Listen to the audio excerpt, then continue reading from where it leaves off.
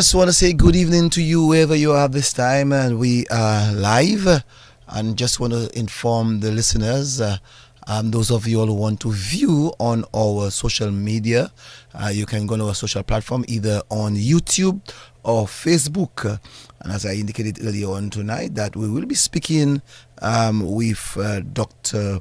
Davidson Daway, a Dominican living out of state, and he'll be telling us much more about himself, Dr. Daway, as we ensure that we get as many Dominicans to tell us about their yard. And we have one who, yes, from Roseau, left Dominica a long time, but he has a very good memory of his yard. I just want to say good evening to you, Dr. Daway. Good evening to you, sir. Good to be here. You know, it's something that I've always wanted to do, and I'm very happy for the opportunity. So I thank you for allowing me the opportunity to express my love for Dominica and everything within it. And I do appreciate the fact that you could give me your time. I know even if you're retired, there are many things that you would be doing at this time, but I'm happy that you could actually make that time for us, and to have the rest of the world, have the rest of Dominica and the Caribbean know exactly who you are and the things that you would have done while you're in Dominica. Yes, I'm retired, but I'm not tired, if you know what I mean. You are retired, but you are not tired. It says that you're still doing some work. That's correct. Yeah, well, at this particular time, I am just recovering from a major surgery. So I must say that I'm doing well, but I have a little ways to go yet, because I had surgery on my back. And, that's a very sensitive area of the body. So it's going to take me some time to recover, but I'm ready. I'm willing, and I'll do everything it is so I can recover as quickly as possible, so I can come visit you guys in Dominica soon. I would be so happy to see you in your beautiful country, the nature isle called Dominica. Now, tell us a bit of yourself. First of all, don't tell us yet which part of Dominica you are from, but tell us about your mother, your father, your brothers, your sisters, and then after we go to the school and the community. Right? Okay. I'll start with my mom.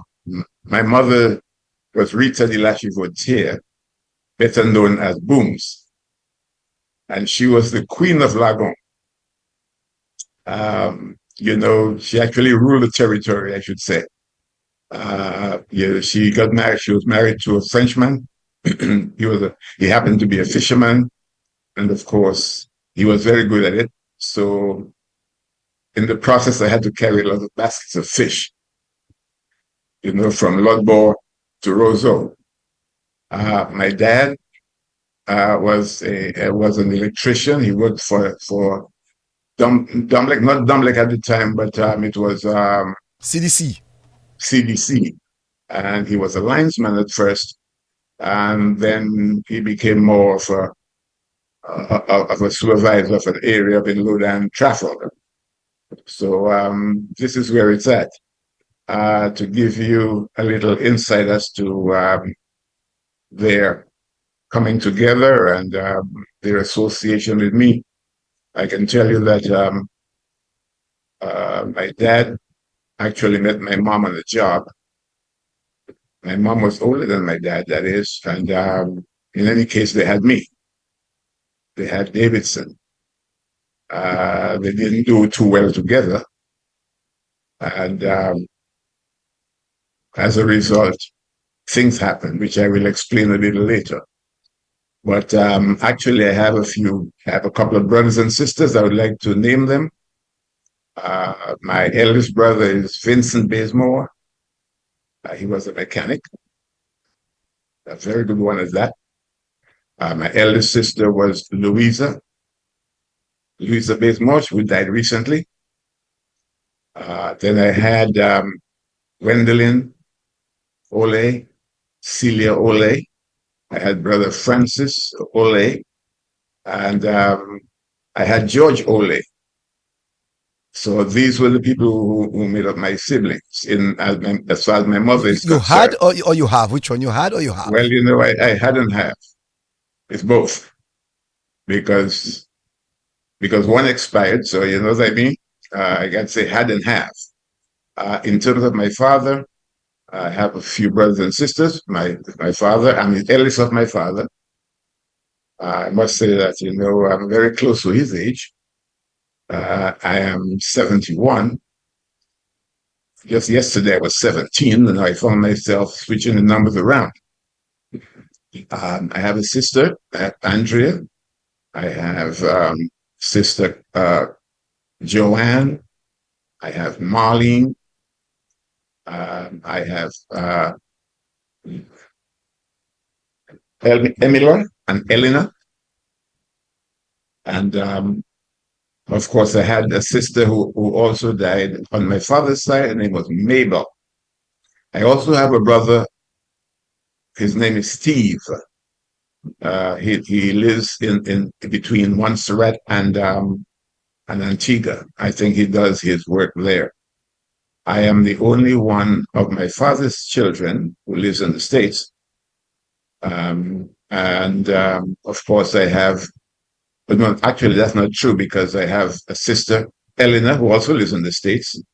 And I have a brother who used to be there, but is no longer there.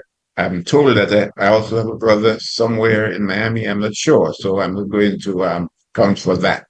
But we are spread all over. And this makes up the family, actually. Well, Dr. Daway, if you don't mind, I call you Dr. Daway. Your mom, Booms. I know many people around my age, people who lived in Lakou, people who live in Bafa State, would know a bit about Booms. You could maybe help us to know about, help us to have a little bit more understanding as to who Boom was. That's a good one. All right. All right. Well, Booms was a very bright woman, but was really on the crazy side, I have to say. She was very aggressive. She was also very witty. Uh, she was more like a paradox to me because she had some qualities that I now possess, and of course, she also had some qualities that I refuse to accept. She was one who was argumentative all the time. She was one who actually loved to fight. She gave you a good cursing down when she had to, but at the same time, she would stretch out her hand and give you something when she had it. So she was more of a paradox to me. But as far as I'm concerned, personally, she didn't have a very good relationship with me. As a matter of fact, she would tell me why. She told me it's because of my dad. Now, I have no idea what transpired between the two of them, except for the fact that I know that she had a son by James Daway. So that's basically what it is. But Doctor Daway, knowing Booms, I mean, you're right when you said that Booms was one of the person in the Lago area in the early days before she went to Bafa State that would tell you what she has to tell you. I think she was a fishmonger, right? Yes, she was. Right, and she would tell you what she had to tell you. No, where exactly Booms actually lived in Roseau Central? Where did she really live in Roseau? Okay, actually, first she lived at 33 Hillsborough Street in the yard behind my great grandmother's home. As a matter of fact, the home where she lived at belonged to my great grandmother because my mother's mother died when she was 6 years old.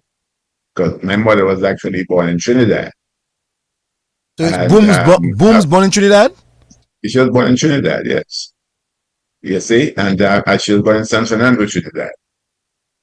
And She was brought to Dominica by her grandmother after her father had passed away. You see, so that's where she began. That when after leaving 33 Hillsborough Street, she moved to 58 Hillsborough Street. Now she left from my grandmother's home to her children's grandmother's establishment. So my eldest brother and my eldest sister, their father had passed away, and the lady called Nawashin, who lived in Kennedy Avenue, across from Miss Ross, were their grandmother. And of course, she actually rented the home to my mother.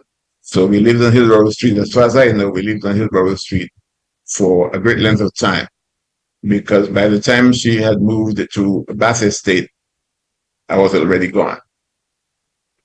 I want to know,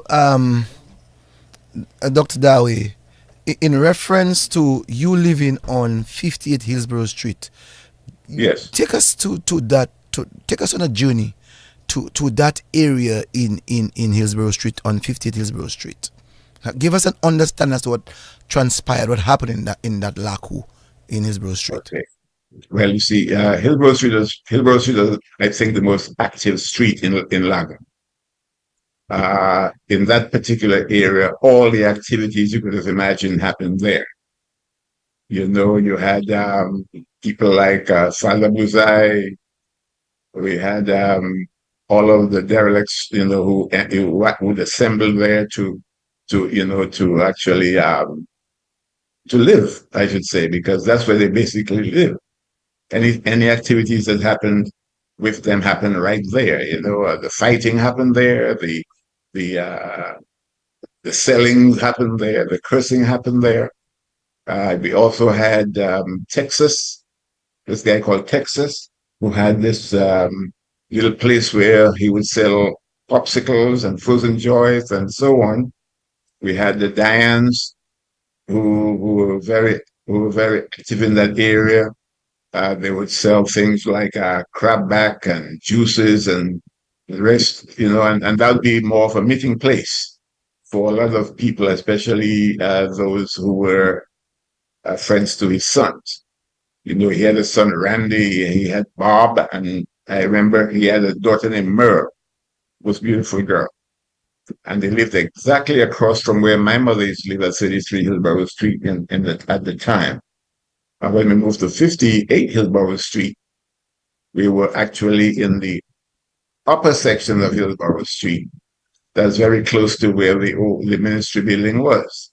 Yeah, at that time, when we moved there, it was the old hospital, you know, and they had the dead house there, and they had uh, Yankee had his office there, and there are a few places where you get vaccination and stuff right across from the Roseau Girls School. So that was a very active area.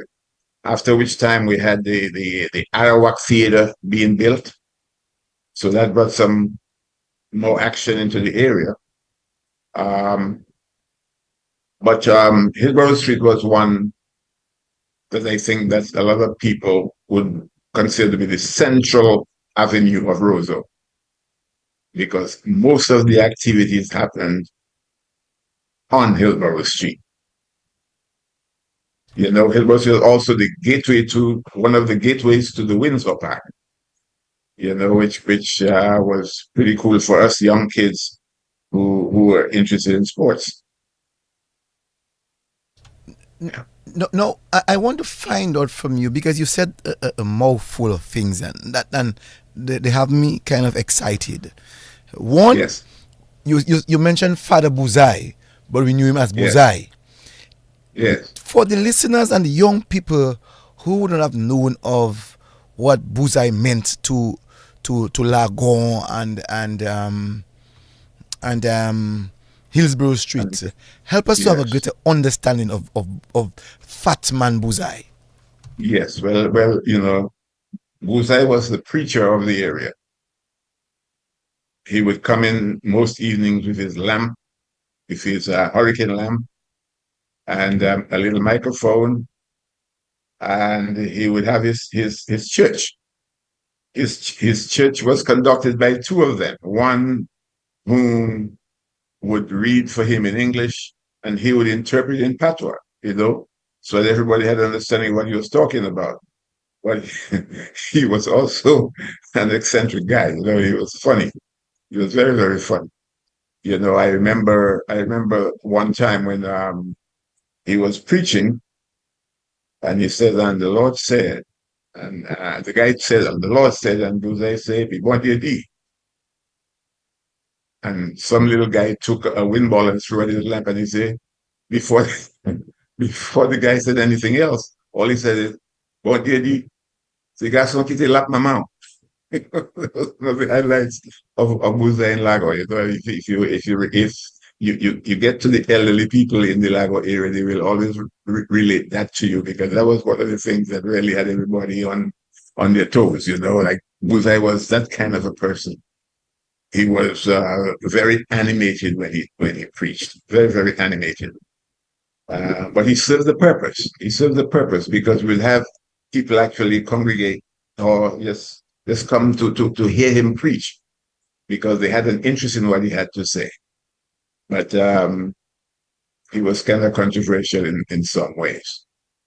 I like the story that you gave about Buzai, because I remembered Buzai as a boy growing up, also in Lagon, where he would have preached across where right now across from the Dorivals, right? Right across the Dorivals, right? There's this shop, Right. this small shop around that area there, on by That's the correct. lamppost, Yes. and and Right and and right and, under that veranda. and he used to have this high pants, you know, and as you rightly Yes, the said, it's highway just two of span. them, and the guy would preach. Okay, the guy would read the Bible because I would not have the Bible in his hand. Oh yeah, man. The guy The would, guy would, would would preach and read, Bruce I would interpret, yeah. and Buzai would interpret in Creole, and that was really amusing. I can tell you that was Can, so can you, very you much know amusing. there was one part where the guy said, and the Lord went unto the mountain to sow his seeds.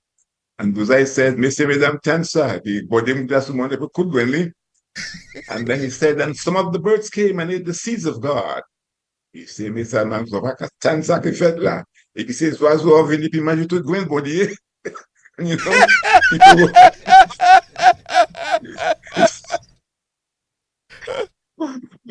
was Buzai for you. Buzai played his part. He was a really distinct character in the area. Where was Buzai from? Buzai was Monstratian. He was Monstration can speak that Yeah, among the Creole. yeah, man.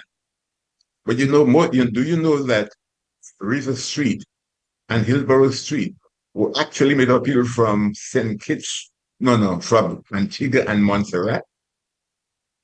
Yeah, I'm learning most that for of the very most of the first. most of the elderly residents were actually had their roots in Montserrat and Antigua.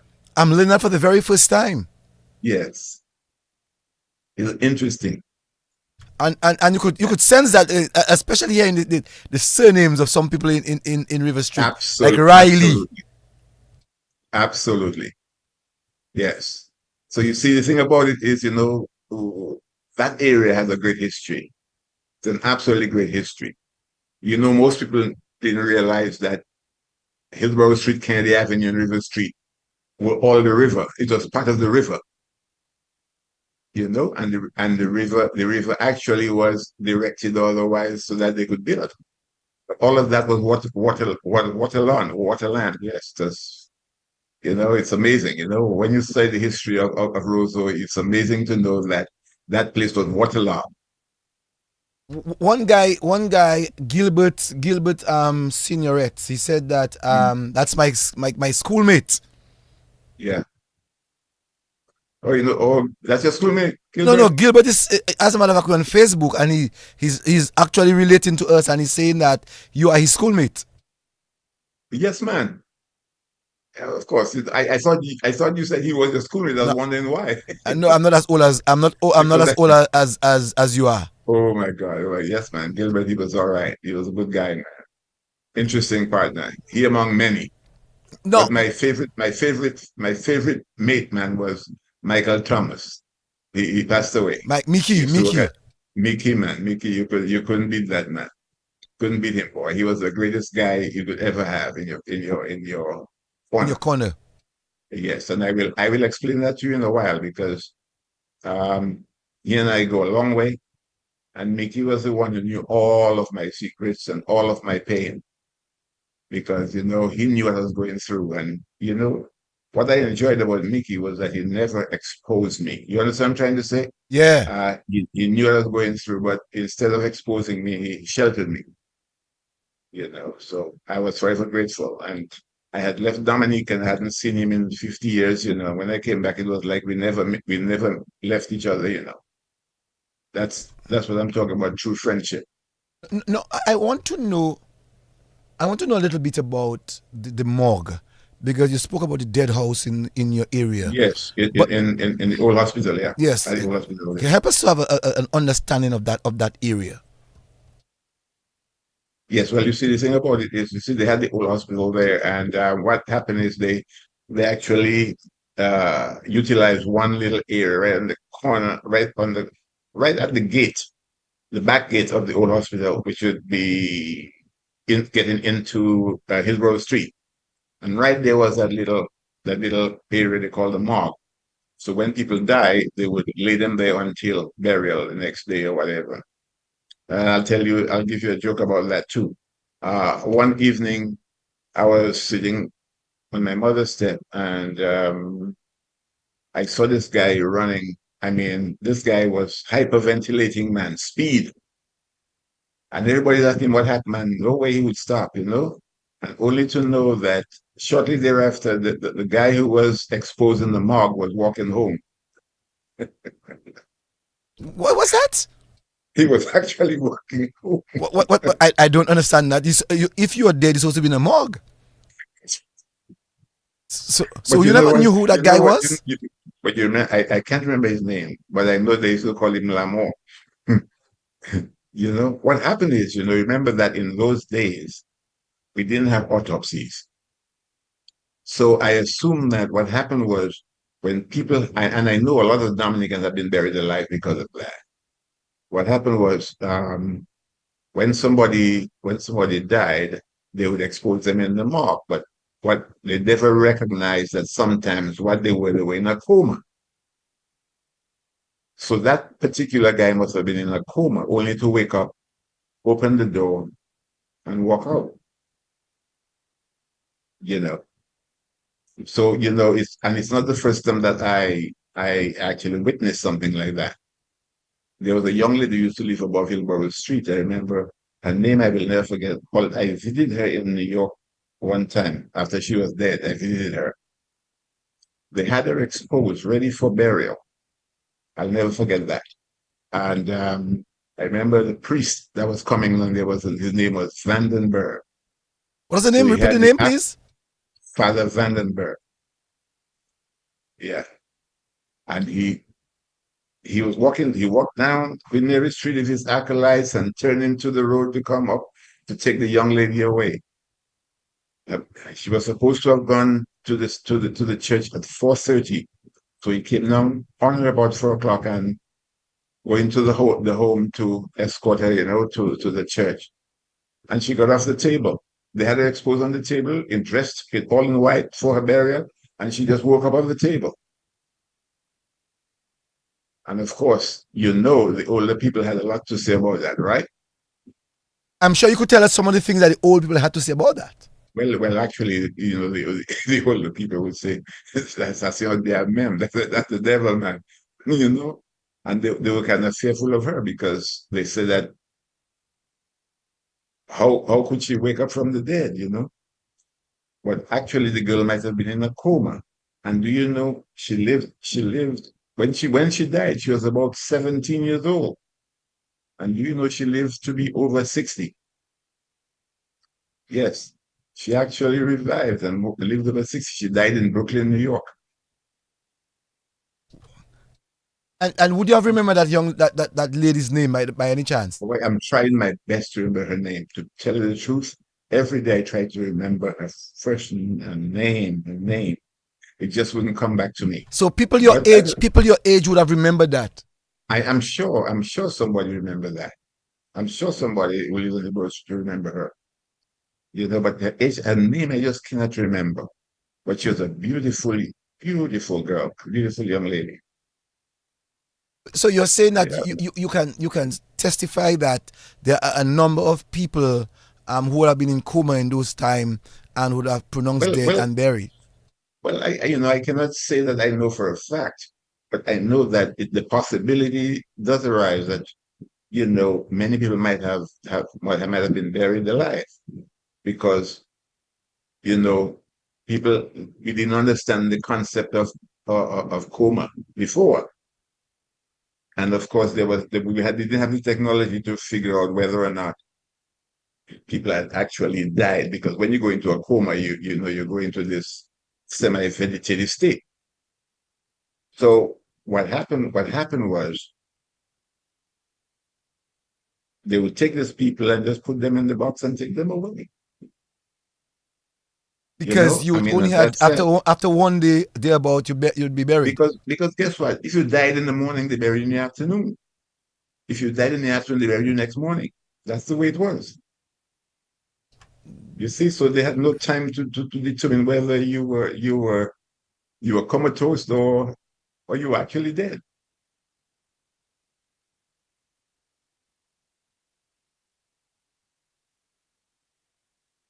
I lost you there. I can't hear you. Sorry, I was saying give us an understanding in those days, um, what life would have been in Hillsborough Street. You would have lived in the Duns Yard, right? Well, actually, I live close to the Dunskyard. Tell The us what Dunskyard life was was, like in the Duns Yard. well, you see, the Dunskyard was a very lively place in the early years. In the 60s, I can tell you, the Dunskyard was very active because that's where the SO Steelband used to do their practicing every evening. All right, and everybody would come to watch them practice.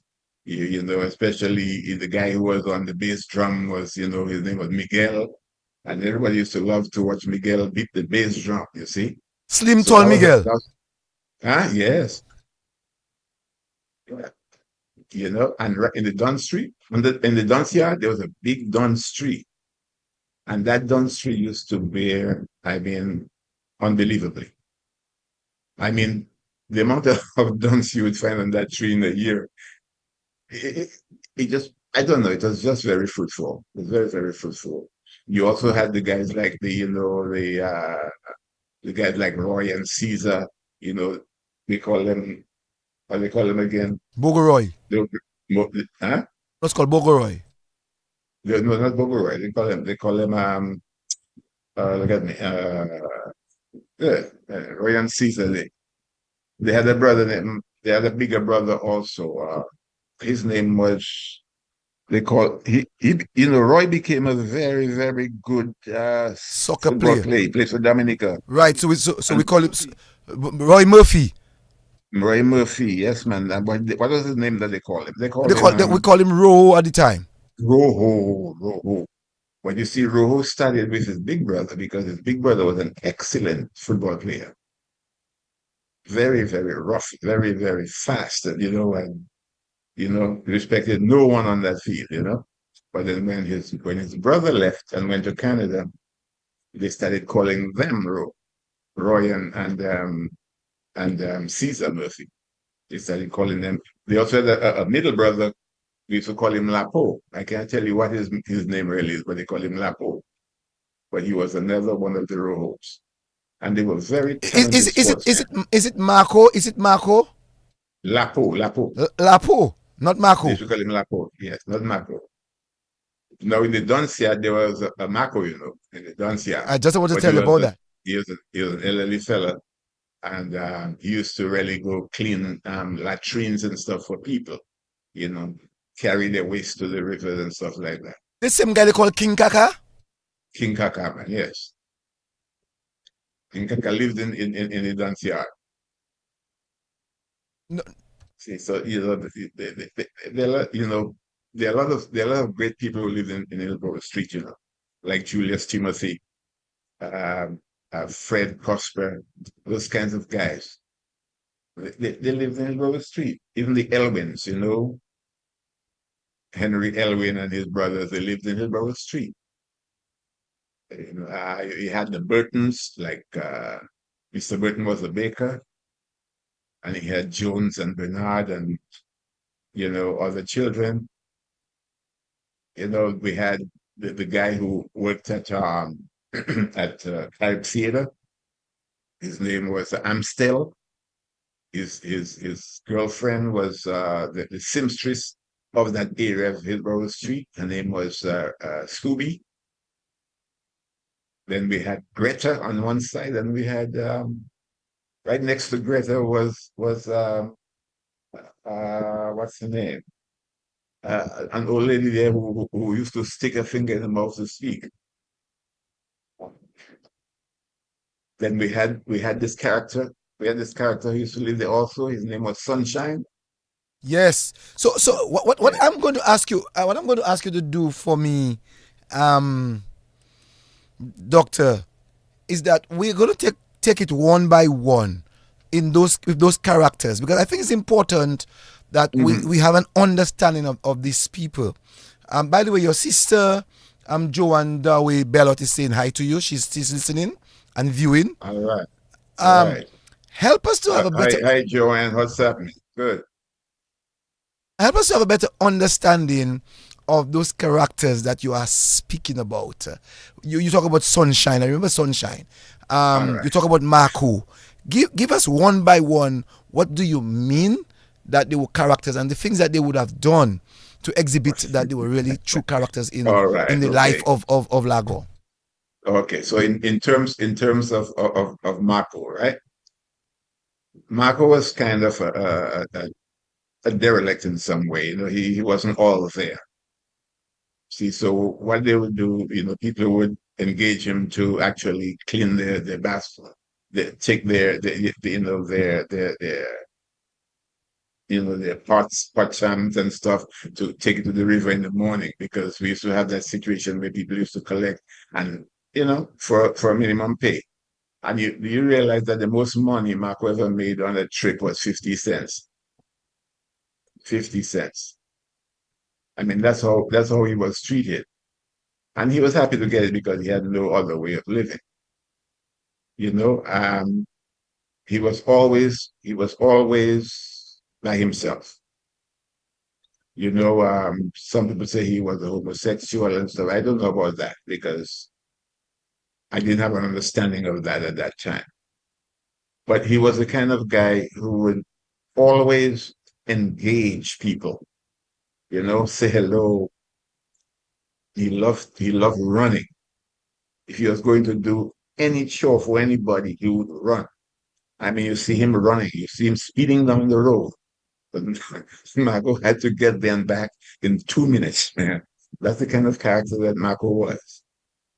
You see? Then we had Sunshine. Now, Sunshine, I know, was a dangerous guy. He was very, very dangerous because he was actually encouraging little boys to come to his home. He would offer them toys and stuff, and they would come to his home. Now, Sunshine lived as our neighbor. The house next to our home was called Hotel de Gagement. It was a building where anybody wanted to go and they lived in there, and they left whenever they wanted. We called it Hotel de Gagement. And Sunshine used to live inside that hole there, Hotel de Gagement. But he used to try to encourage the boys to come to see him. Now, Sunshine was in jail every 2 months. I don't know why, but he was always in jail. But he was a very skillful guy because he used to make mats. He made mats with rope, and they used to be beautiful, beautiful mats. And he used to go around selling them and stuff. But he had a reputation that he would try to encourage kids to come to his home, especially the boys, well, boys actually. And they had different versions of what he used to do to them and so on. I cannot attest to it because I never saw him do it. But one thing I know, he was in jail regularly. Now, do you know that Sunshine was actually an Antiguan who had come to Dominica in the early 60s? You see, and he was the kind of guy that you didn't want to really mess with because he would he would attack you with knives. He really attack you. So he was a kind of a vicious guy in the community. So people try to stay away from him. And of course, everybody would take a good look at the little boy children. Um, So that's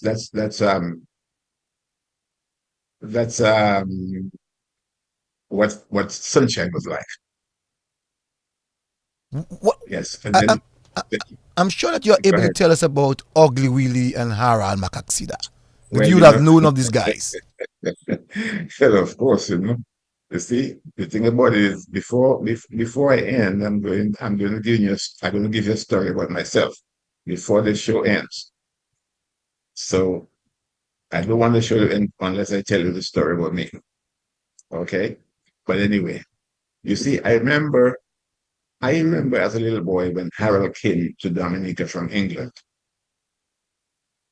All right. And I don't know what the circumstances were, but all I knew that Harold was walking the streets with his suitcase every day, dressed in a suit. Now, I was told that what happened was Harold was sending money for some member of his family to build him a home. And he got news that his home was being built. So when he came home to Dominica to live in his home, he found out that not even a foundation was built. And then he lost it. And as a result, he started walking the streets because he became the kind of person he was. You see, so that's a story that was told to us as when we were kids. In terms of Ugly Willie, I cannot tell you exactly why Ugly Willie became the person that he was. All I knew that Ugly Willie was one of the most gentle people you would ever meet. You see, he was never one to be aggressive, to fight people up. As a matter of fact, people took advantage of him. But instead, he would walk away and all he would say, ugly, ugly, yes, ugly, ugly, ugly, ugly, ugly. And he did his thing. You see, so it's ugly and Harold, there was a difference, but they had the same situation because they had to roam the streets.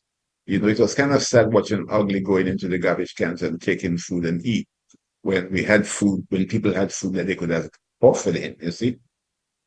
But ignorance was very rampant in this place. I mean, everybody was ignorant. Everybody was ignorant because people thought because they were the way they were, then we didn't have to take care of them. In hindsight, we were bad people because we had the resources enough to take care of them because Dominic had food and people cooked food and had extra food and they could have allowed him a plate of food. I'm sure that some people did, but for the most part, people didn't care. Your friend Gilbert wants to know about Muzi. About who? Muzi. you know, you guys are funny.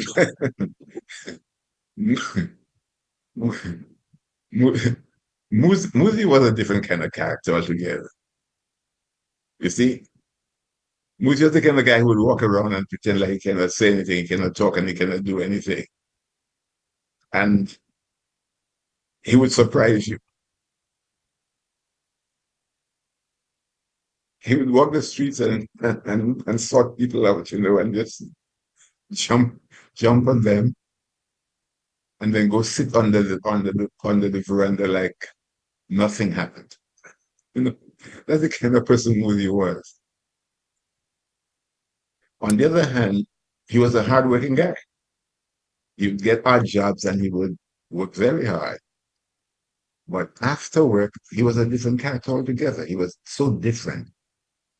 You know, it's like Dr. Jekyll and Mr. Hyde. But the thing about it is, I don't know what really happened to these people, but things happened to them that really caused them to the way that they were. You know, we had characters like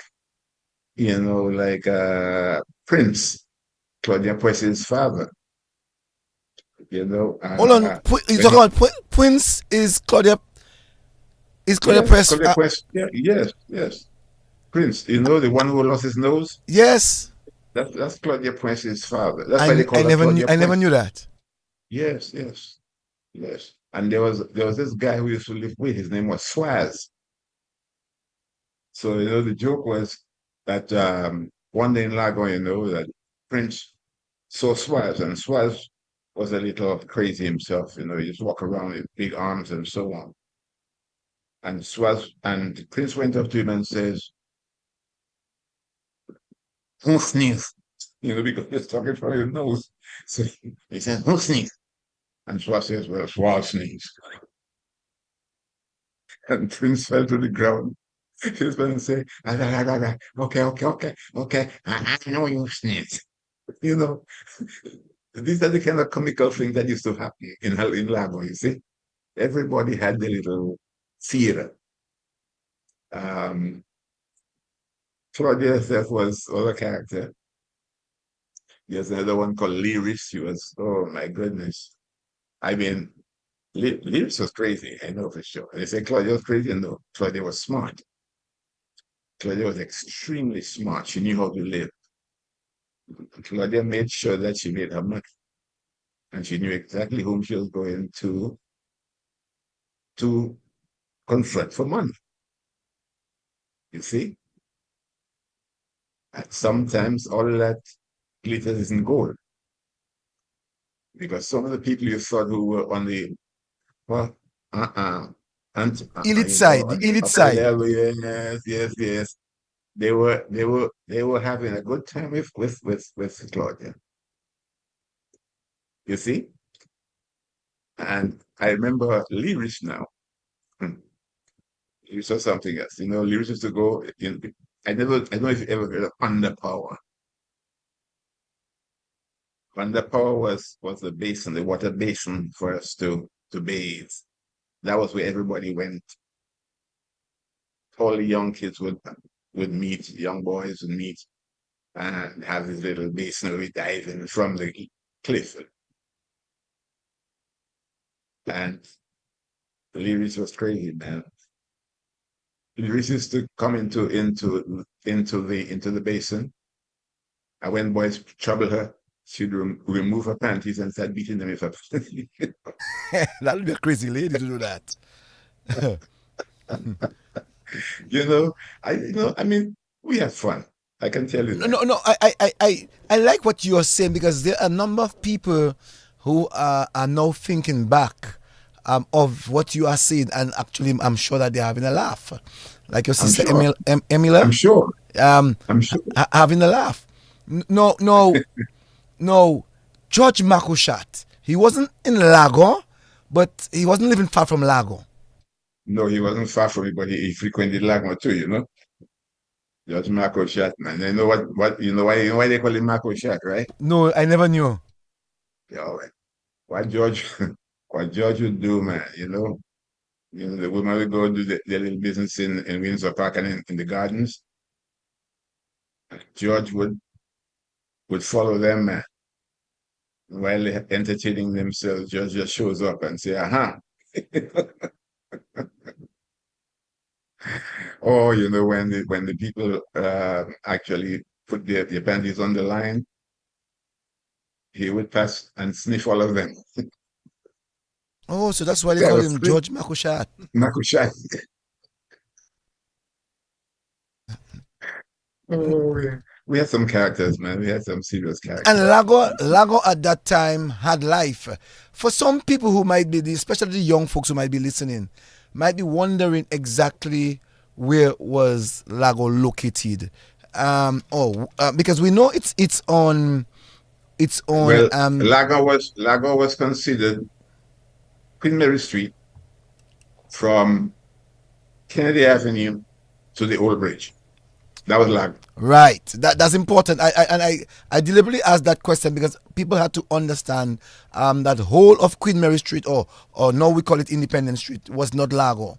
So No, so no, no. so the Anything, trade anything union. from any from the trade union up to the hill was not Lagon. Life was different. It was different. The trade union hall was where politicians used to go to do their bidding and stuff like that. But Lagos stopped by Charles Brothers and started from the old bridge. No, So it entails three roads: River Street, Hillsborough Street, and Kennedy Avenue. no. In those days in Lago, on the both side, both east and west of Lago, which is more or less the middle part of Lago, not the higher Yes. part. You used to hear every day you'd hear Balaufwe, That Balaufwe. was So where help us to understand that. all produce that's where all produce was sold, and of and fish and meat, anything you wanted in terms of food, you go to Lagon for it. And that was the place where they had the most fights, you know. That was just the entertainment center of Roseau. I was very fortunate to have been a member of Lagon because, I was also always entertained. Even when my mother wouldn't entertain me, I was entertained. Somebody would do something crazy, somebody would do something good, somebody would be singing, somebody would be playing a Lakou cabaret, somebody, there's always some form of entertainment. And you had Father Buzai and the rest of it. So you see, so it was a very active place. And I was so surprised that when I went back to Dominica, I actually went to Southern Lago and nothing was happening. And nothing pained me more than that. Nothing pained me more than that. Because Lago lost something very unique. Very, very unique. I mean, I didn't believe in the fights and so on, but the activeness of the place, the activities were so rampant, and everything was just really, really There was one. together. There was one guy that I think we seldomly make mention of, and that is Daniel Green. Daniel Yes. Green used to find himself sometimes in Lago. Tell us about Daniel Green. To be honest with you, I can't tell you much about Daniel Green in Lagon. I just know Daniel Green had his estate up by the prison farm up there. That's all I knew about Daniel Green. He had a son who went to school with me, I remember, and that's about it. I didn't know much about Daniel Green's behavior in the area, so I wouldn't be an authority on that. I'm sad to say. I have my co-host, but before he comes in, I have my co-host, Mr. Adams, who is here with me Yeah. also. But before I go across to him, I cannot not ask about the rum shops in Lago. Oh yes. Well, you see, that is the beauty. That was the beauty of Lago, the rum shops. Every rum shop in Lago had its own customers. And what they would do is they would have these people come in, credit their rum.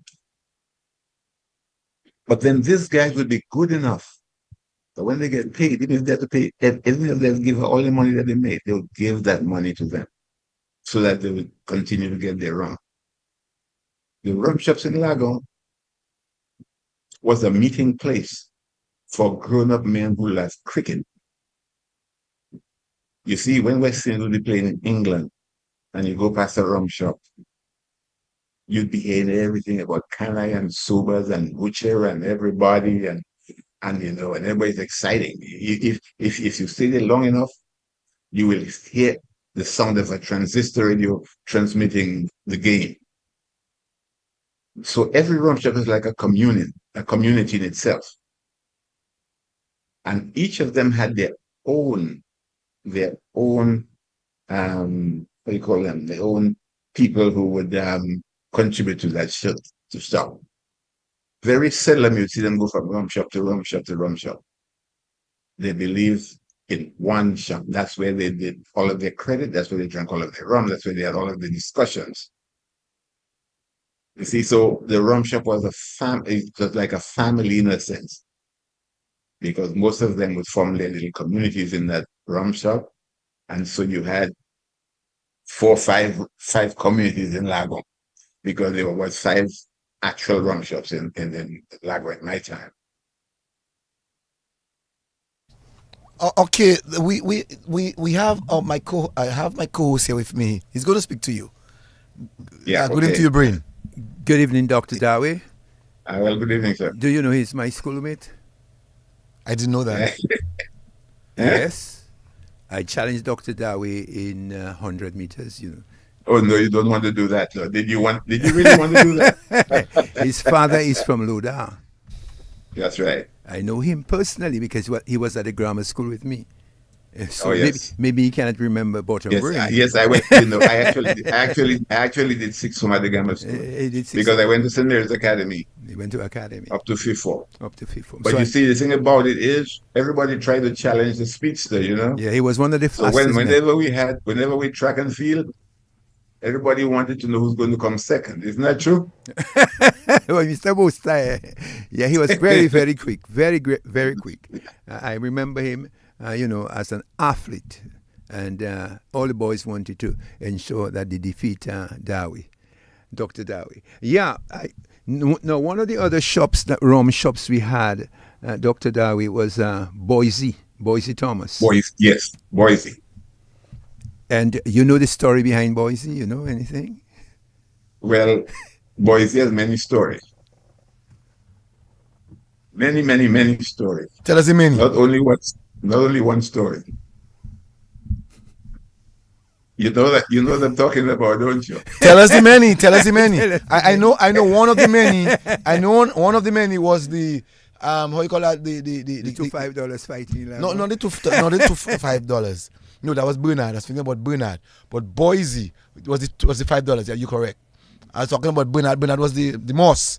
But Boise was the $5. Yeah, and the snake. Yeah, two $5 were fighting at Boise. Well, No, fella, when people go to Boise, they have to be at attention because nobody wanted to move too fast in Boise because they said Boise was the Lakou. Make it was he was black. Yeah, It was he was black. and that's what it is. It was actually that because he's a very, very dark guy. So they didn't understand, and his eyes were red. So it reminded them of the vampire. So every time they go there in Boise, nobody stole from Boise. nobody would dare steal from Nobody stole anything from Boise because they figured out if they stole from Boise, you never visit at night. So Boise was the kind of guy who was I call him the equalizer.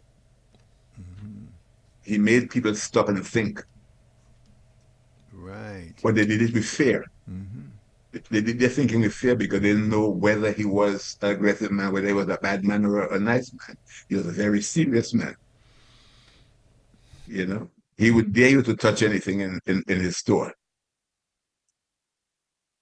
You see, and I think that's why they said he was a devil because they thought, because those who tried to steal, he caught them. So he was his own camera. That man was I don't know how he became a camera, but I remembered and to the eastern side of Boise's shop as a boy growing up. I remember that's where the oil and the rum used to be. The eastern side.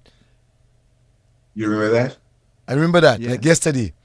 He had this how you call this built-in thing on his counter. Yes. Yes, where he have his shilling rum Yes. selling, and his half Jill rum and Have so Jill, on. have Jill and yes. Right, And they right give me there. Jill, yes. Yeah. Man. You see, the thing about it is he was a real structured guy. Mm-hmm. He was very structured. I mean, he was the essence of business at that time. You see, people didn't understand his structure, but he had a great structure. I know that he's from. I know that he's from. I mean, he lived in Trafalgar. But where was he from? Is it Trafalgar he was living? Yes, he was living in Trafalgar. I remember that because his son. I thought it was Emsor. No, Trafalgar, because his son himself, Eustace, lived in Trafalgar with him at that time. Okay. I didn't understand. I didn't I realize wish that. that someone get me Eustace number so that I can call him myself, so I can also invite Eustace on this Lakou program, Right. because it'd That be would be interesting to talk nice. about his father. That would be nice. That would be And you nice. know that the rum shop they had around The the area, most, the most, Cecil the Hector. most, they had Cecil Hector and yeah, the yeah, yeah, go right. ahead. Because right behind Cecil Hector was Mr. Burton with the bakery, right? Right. Make the massive bread and so on. You see, and you had Boboy selling his stuff on a Friday night, right on the corner of Upper Lane and Kennedy Avenue, Well, right? there's a story told about Boboy. A fella used to come and eat all his things. Every night the fella want fish and sauce, and he used to play tight. And one day, Boise said, not Boise, yes, not Boise, our good friend Boboy said, neighbor, Mochebe cut styler. You remember that?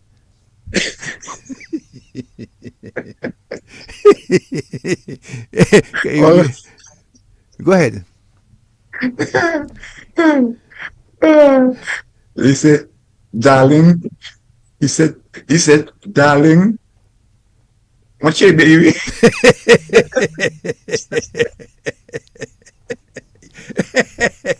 I know, boy. That was the talk of Lago, you know. Oh, man. You'll have me in the dark. The two of you will have me in the dark. I want to know about that story. That will give it. That one, give me that story. Look as if you know the story. You know the story. What happened that day? Well, you can tell him the story. The listeners would like to hear the story. No, he know the story very Darwin well.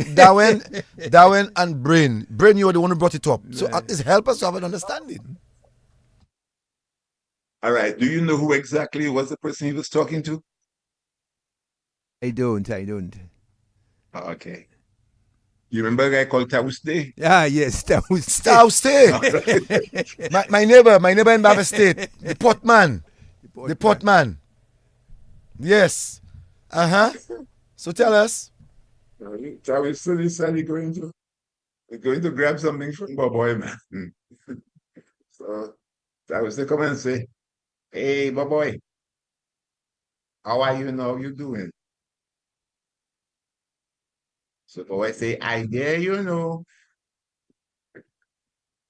So Taus decided going.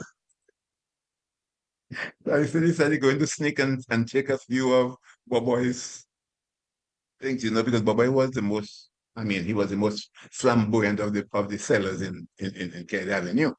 I mean, when nobody could get an apple, Boboy had apples. So anyway, when Taus say take this stuff, man, Taus thought he was clear. Boboy actually went to Taus home.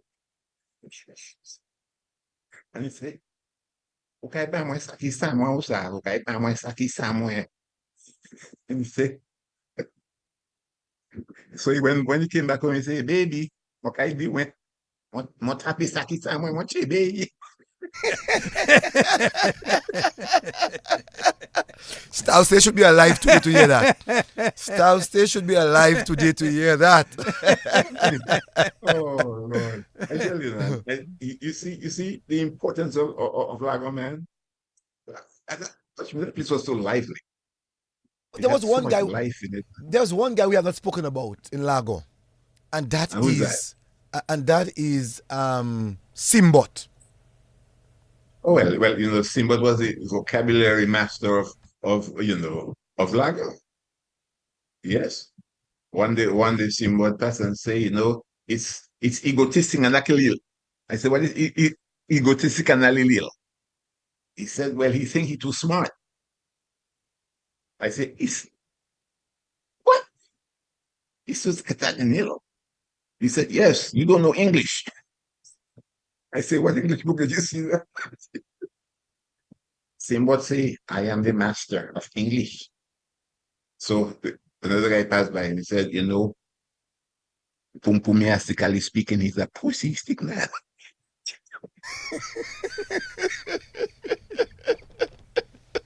Man. So I don't make the mistake by giving Mr. too much money that day, boy, I suspect. Yeah. But the thing about it is that Simba was a guy who liked fun. You know, he enjoyed using words, and he brought life into the community because he wasn't a person who was aggressive. He was a person who really saw that he missed his calling, you know, as a teacher, and was trying his best to see if he could vocabularize the whole nation. But you know, he was a guy who was extremely interested in knowledge. No, you told me about a place where sunshine used to be, something Decali, Hotel Decali. The Hotel de Gagnon, Give me. that was right next. I want to know something about Hotel Decali because All I'm right. leading to some another question when you give me the answer of Hotel Decali. Hotel de Gagnon. Dégagement, sorry, dégagement.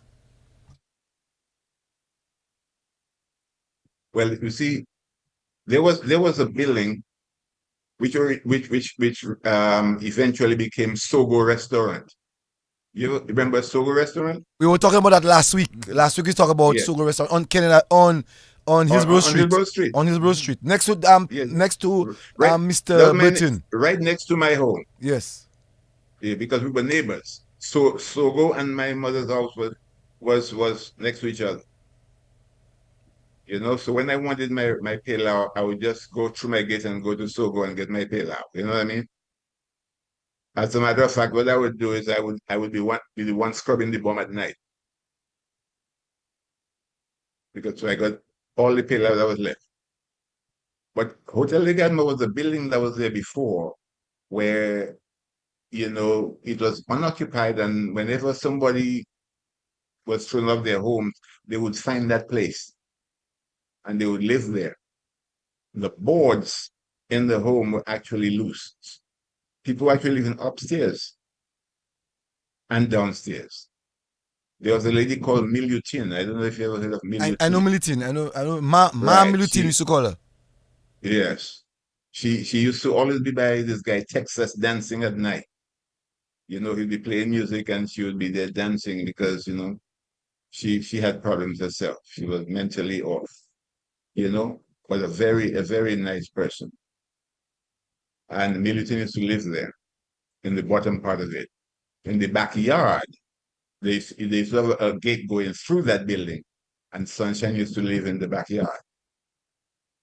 Yeah. But at the top, there used to be people who just would rotate and live there. That's why they call it Hotel de Gagnon. No, you must, knowing all of that information, you must know about the 11 Sisters. You don't need to call in any names, but you can just give us a description of what happened about the 11 Sisters. The which sisters? 11 Sisters. The 11 sisters. I'm not sure what you're talking about. Um, Well, I never quite the 11 understood. sisters, the 11 sisters were actually some beautiful girls. They were the women of the night, and men of all types, the elite and the middle class, would look forward to those girls. the how you call them? Well, there are quite a few of the 11 sisters. There are quite a few of them. Well, of course, the leader would have been Claudia, right? Claudia Pues. And do you know my brother has a daughter with her? Claudia Yes, sir. Pues. Yeah, my brother Jeffers Coffey. Yeah. His daughter. I heard that she's married. I heard that she's married too. The eldest daughter name is Lullaby. So my brother at the time, she's a fantastic woman, you know, always in the movies. And my brother also was the operator at the Carib Cinema. So she lived close to that area there by Errol Mako. Errol Marco, yeah. You remember the great Errol Mako? But who wouldn't? Well, he was the one in charge of the 11 sisters. Okay. I wasn't too aware of that one. He was in charge. He was their manager. Okay. That was That's a big news to thing. me. That was a big thing in the 60s, you know, into the early 70s. Before you Yes. left for the States. The Yeah, 11 but sisters. I didn't know about the 11 sisters. Sorry. But I knew about them. I know them. I wouldn't call their Okay. names. I know most of them, but some of them still alive. I wouldn't call their names. So when the Matlows would come to Dominica, the Matlows would then Well, would pay. the sailors, they come from HMS whatever, come to Dominica and they want to be entertained. Well, there were many fights because some of the Dominican men were very jealous of them, and fights would break out Yes. between the Oh, Matlo and okay. local men. Plenty fighting in Roseau Yes. with the Yes. Matlos. Yes. Let's Yes. let's Yes. take a caller. Someone is on the line. Good evening to you, caller. You're live. Yeah, I am. As I told you, Cecil and Brain, and the doctor who is in the house with you all. That program is one of my favorite programs. I just cannot afford to miss it, but I'm a little late tonight. but but let me just. Earlier on, if my memory serves me right, to me I heard the doctor mention the name Ugly. Yes. Yes, I will give you a little anecdote about Ugly. Although I Okay. am that young, I'm a little young. Ugly was at the New Market drinking his rum, and a guy by the name of Central from Granby. So Central say, "Me Ugly, bamo rum no Ugly." Ugly di, masaba rum la e sel kote mou kapon kwe di mwen si kote Mamouziz an Loubier. Me si la mou ka ale sou sa si mwen. So the guy followed him. When we reached by Mamouziz, well, I cannot remember if it was Mamouziz that had the shop, but I just put in a name because I can remember the name of the lady who had the shop. But I just put Mamouziz like that. So when he went, he said, "Mamouziz, vamos shoot." But the other Central behind him. So Mamouziz is my shoot. He took his. So Central Mamouziz said, "Eh, bougla ki de, on va pas rien, non?" Il dit, "Mais Mamouziz, depuis que nous sommes à quoi dit wamba moun." So, Central dit, pourquoi faire mon sorti juste côté market la vini ici, au cas de moi, vini ou c'est là qu'on peut dire. Moi, m'a dit, mon capon peut dire, bah, moi, c'est là, mon capon peut dire, moi, so, même ça peut dire là aussi. So, Central gave him one thumb, he fell down to the floor. People were around, they say, "Bon Dieu, Gilas, Central's cray ugly." So, Ugly suddenly for taking his big finger, pushing it up, it coming up, down, blow. Ugly died. Everybody believe Ugly died. So they say, "Central approach, look at who you are. Police catch you." Me, Central, this power, Ugly stand up and he shake himself. The Mamouziz is not shoot. so when he said, Mamouziz the, "Me uma che fermo me mola, Ugly." What you fais ça? Il dit, "Mais si, je te dis, tu vas m'en Oh, that's a good one. That's a good one. He said, "If you stand up, Central will give me another thumb." Boy, that is something. This was my contribution to the show. But a person who frequented Roseau from my village, who gave us a story at a rum shop in Granby in my village. And I can recall him when I was a little boy. I can recall also there was a lady by the name, she used to be where the old market, they used to call her Iris. Iris, man. Iris Capula. Yes. Iris Capula. Yes, and she was still, with a little mental disorder about her, she was still looking at people's luggage, messages for them, and people. Yes, yes. And she had some kind of, she had a way to, if you trouble her to answer you and to put you in your place. But these people were really, really fun, man. And I tell you, they contributed a lot too. They contributed a lot to the society, man. Yes, man. And I just, those days there, that was what kept buying us as a people. Because we as you spoke about, well, my only regret as a young person is when an elderly would walk up the road in my village. Most of us as young people, we would get what we call pea pool and garlic and salt and everything. Yes, we were just victimizing the old people. As long as you are ageable, and to me that was a very, very great mistake. Because the thing about it is that was the culture we were growing in, I mean, we didn't know better. But what I get to understand, I don't know if the Willie Lynch method was true. Because when he wrote his book, I think he was a slave owner from Martinique, and then he went and did lecturing on how to enable the slaves to remain loyal to their masters. Mm-hmm. And what he brought up was to divide the old and the young blacks. So that is where, and another thing again, when we were young, we used to give the hit dogs with stones, and we would say we give it a biscuit.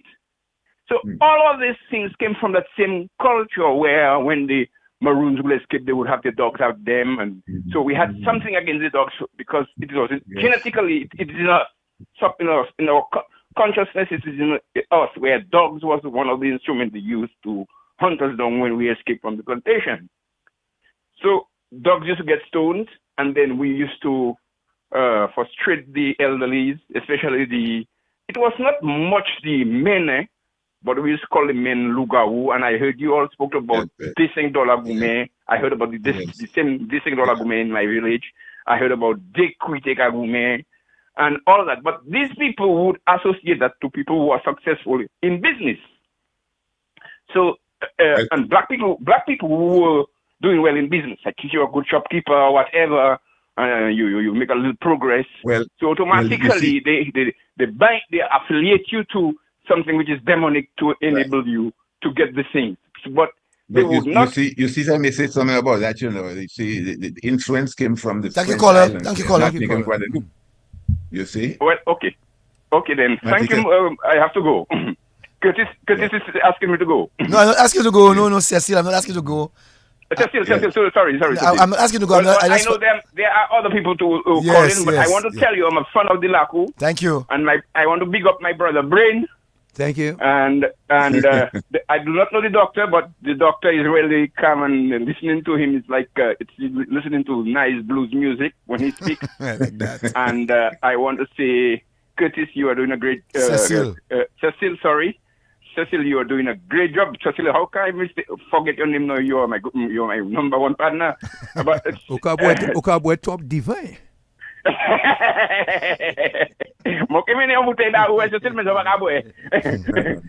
Okay, well, okay then. I just want to thank you for allowing me to talk to the doctor. Yes. And no I love what you all are doing, man. Thank you. Yeah. You know anything about Iris Capula, Doc?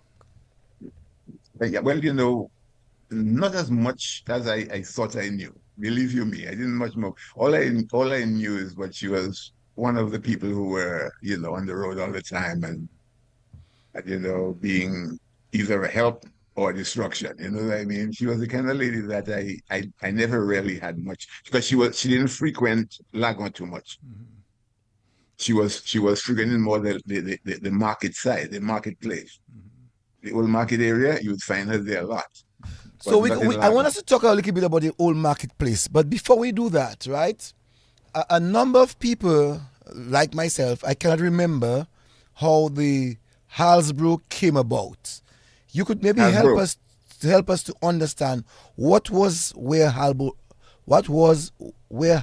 is at this present time. What structure was there in the early days? Okay, in the early days, Halsborough, there was a house there. Actually, there was a house right on the corner where Halsborough is. Because remember that Halsborough is right in front of the Dunce Lakou, Dunce, on the Dunce Street. So they used to have a big house at the corner there, and we used to have to go get water for our homes right on the other entrance to the Dunce Lakou. So where Halsborough is right now, Halsborough Medical, is where there's a lady there for a little shop called Delia. Her name was Delia. So it was my mother's home, Delia, and then that home. That home became vacant and was, people were not dealing with it, so they broke it up and they built the Halsborough Medical.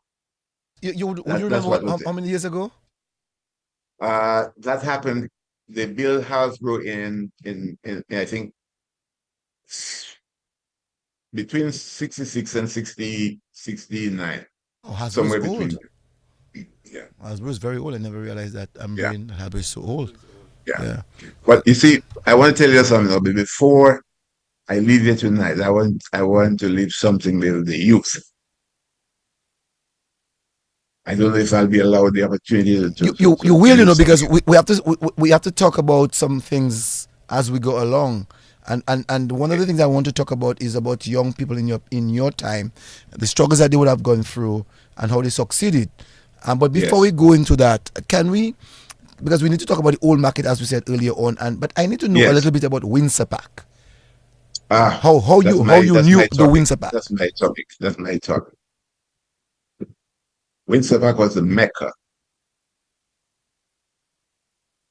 for the people who lived from Grace George the 5th Street to River Street. I used to call the Windsor Park the University of Windsor Park. That's where knowledge was. One of the greatest disappointments I had was when I visited Dominican and saw a big stone building in Windsor Park called a stadium. In my own mind, I saw no reason why they should have built a stadium in Windsor Park. Why? Because Windsor Park was too valuable to the community. Who I am today, I can tell you who I am today is what Windsor Park taught me. When I went to Windsor Park, I had the elderly who would be watching us play sports speak to us when we finish playing. We always sit on the stands and would explain to us what life is all about, give us stories about life and all kinds of stuff like that. When we played cricket, there was always one who would tell us what we did wrong or what we didn't do right. We played football, they would be the instructors. They never played themselves probably, but they just knew. So I always consider Windsor Park to be a university. And it saddened me that more young people didn't get the benefit of Windsor Park. Because now you have a big stadium there that no child in the area can actually go into any time of the day. They cannot walk into the botanical gardens as they want and do what they want, and they cannot go to the Windsor Park. Technical wing, there's no space in technical wing for them to actually play. You see, so one of the things that people understand, you see, when you have a society has certain captions that create possibilities for others. And that's one of the things when governments are actually doing things, they have to remember that the things that was successful, even a simple place as a playground, you can't destroy it. Windsor Park was really the essence of Roseau. It was where every child would go and really get a good education, maybe not academic, but spiritual and physical education. And I really miss that.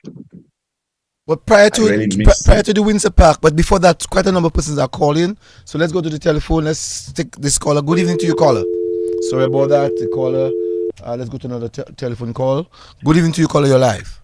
Yeah, Mr. Daway. Yes, sir. Muku speak. Who? Lakou. What, boy? Windsor Park, man. How you doing? What's up? I'm cool. All right. I forced me to call when the call Windsor Park. You know, you never need to, no matter how you out, you never out.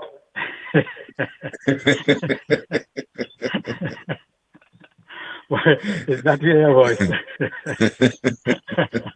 All right.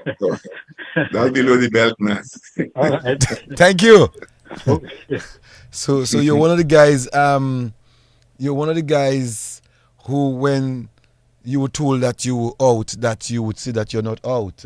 Not necessarily. You know, as they would say in Windsor Park terms, they try to choke me, man. You know. Let's go after the telephone. Good evening to you, caller. Good evening, gentlemen. Good evening. I'm a Roseau of the same lineage, well, the same time as Cecil. We just entered the 60s. I am from Creamery Street.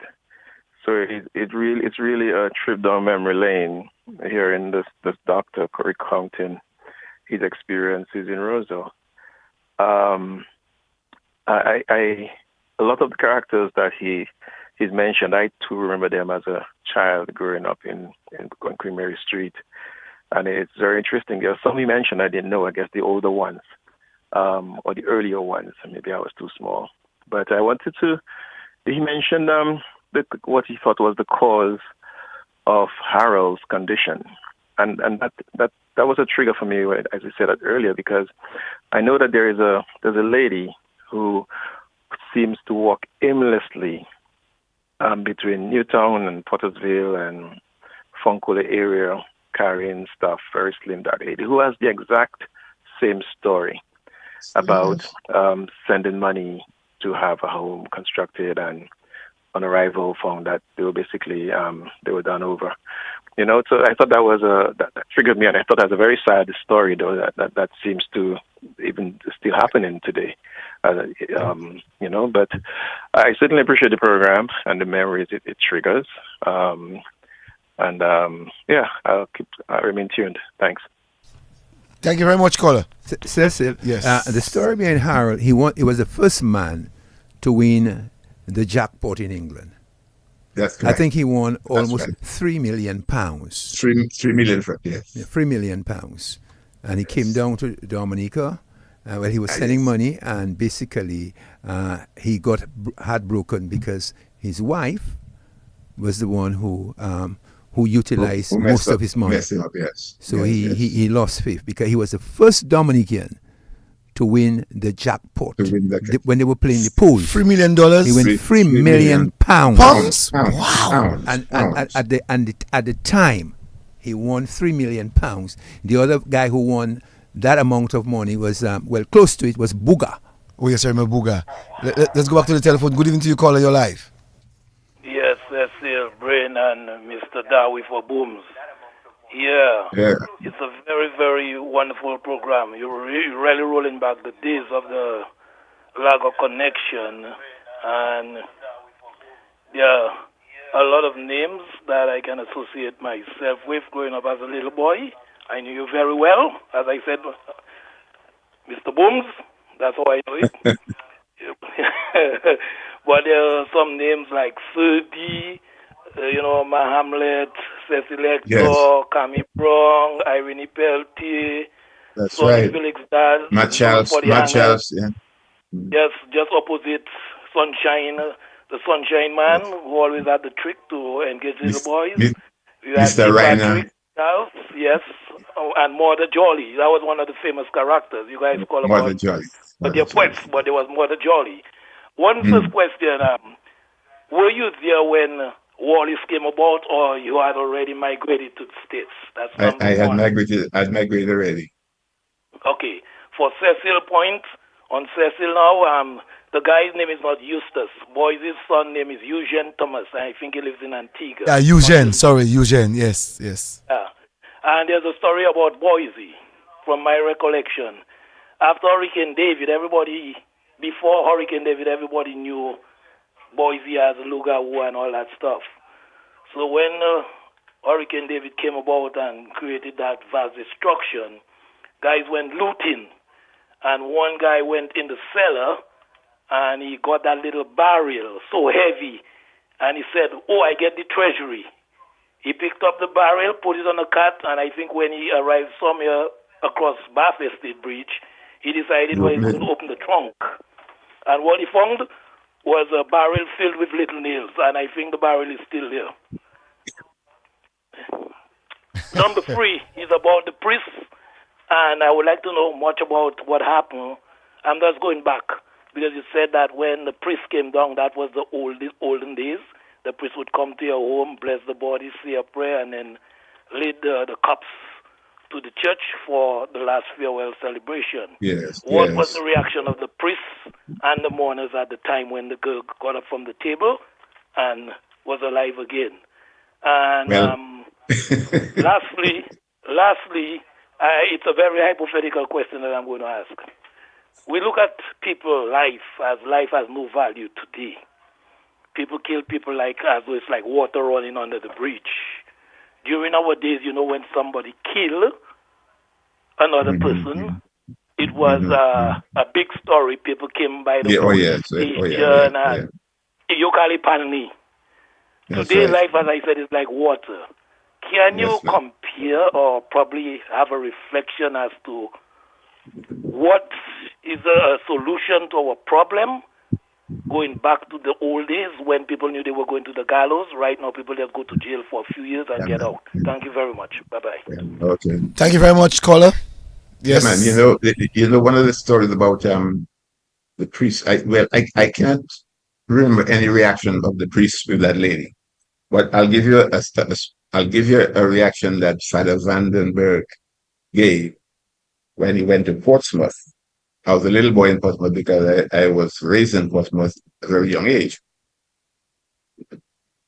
When my aunt passed away in Portsmouth, when they were burying her, no, she was about to be buried. So they went to visit the area where the grave was going to be. So there was a funeral going on. And they put the log across the grave and they put the coffin on top of it so that the priest can give his last blessings and everything else. So it was right by that. I don't know if you know that cross by St. John's Church, St. John's Cemetery in Portsmouth. Yes. There's a very big cross there. Mm-hmm. Yes. They were burying that person to the right of the cross. I tell you, man, when the priest blessed, take his holy water and in the name of the Father and of the Son and of the Holy Spirit, boom! The coffin busted open. And I'll tell you something. I've never seen a priest fly over a wall that fast. All I saw was sandals going over there. I mean, you saw that in real life, like you saw that in real life? like Doc, you saw that in real life? I was 4 years. 4 years old I was. 4 years. And all I saw was sandals going over the wall. The women who were at the funeral, they all fall there and broke their legs, bruised up their knees and their hips on the edges of the tombs. Because have the stone tombs and stuff. And boy, guess what happened to man? That man must have been buried alive. And when the man stood and saw that, he fell back down and died now. But I saw the old women taking all kind of bush and beating that coffin, you see, man? Beating the coffin, say, man, diabla came up. Man, I tell you. I can tell you, man, I've seen some crazy stuff in my life. Let's go back to the telephone. Someone else is on the telephone. Good evening to you, caller. Good evening, caller. Yeah. Yes. The partner you're talking about in the mortuary there, that happened. Mr. Lincoln Virgin at the time. That's Eric Etienne. And yes? Yeah, Eric Etienne. There's a police guard up in the hospital up there. Yeah. So what happened is he was drinking in the grotto. He had it on the night. And he drank now and he couldn't control it. He wasn't rather dead. So they just take him and they just bring him much in goodwill. So while he's there now, they put him on some dead people that was there. When he do get up now, he sees that he just busted and he run out. So the police now what was got in now, he started to run. So exactly where he police run is there he go in. And he man in the police right in front of our colleague, Miss Warrington house there, up in back road there. And it's Mr. Living Bedillion. So both of them on me and Mr. Ronin and the police believe he running behind him. Thank you. Let's go back to the phone. Good evening to you, caller. You're live. Hello. Good evening, you're live. Hello. Good evening, you're live. Yes, good evening. Hi, Dr. Daway. Excellent, Dr. Daway. Yeah, you can speak. Go ahead. You're live. That sounds like a sister of mine. I'm so proud of you, Davidson. I'm listening to you. I knew that was a sister of mine, man. I knew that. I'm so proud of you. I love it. You were talking about Iris Capula Kakala. Yeah. Harold Magapida. Zing Ping. Zing Ping. Oh, Zing. So we oh my God, I love so much. Remember, bring back memories of the 60s, Hey guys, that's my sister for real, Yeah, this is Celia. That's my sister Celia. Celia, Ole. Okay. Thanks, I one am so sister. happy to hear. Yeah. Your sister is really excited, and I mean, she couldn't even contain herself. That's right. And you know where Normally you know where she calling from? from the US. She calling from the US, man. She's from Florida. Okay. Another caller. Let's go back to the telephone. Good evening to you, caller. You're live. Good evening.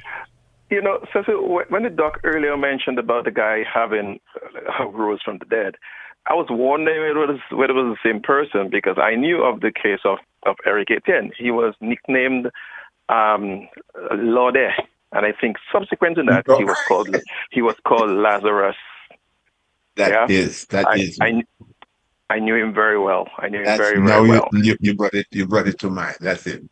Yeah. That's okay. great. Thanks for reminding me of the name. All right, thanks. I think Lorde has since died, right? Yes. Yeah. Eric Etienne. Eric Etienne. Yes. Short guy. He has a lot of bumps on his face. I remember. Yes. And when he woke up, he saw up from the mortuary. He saw two dead people on his side. He burst the door, and the police ran to Virgin Lane. Policeman passed the police station, ran to his house, and Eric is behind him running to go to his yard. But Eric, what happened? Eric was, what I understood was, so drunk that he got a colic. He got a colic. Yes, he went you know. No. What would you know of when people came from the country area that they would have gone to the market and buy Nassif? And do what? What would you have known of when people come from the country? The places that they would have gone to is by the market, the Roseau market, and by Nassif. The market. And Nassif, the old market and Nassif. And Nassif. Yes. Before Astafan, they go by Nassif. Yes. But you see, the thing about it is, you see the old Nassif sold a lot of merchandise that were very cheap at that time for these people, you know, and they were the number one producer of that kind of whatever it is that they wanted to buy. So what happened is after they sell their goods, they would go to Nassif and purchase their little dress or their little pants or their underwears and so on, because that was the place that they would have to go, because no other place had the kind of clothes that they wanted. Not only that, but it was cheaper. You see, when Astafans came to being, then they had a different direction to go. They went, instead of going across to Nassif, they would go up to Astafans. I just want to say to you that Lucia Bless said hi. Josephine Charles said hi. There's quite a number of people on Facebook, you know, actually relating to me as we're speaking. I know that you remember Lucia Blaise living on Kennedy Avenue in those days in Palm. Yes, of course. Right. And Stephen Williams, former police officer, said to tell you hi. He's listening. Where's Stephen? He's there. He's retired. What? Yeah, he's retired. I just tried to find he's on Facebook, right? Yes. So just hold on. Let's take a call. Good evening to you, caller. Yes, it's me again, Cecil. Yes. I want to ask 3 questions. Probably the doctor and Brain and yourself can assist me there. I can recall, I'm about a certain age. I can remember when the old Roseau market used to exist before the new one was constructed. My mother was a vendor there too. And I can recall the senior citizens, the elderly, especially the ladies. The whole street used to have trees, and those ladies used to dress with something similar to wobduet, that long type of clothes, and everybody selling. It was one joy. If you come and buy something and you do not have, you send it to your other colleague and those things there. I can recall those days. And the trucks and them, we didn't have buses, no pickups, how lovely it was, and the conductors at the back of the trucks, and just something that was. It was and that's another Bedford trucks. Yes. But once upon a time, the Austin came with one too. And the Austin had, yes. Yeah. So let me just ask you 3 questions. Probably you can clarify that for me. I can recall when I used to go, when the new market was installed, there was a gentleman on the next side of the new market, close to where KFC is, and the other side opposite, he used to buy your sauce, your chicken, and I cannot recall that gentleman's name, but his thing used to be tasty. I don't know if Cecil you can recall, but that house is still there. Nice little house in the corner, wooden house. Used to go inside there and buy your sauce, your chicken wings, and all those things. And there was another person now. And to me, that person had an accent, ought to be Jamaican or Trinidadian, and that business place is still operational. I do not know if after the hurricane it's still there. But it's a place which is located where to the Calnago people station when they're in Roseau. And people used to go, that they could climb up that little step and buy your juice. That's where I had the nicest juice. And you used to buy your chicken. But I don't know. I know Kazimi used to be there before. Before 79, Mr. Kazimi used to have a business. Kazimi, I understand. I remember too. Yes, I don't know anybody else. yeah. I can recall the person that the lady had a kind of a strange accent. The time I used to go there extremely young. So probably all the room not remember that. So I don't know if she was working there or it was her business. I think it was Lakou or something, so if my memory tells me right. And another thing I want to I know you're talking about Langlin. You're talking about Langlin. That is opposite the river, you know, where the Calnago people. Yes, you're talking, and there's an empty lot now, right? Yes, Langlin. Yes, that is the sister. I'm trying to remember her name, but that's the sister of a guy they call Zapi. Okay. I'm trying to close to Wilmot, Jules, yes. I think. Yes. Lived. But she had a foreign accent. No, I know that she was Dominican. Okay, well, okay. Let's leave it as that. But I want to ask the doctor, any one of you there, if you can recall when Ruzi's father, the late Prime Minister's father, RBD Douglas. RBD. Robert Douglas. Mm-hmm. But Bernard Douglas. What happened to him? And Mr. Nassif, they used to dress, especially when RBD used to go to the bank, in khaki. And I never knew what that symbolized in this little briefcase, a small little bag. And Nassif had that same outfit. But Nassif used to have his little car. And then he had his estate in Granby. But whenever you see them in Roseau, that was their outfit. So I don't know if Cecil, I've seen that Cecil is one of our historians in terms of local information. When I listen to Cecil, things I was not aware of, and the program that he does actually gives me all that information. So I'd like to know why these businessmen were dressed always in khaki, especially when they go to do transaction at the banks. Okay, thank you. That's interesting because I cannot even relate to that. I think what happened in those days, right? Khaki was the cloth that lasted quite long, and when khaki takes an iron, you know, it takes a very good seam, the khaki, the cloth itself, and give a very good shine. So you find that elite people would find themselves associating themselves with that type of cloth. You find that even guys going to boys' school and high school, that they would wear khaki pants. You know, I remember that even Mr. Daniel Green himself was having his short khaki pants and his shirt, khaki shirt. You know, in those days, so khaki was a very popular cloth. It had longevity, so people enjoyed using it. Could be associated with it. Not only that, you must understand the overseers on the estates. There were men who wear the khaki. It was a level of authority. So when you had your khaki short pants, the elite, you also had your pipe. Yes, your pipe, right? As a representation of my grandest, I've succeeded. Who I am. So most of the plantocracies. And that's evident in the police force, you know, when you become a sergeant, inspector, or inspector, when you become an inspector, you change from another rank. You're now into one of the elite ranks. Right. Yeah, so khaki found itself as one of the. Must be the reason. Yes, that must have been the reason. Let's go back to the telephone. Good evening to you, caller. You're live.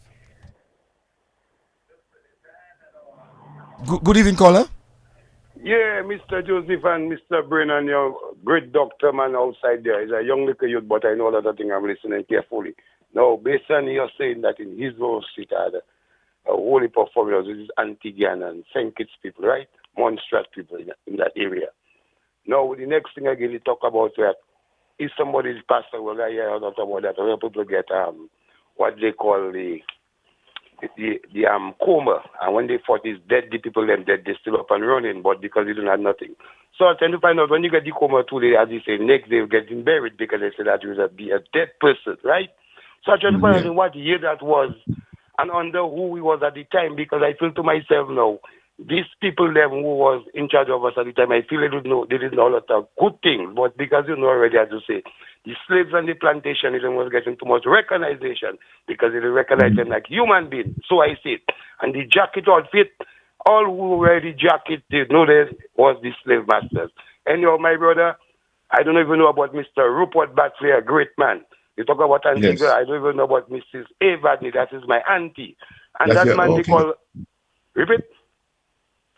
And this guy they call the man Boboy, what is his name? They're not Boboy, the man at the supermarket or the supermarket sell. To me, Mr. Jumbe, I fed him from a distance. Up and running fireman when I'm listening, give thanks. well, caller, let me give you another man they feared a lot, as you mentioned that, Sergeant Francis. Yes. Every man in Roseau feared him. Police themselves feared him because he grew up with a kind of they used to call him Sergeant Lakou. That's how they knew him. Sergeant Lakou. And policemen themselves were afraid of him. So, quite a number of characters. They felt that they had supernatural powers from over there. I'm sure that you two, growing up, would have called Mr. Winston, Sparrow Winston Lakou. Oh yeah. They said that he was. That was an echo in Roseau. Sparrow Winston. They say, man, you don't mess with Sparrow. Sparrow living in a big house, maybe 30 bedrooms. I'm not exaggerating. With a dog, and always into his northern window, looking below on people that are passing. So you two would call him Lakou. People used to dread walking past that house. I remember that. I never dread passing that house, So how would you describe John Bully then?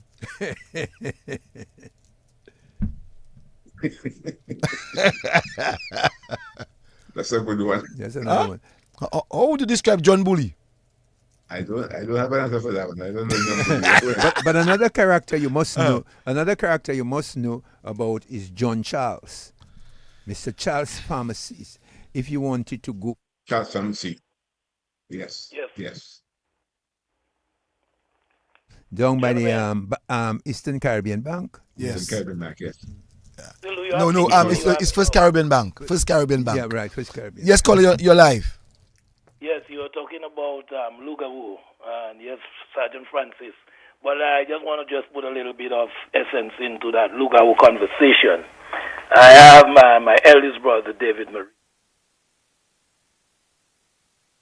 So I'm in Nika and migrated to the U.S. My parents told us that, young boys in Roseau, whenever they see dogs roaming the streets, they would actually throw stones at the dogs. So it happened that one evening, just about after 6, there was that little white dog going up Cock Street, and David ended up pelting stones after that little dog. And surprisingly, the next day when he was out there on the roadside, Mr. Charles T. Patrick specifically came up to him and he said, "Little boy, whenever you see dogs at night, please don't throw stones at them." And David, when he said that to David, all David did was turn his back and ran away and straight to my mother and told my mother. That's it. We always had those characters around. Thank you. And Mr. Daway, let me ask you a question before I leave. Yeah. Did you have a bicycle that they call a racer at the time? Because I know there were two people. One guy, Leopold. One from Kennedy Avenue. And I think, Mr. Daway, I'm just trying to recollect if you had that, if you did possess a racer, a bicycle. No, no, I did. I never did. Well, it was Leopold. Thank you very much. God bless. Yeah. Thank you. As he said about Leopold, what you know about Money God? Was Money God a jab?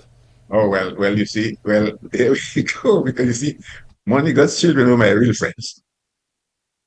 All right? Money God's kids were my friends. Because we were all in the same clique. Even Money God's kids were afraid of Money God. Because of the rumors. Because of the rumors about Money God, even his own children were afraid of him. When he would come into the house, man, they would all check out their rooms right away. Because what happened was everybody that they met on the road tell them, your father, do you know your father is a Lakou?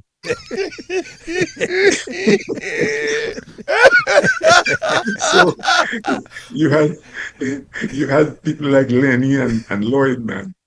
They were his children. When he came there, boy, I tell you, man, they would take off. We would be on the steps. If they had some big steps in Cade Avenue, and as soon as Money Girl started walking up the corner, man, all you heard, I'm going inside, boy. And left us on the.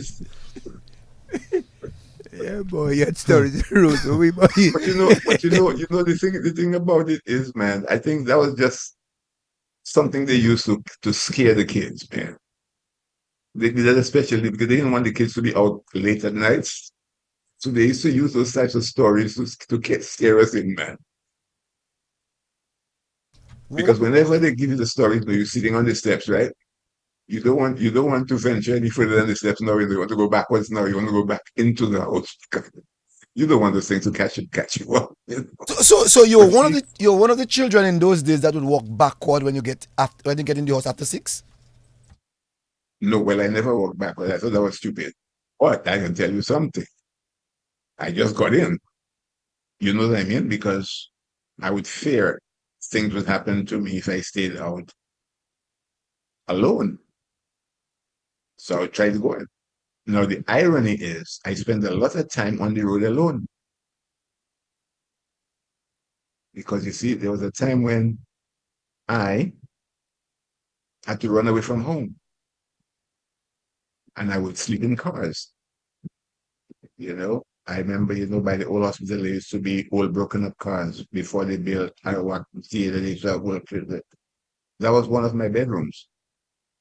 Because, my mother was extremely, extremely wicked towards me. And she used to really abuse me a lot.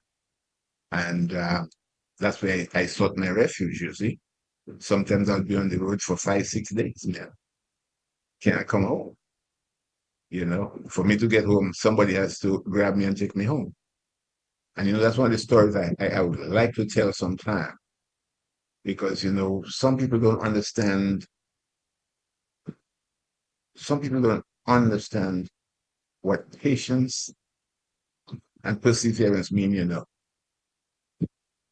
Because I'll be very honest with you, I could have been a jailbird, For the things that I had to encounter, I could have been a jailbird. But, I had the courage enough to stand up to it and to be silent about it and to think my way through life. As a kid, I never had the intention of living in Dominica. But at one point in my life, I decided if I didn't live in Dominica, there's one of two things would happen. I would die early or I would be in the jails. Because I tell you, my mother was no easy person on me, man. My mother abused me tremendously. How did Ole and these guys made it through with your mom, with Booms? She was, they live with her. You see, what happened was, I stood out in that family as the black sheep. Okay? My mother had the first 2 children by the same father. Their father died, and my father got involved with my mom and so on. And then everybody else after me is one father. So I was sandwiched. I don't know what it is that my father and my mother had between them, but I will tell you something. That lady hated my shadow. and would always tell me about it. I think she hated my shadow because she hated my father. Anytime I passed close to that lady, she would just knock me down. I mean, no reason, just knock me down. Do you know how much time I have? We Do can you go ahead. know? Let's go ahead, man. Let's go ahead. Yeah. Do you know something? When I was born,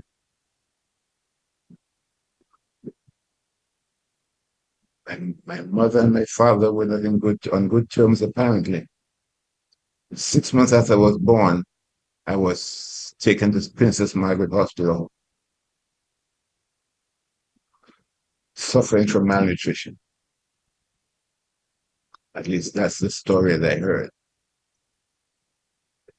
I stayed in the hospital for 18 months. My mother's sister, who was a nurse at Princess Margaret Hospital, decided that she was going to take me home because my mother had no interest in me. But she lived in Portsmouth. So she asked my mom if she could have the child. And she said, you can do what you want. You can take it if you want. So my aunt took me to Portsmouth, where I had a wonderful life. It was short-lived. It was very short-lived because her husband, who was a dispenser at the time, was very abusive towards her. He would eat her. He would punch her in her breast.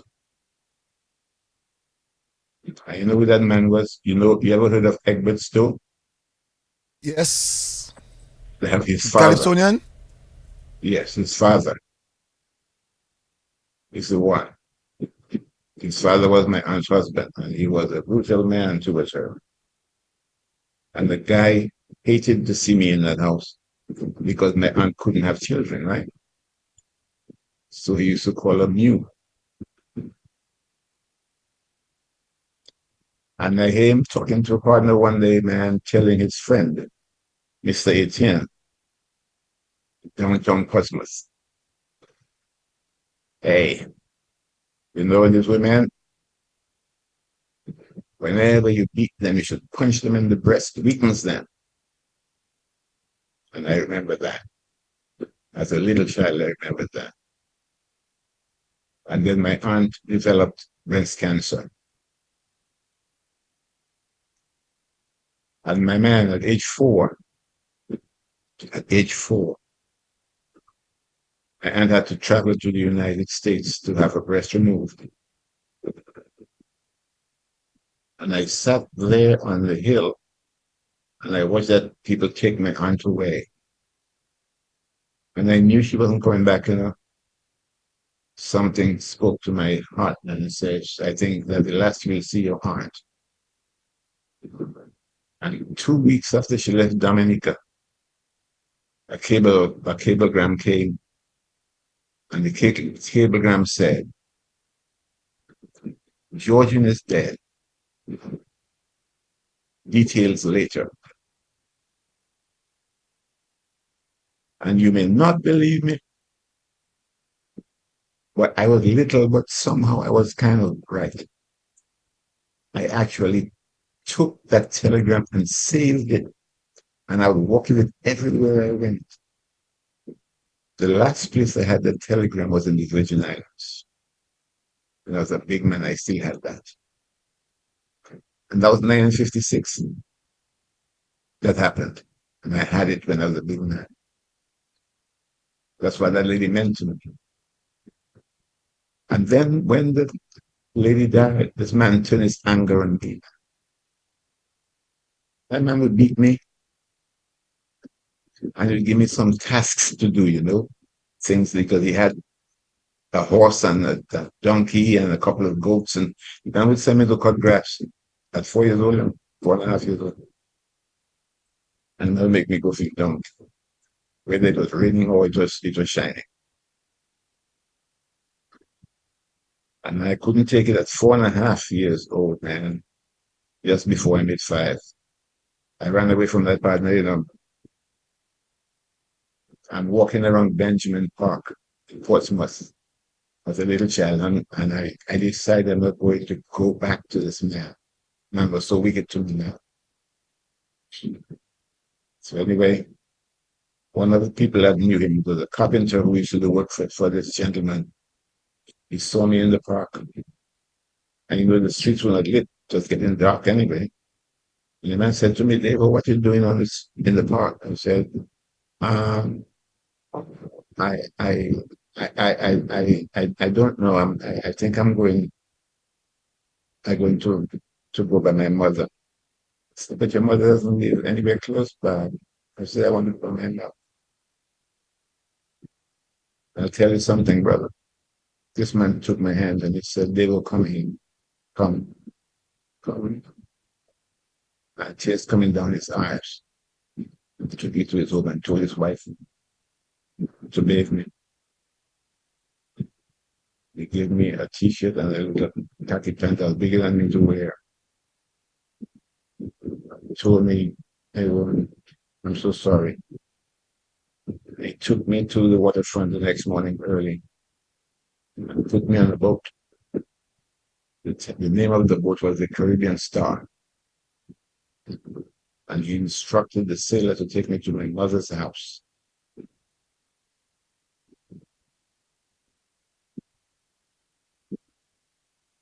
The sailor says, okay. We traveled from Roseau, we traveled from Portsmouth to Roseau, and we got there approximately 7:30 in the morning. And the guy walked me over to 33 Borough Street where my mother was asleep. When he got to the gate, opened the gate. And I saw a lady walking from the house inside, walking towards me. So I said, that must be my mother because I didn't know who she was. I never saw her before. So instinctively I said, good morning, Mama. And my mother said to me, what are you doing here? And I was 4.5 years making fun. And she just went past me and the guy and went about her business.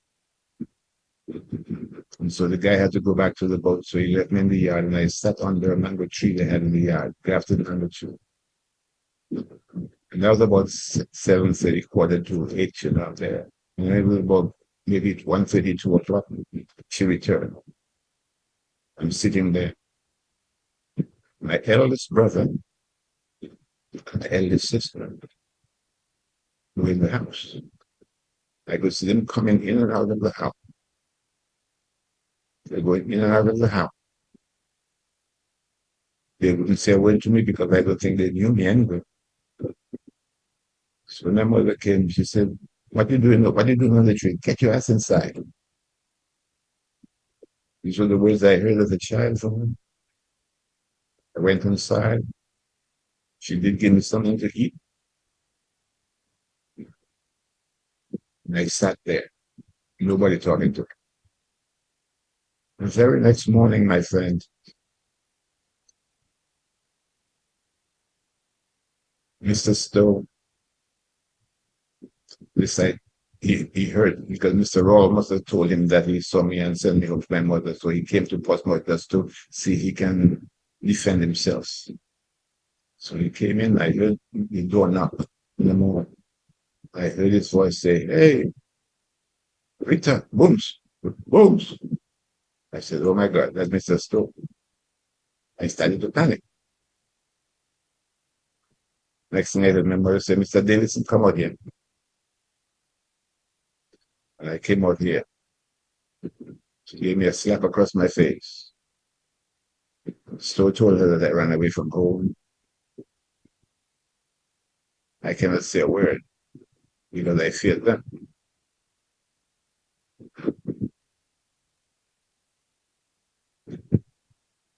And from that moment, I was a battered and bruised kid. Every day, every single day. My mother would beat me. The only time she didn't beat me was when it was Easter Sunday or when she had a baby. And she kept repeating to me, I'm going to kill you. You must think I'm joking. I'm going to kill you. And you can just imagine a young child listening to his mother said she's going to kill him every day. I was always petrified. I knew I wasn't going to live. And if I passed close to my mother, she just knock me down. No reason, just knock me down. The time came when she met the Frenchman and they got married and stuff. And then we moved from 33 to 58 at Berwick Street. Now the house that we moved to was my eldest brother and sister's father's home. Because the mother who owned it, they said, but their father had died. And so my mother was renting from the grandmother.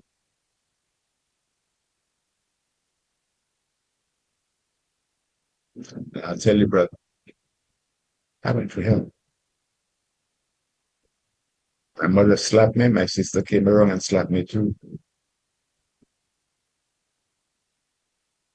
If my mother beat me, my big brother beat me too.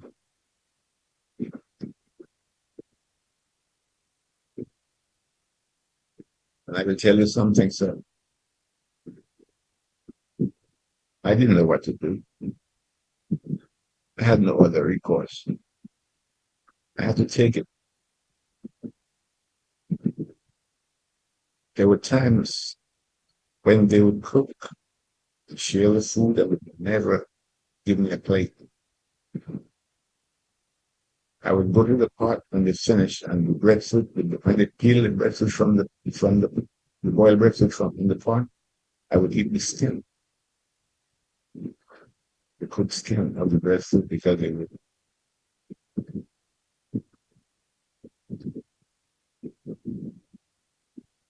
And so what I used to do is, whenever the pressure got too hot, I'd run away, run from home. I owned the gardens. I owned the botanical garden, especially the experimental station where they have the grapefruit and the orange. When you miss me, that's where I was eating. I would go get the oranges and go see them on 35 steps and eat them. And then wonder how I'm going to get back home, because when I get back home, I'm going to get beaten to the point where I know that. My mother used to pay people like Ruben, who was in this gang, the criminal gang. What's the name of the gang against Howlings. Howlings, yeah. She used to pay him to catch me. And when she catches me, it blows. I can't sleep. I have to stand up to sleep most of the times. I'm a little child, you know. And that's why I told you before why Windsor Park was so important to me. The love I didn't get in my home, I got it in Windsor Park. The knowledge I didn't get in my home, I got it in Windsor Park.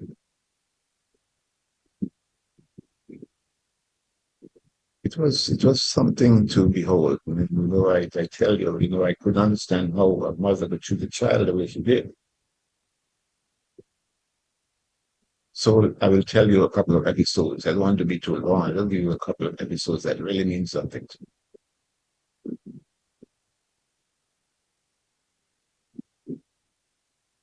My mother beat me one day when I ran away.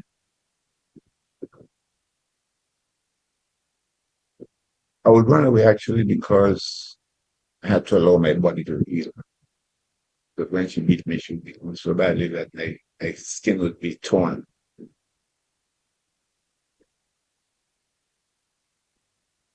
I'm saying that to you is a very, very hard because today I had to subject myself to a back operation. And when I took the MRI, the doctor said to me, I see so much trauma on your spine. How did that happen? I couldn't tell him. He doesn't know. I couldn't tell him.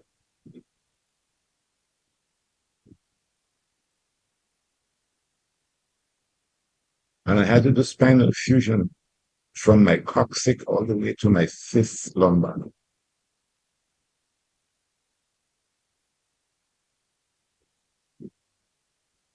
I spinal down. See, people do not understand.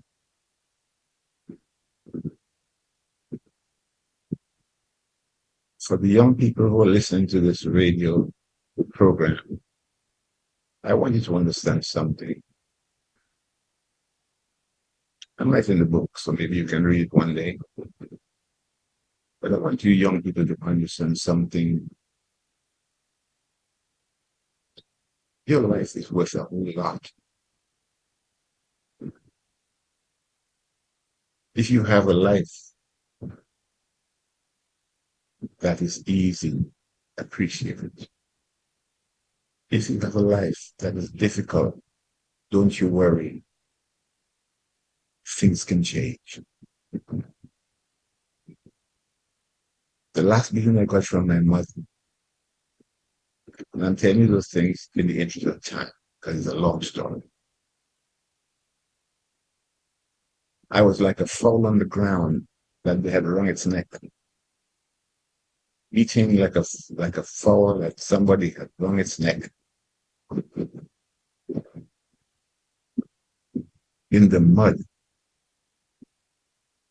and in my blood. My mother made up her mind she was going to kill me that day, and she told me, I've been telling you I'm going to kill you and you don't believe me, but today will be your last day. And after my mother had beaten me to the ground, my mother went into the kitchen and she put a pot on the fire, so she put the water and swallowed me. So going in my mind, I go, no. All I knew was a child.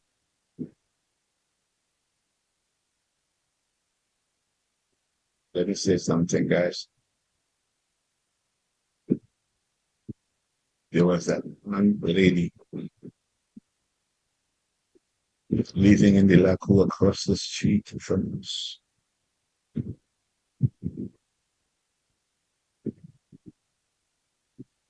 When she heard my cries, she busted with a little. She saw my mother talking over my dwindling body. And she put both of her knees on the ground. And she beat her chest 3 times. And she said to my mother, Holmes, you're going to suffer for what you did to that boy.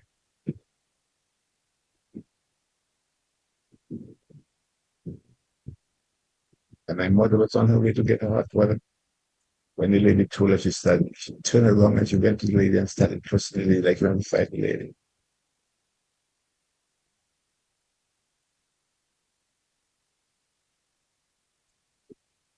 The lady ran past her, overturned the pot of water. Why did she beat me? Because I went to do the academy exam and I had done well. And the people in the Lakou came to congratulate me or her or both of us. I don't know. And she told me, oh, like when I brought people to her house, and so she couldn't beat me for that. And she almost killed me. I had no idea who these people were coming to greet. But they were proud that they saw my name in the Dunker Chronicle. They were very happy to me because they knew what I was going through. After that.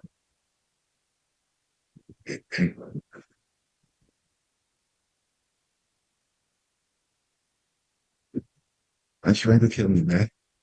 She wanted to kill me.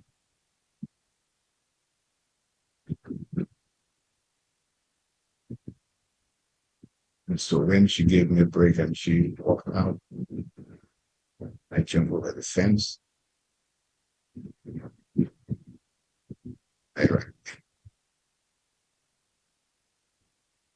I decided nobody was going to ever catch me again. I decided that if anybody chased me, I'm going to jump into the water, into the sea, going to swim across to some island, because nobody will catch me again.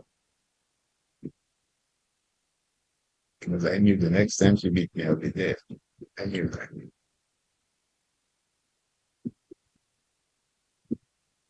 Just so happened to one Saturday morning, in my nastiness, had pants looked like a G-string, and a big red shoe over by the pocket. This lady from the Lakou by Hotel, Teresa was the name. Teresa saw me and started to cry and scream, oh, Dave, what happened? Oh, my God, that's what comes to you, and so and so and so. So, of course, I wasn't trusting anybody, so I wasn't any much. Then she said something to me. She said to me, Dave, see that lady's selling in the market right there with the kerchief on her head. That's your grandmother, you know. See my grandmother? I said, yes. That's your grandmother. I was confused. I've done it before.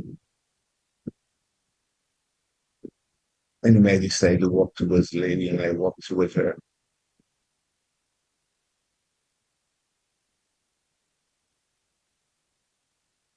And just as the Bible tells you about the woman who touched Jesus' garment,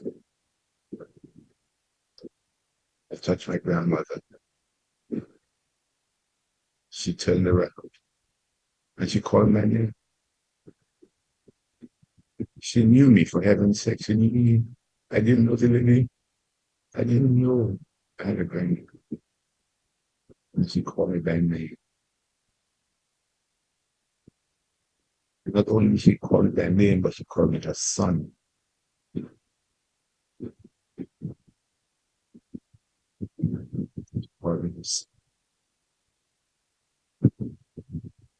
And she held on to me, and when she held on to me, she was so weak she fell down, and I could hear her knees hitting the concrete pavement in the old market. I got very scared. So I got to run again and said, no, my son, come, my son. Please don't go anywhere. Come, my son. And her tears flowing in. She took me by my right, left her produce in the middle of the market.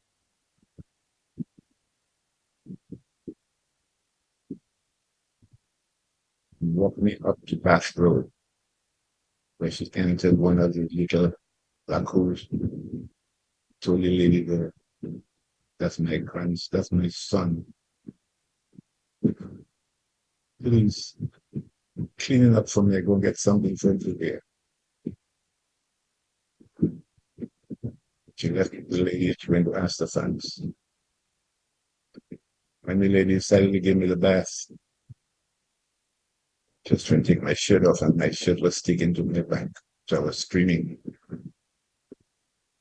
And then she started screaming because she couldn't understand what the heck was going on. She said, Dave, what happened to you?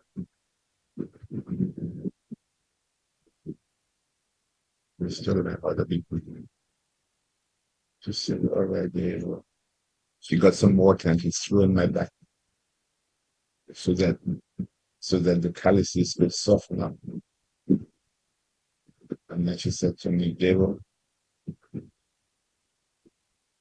what I'm going to do is going to hurt, but don't worry, you'll be okay. And she went, she got water and lime.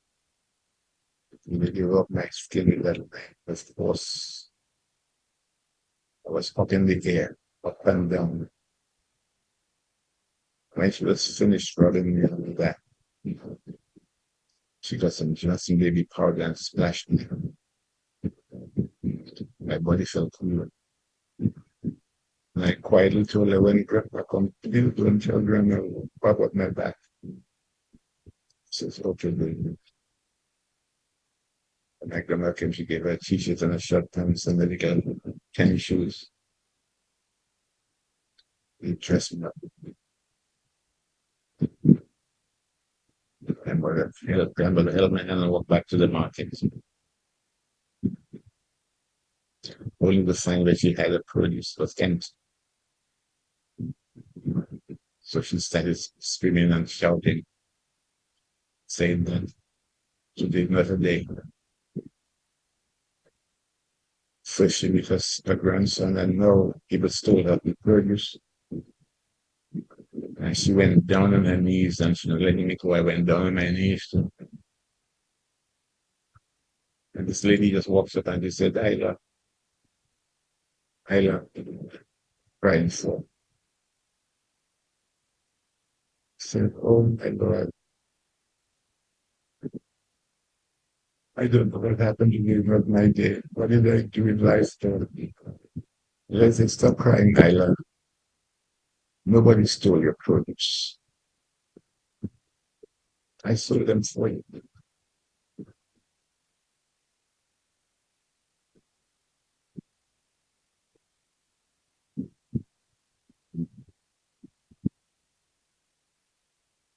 Yeah. And I'll tell you something. Grandmother took me out to Loda. The ride I got to Loda was the greatest ride I've had in my life. I've had any ride better than that since. I've ridden on many planes, but none could rival that trip to Loda on that Bedford truck.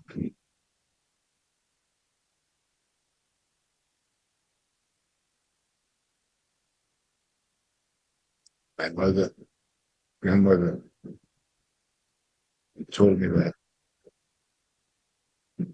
your daddy is not home.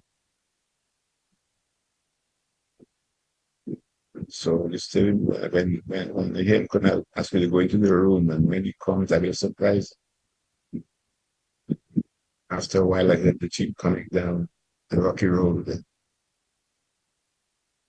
And my grandmother put me to the back veranda door and sent me into her room. My father shouted out, Mama, you home early? I said, yes, sir. And I brought you something really nice.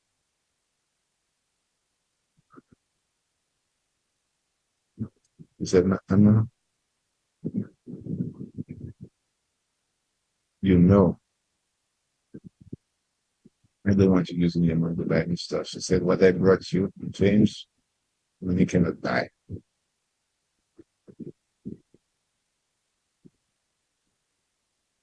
She came into the room and got me and took me to stand right next to my father eating his dinner. When he turned around, his son, he called my name and I said, almost choking from his food. My grandmother proudly stood up for her grandson. She said, James, your son is old. He didn't have much to say. I gave him that I had passed the test for Amazon. He said to him, the son is going to go to academy, to high school. He said, Amma, don't know how we're going to die because we don't think we have the money now. You know, the census said, James, you have to send your son to school. He said, well, am I going to? She said, well, James, you cannot send him.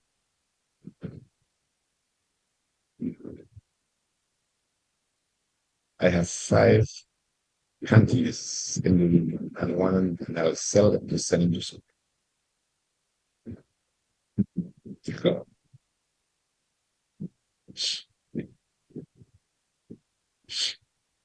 When she said that, I knew my life had changed.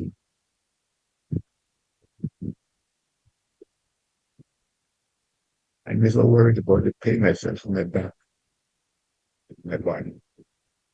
I knew my life had changed.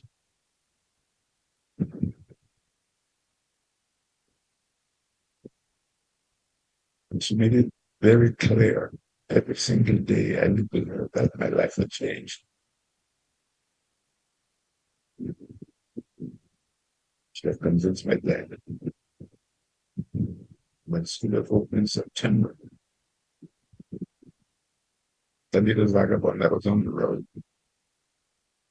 was walking St. Mary's Academy.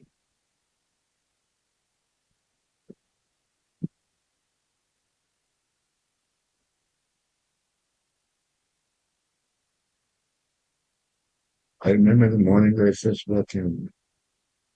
I put my left foot into the door of room number 2. I don't know where it came from, but I said, God, please, when I leave here, please don't let me live as a nobody.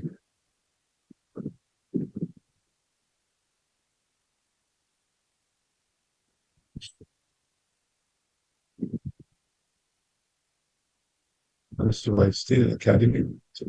I did my GCs.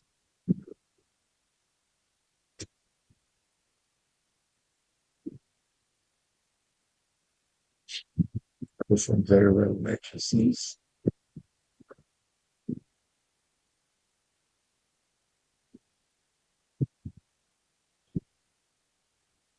And I decided I wanted to go to grammar school for sixth form because they had a good economics program.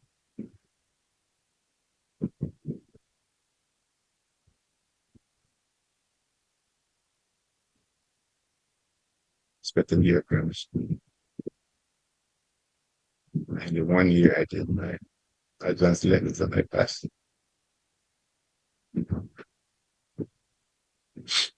Passing the exam.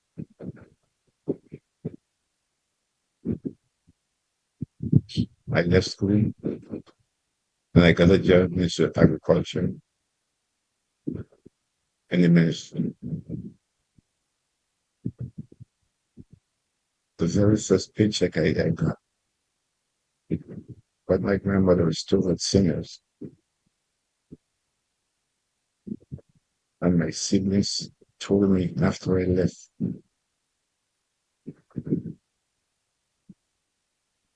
that stove,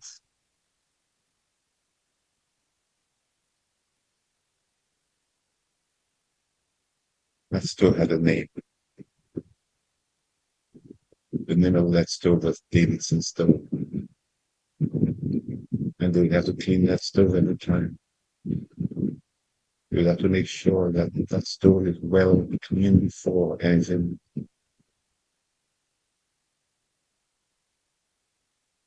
When I was 1 year in the job to the day, my mother came up the road and entered the building, went straight to my office and started an uproar, yelling and screaming and cursing in the building.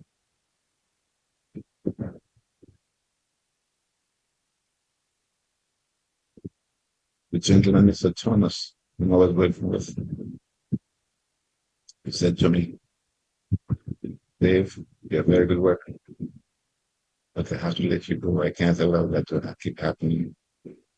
And so he told me I had to go home. I never told anybody that I was in the job anymore.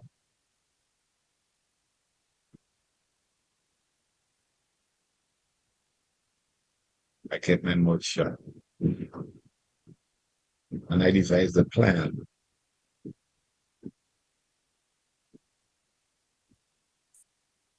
So I went up to Lowell and I told my father that the government wants to give me a scholarship to Canada. And all I need is a ticket for my passage. That wasn't true, but I had to get out. And I saw that we only were going to get out. And I remember he took me to Leah by CDC out there. Bought me a ticket for $180. I wasn't going to Canada. I was going to the Virgin Islands. But he didn't know. I left that way to the Virgin Islands. I spent 3 years in Virgin Islands. In 1 semester at the College of the River.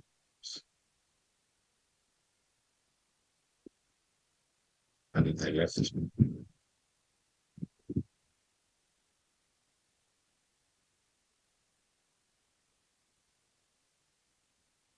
While though I found more difficulty in my life, but my elder brother, who was there, continued the outlandish behavior. So my mother was decided to treat me indifferent. First, they took me out of the house. He was living because I lived with him. He didn't have the guts to tell me himself, so he told his wife to tell me. But I made my way as usual.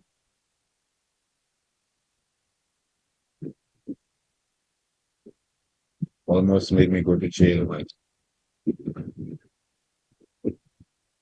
Invited me to his house one evening, only because of the plan.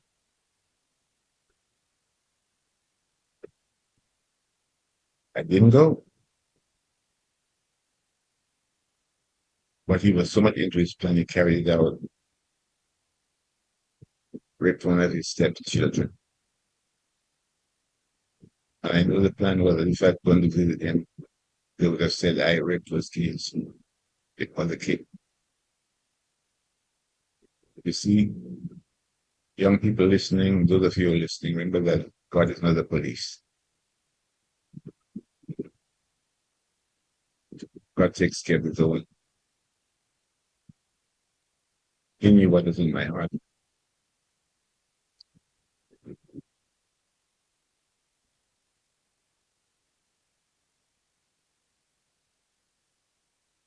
I had to find my way. So I found a lady in a sisterly town. She was in the school of St. Patrick's School. And it was a Dominican.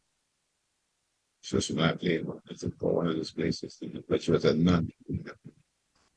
She said, Davidson, what you doing? You working? I said, no, sister. She said, all right, I'll give you a job. Come. She made me a PE teacher for the school. While I was there teaching PE, one of the kids in the 4th grade, they loved Mr. Daway. They loved Mr. Daway. They went home telling somebody they loved Mr. Daway. So they came down one day and said, all the thing about Mr. Daway, that you? I said, yes. She said, oh, that child, Beverly, she loved you, everybody will talk about it. And she just asked me bluntly, do you have your green card? I said, why you ask me that question? She says, not because of anything. I just want to know if you have it. I said, no. She said, okay, I will give you your green card. Because that child loved me so much. So she made plans that she hired me for green card. She married me this Monday. And by the end of the week, she was gone. But that's that lady again sits. She left all information in the mud. And I was the first batch of people to enter Virgin Islands and get a green card in Virgin Islands, where everybody has had good Barbados.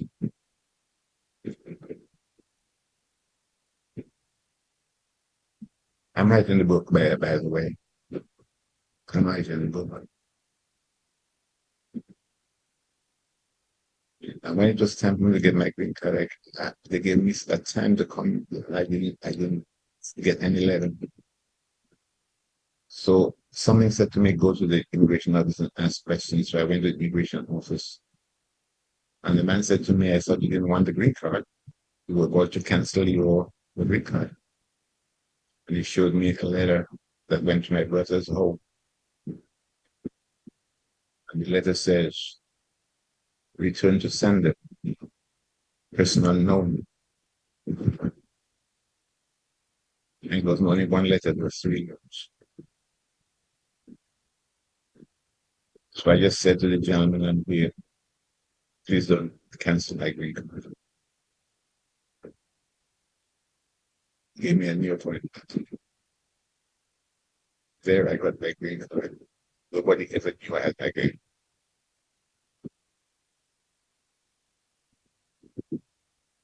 Then I decided, no, my door is open, I'm on my way.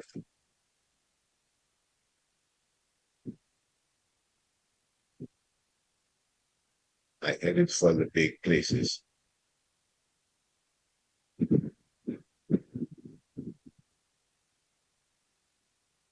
I found myself getting 3 degrees. Not 1 ounce of support from anybody. One of my family members was around me, so I had to do all that myself.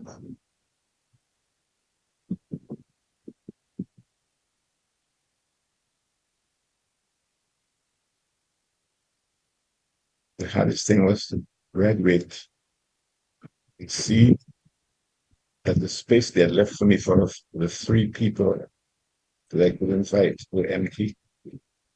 Everybody else had their family members there. But Dr. Davidson Daway, PhD, that represented.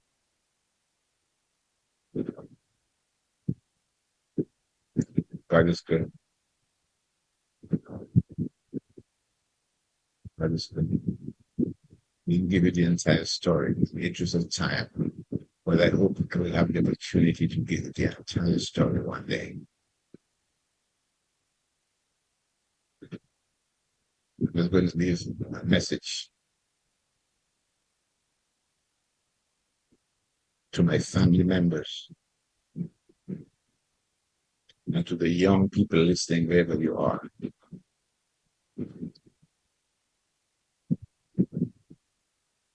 Have faith. Believe in who you are. Nobody can break you down but yourself. Nobody can ever do anything to you that you cannot resist. That you cannot master. The world belongs to you, young people. I want all of you listening in Dominica who are young, especially members of my family. You have an opportunity to be great. Greatness is waiting on you.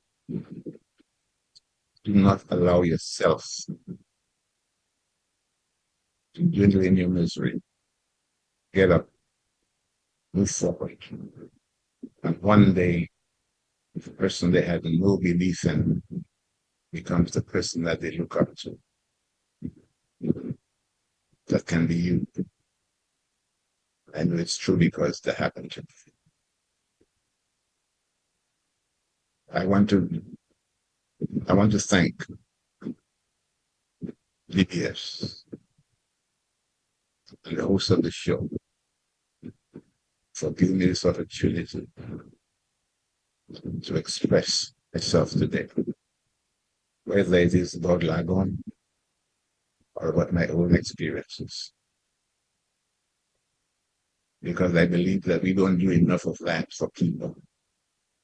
People have to know their past so that they can get into their future. We who are grown up have a responsibility to those who are younger than us. There is no reason for us to fight each other. There's no reason for us to curse each other. We have to build each other up.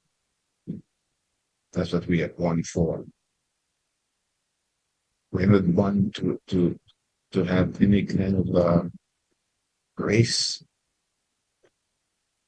or any type of competition with your family members. Families, we all need each other. We all have to respect each other. We have to understand that that's true.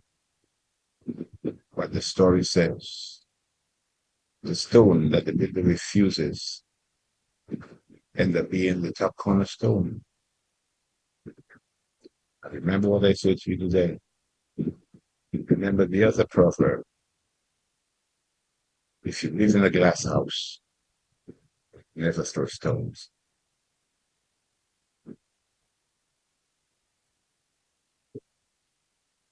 I shall continue this conversation with you one day. Is it my hope? It's my hope.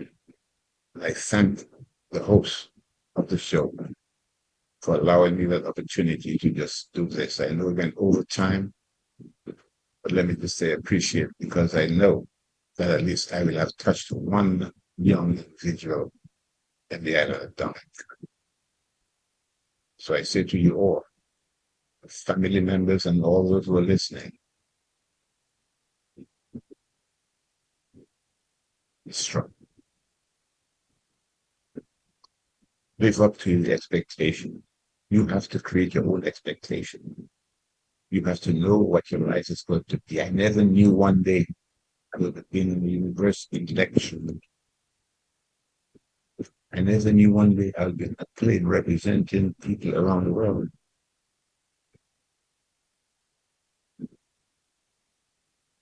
This is what I want young people to understand. Get there for a purpose.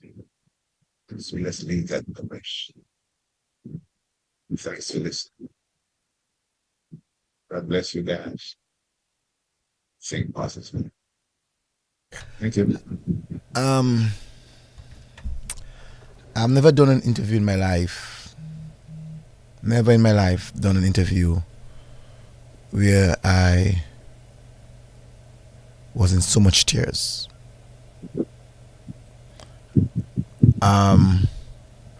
This was a great revelation.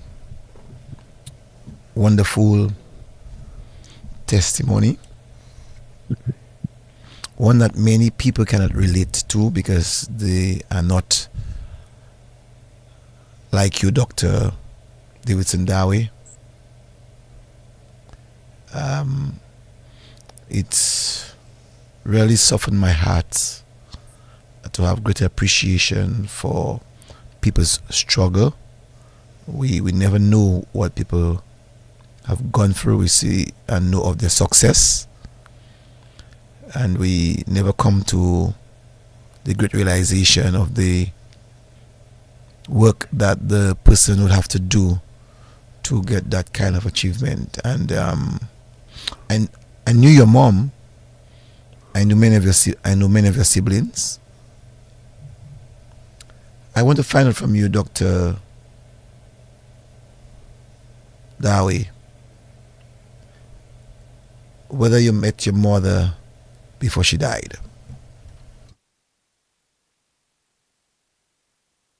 No. As a matter of fact, I mentioned that I was in Switzerland. But even then, nobody made the effort to even try to contact me to let me know that she had died. I asked one of my siblings,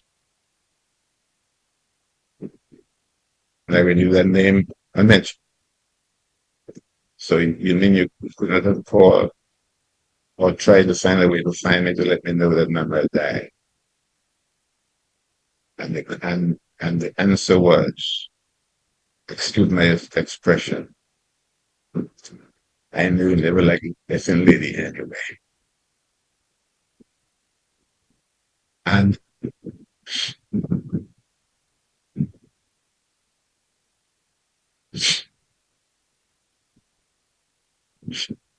they don't know how that hurt me. They don't know how it destroyed my inside. They just don't know. I'm a very peaceful individual. I'm not a combative person. But it seems like the pattern of my life is such that I have to suffer every day. Maybe it has its purpose. I don't know what the purpose is, but I hope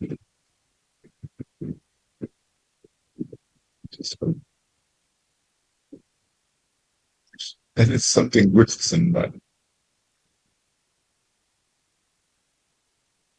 Because people never know how to destroy your heart, your will. We're talking to a man who has been successful in education, but who will have been broken. Communicating with my family, it's like talking to a tree. That's unfortunate.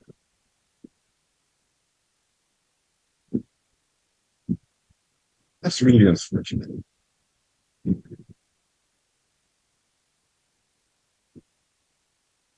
It's truly unfortunate. Every day it saddens me to know I have so much to give. And because of selfishness, they wouldn't take. And they're my family. People figure that out.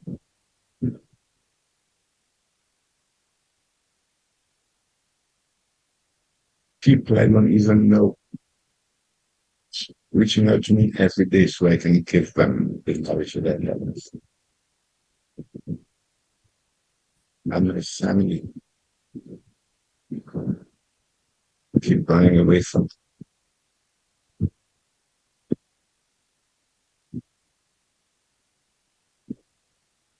And I can honestly tell you because of guilt. It's nothing. The guilt. And as the book says, a guilty conscience needs no accuser. Because I do nothing to destroy them. It was like all I'm trying to do is do nothing. I find myself being the end of this. That's really and truly unfortunate.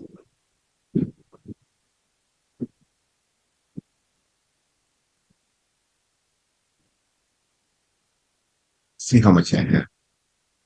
See how much I can give. My nieces and nephews, cousins and aunties. It's a whole lot that I can give.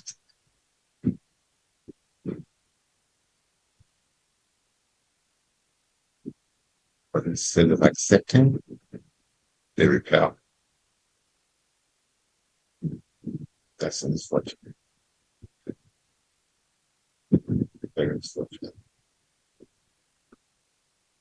And it's song Davidson, that Dr. Davidson Daway, that's the very first time to the public that you have revealed that kind of information. Yeah. Yeah. I think what I'm going to do, I'm going to go to the telephone, Doc. That's the first thing I have had the opportunity to do that. Hello? Just 1 second, caller. Hello? 1 second, caller. Hello? 1 second, caller. So, okay, Davidson, so we're going to the telephone. Good evening to you, caller. Yeah, I am Davidson's sister. Yes. Let's speak.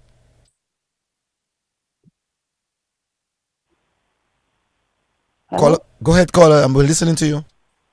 I said I am Davidson's sister. Is he still on? Yes, he's still on. Or he just, as he was saying what happened to him as a child? Because I was right there when it happened. Davidson? Yeah. Davidson? Yes. Hello? You can hear me? I'm listening to you. Yes, I'm here. This is Gwen. Yeah. I said, you brought back memories to me when you were talking what happened to you.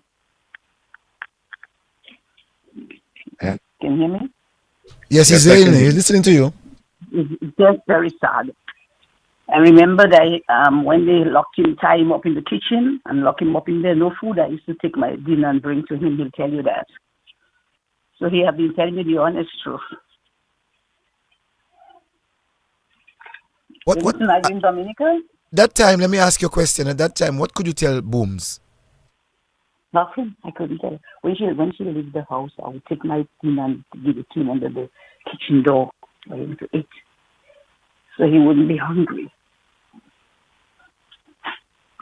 And your mom never One day said she to called you. me. Your mom never said to you at any time or any member of the family why she was doing Davidson that. I guess she said because of his father, something like that. I think it's because of his father. When she took the pot, she full of stool in it and she put it down into his head.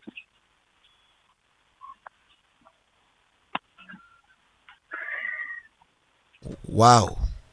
The reason to lie, I keep telling people all the time. You see, the thing about engagement. My sister Celia always talks about that every time. I think she's the one that gets saddened by that the most. Wow. Anyway, sorry. Yourself and your So when sister she said normally what talk she had about to that. Can you imagine? That must have been very hurtful for you all to haven't even discussed that. well, we went through it, and believe me, what he said is the honest truth. But the only thing he didn't tell you that when he went to sit his exam, he had a pants with a big hole in the backside, no underwear, no shoes on, and they were going to send him back. I think they sent him back to get shoes. And he finally got, I don't know if it's Michael Thomas that passed now. I don't know if Michael Thomas lent him some shoes or something. They were friends, and he went to the exam, and he passed.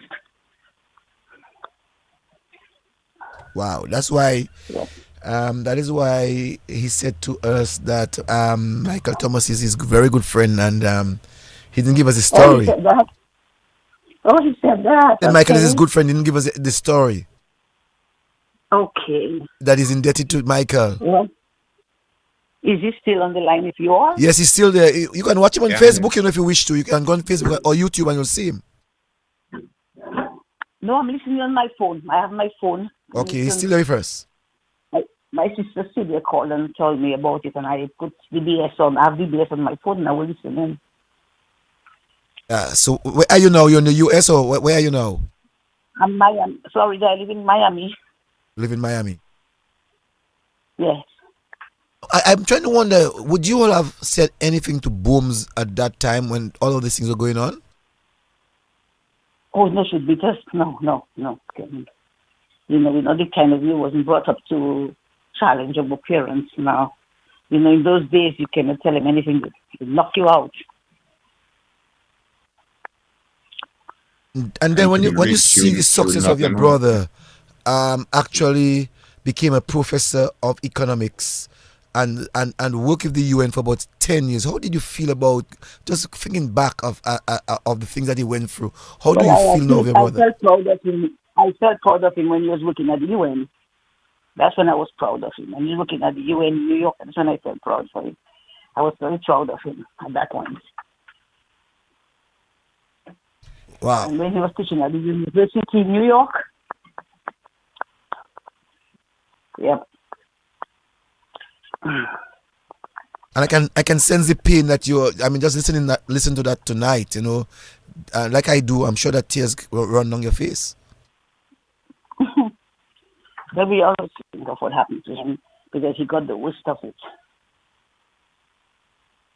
Wow. Thank you. Thank you very much. You have anything else you want to say? No. Okay, then thanks very much, man. Okay, let's see if we can get another caller. Good evening to you, caller. You're live. Good evening. Could you lower the volume of your radio, please? Yes, yes. Yes. Go ahead, caller. My sister went to school with his mother, Boom. And one thing she said, she was one of the smartest in the school. So I believe that is where Mr. capture, that is what he captured from his parents. That education is he achieved there.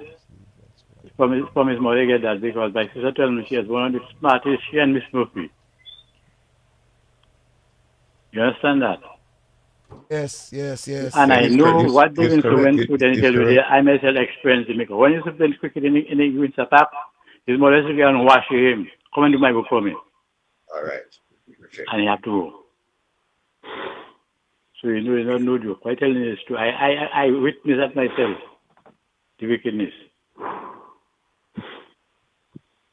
Wow. And Davidson know who I talking about, his Muku talking, so he's supposed to know it's true. Yeah, I know. Well, I'm telling you the truth. Yeah, man. There's no reason to lie. He could be feeling, come and do my book for me. And he have to just live and just move. Yeah. Yeah. Wow. That's it. That's how it was, man. Wow. Thank you. Did you come across to forgive your mom? Yes. You did. Oh yeah. And I didn't wait long to do that. Would you remember the last conversation you would have had with your mom? Yeah. The last conversation I had was, I'm going to the States. The phone is lighting up. Let's go to the cell phone. Good evening to you, caller. You're live. Hello, good evening. There are many persons want to talk here, so you better, you know. My boy, but good evening to the young guy. Boy, what a story.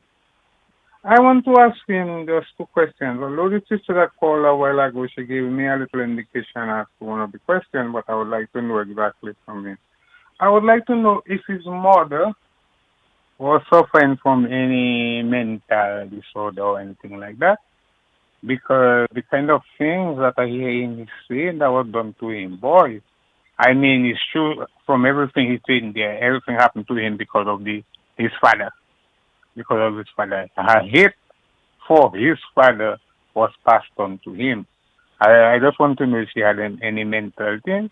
And the other question I want to find out is if he maintained contact with his siblings throughout up to 10, because it was so sad when I hear he said that when his mother died, nobody checked him and things. I wonder if he had contact with him. Man, my young man, I'll tell you, you said something there that I will support you, because I don't think it have anybody else in Dominica that gone through what you're talking about there.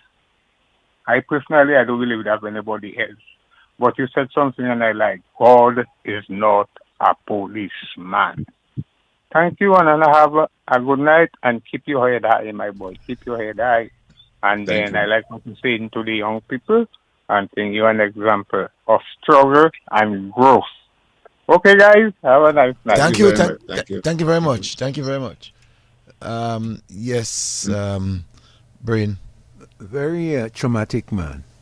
Yeah, well, you see, I tell you, that you see, people glorify you when you're successful. They don't understand the means by which you get there. Let's go to the telephone. Good evening to you, caller. Cecil. Yes, sir. Cecil. Yes, sir. Cecil. Yes, sir. It's a good thing that you have been hosting a program. Hold on. Listening to you. Because, I just want to turn on my radio. Sorry for that. I sat down. Actually, when I first called in to put my 2 cents or make my contribution, the first thing that I addressed to Davidson was Booms. Because that's what I knew him as a kid. Booms. And I think the name Booms probably was the way she walked. But let's get into the real practical side of the story. What a story. Bro, I am not your brother. I am not your blood sister. I am not related to you in any blood format from creation. But I know we are brothers and sisters spiritually.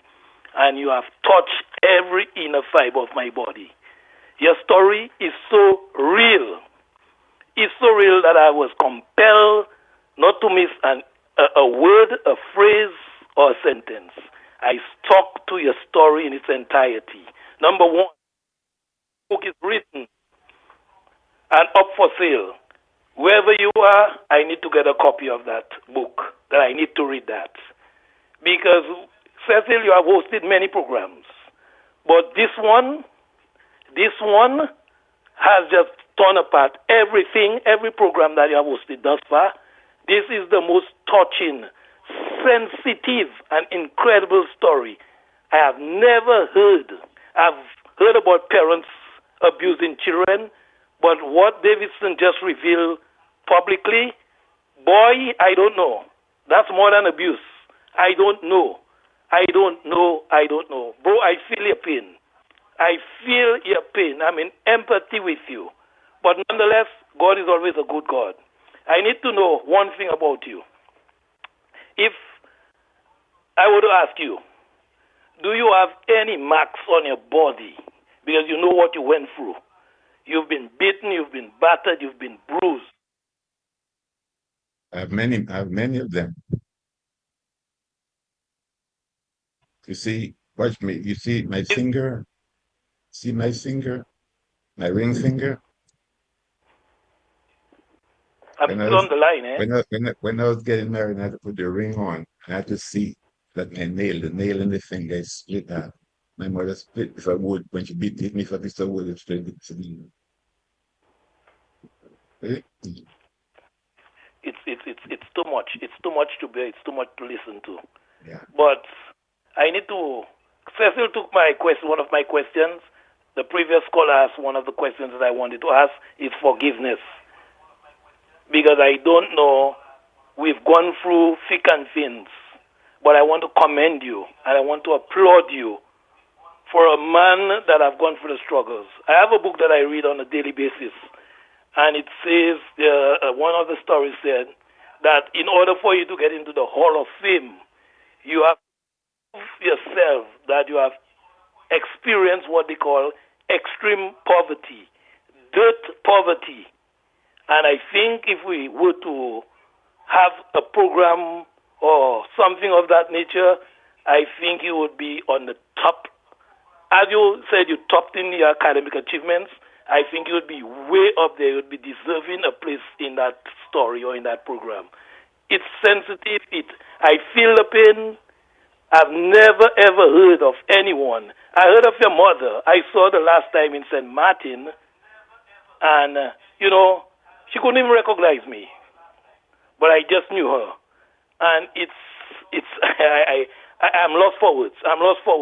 But I hope that story, at the end of the year, among all the other stories to come, that is the hallmark of your program. Booms. May she rest in eternal peace. God bless. Thank you, bro. Thank Bye-bye. you. Let's go back to the I'm sorry. Call back. I'm sorry. Tonight, just Dr. Davidson showing his ring finger is so touching. Well, he has the scars, Let's go back to the telephone. Good evening to you, caller. You're live. You're live, caller. Peace be unto you. Same here to you. And to the stars. All this. That's Gail. Yes, and to your distinguished gentlemen, good evening. Mr. Joseph, is a lot of tears, and the gentleman saying he don't.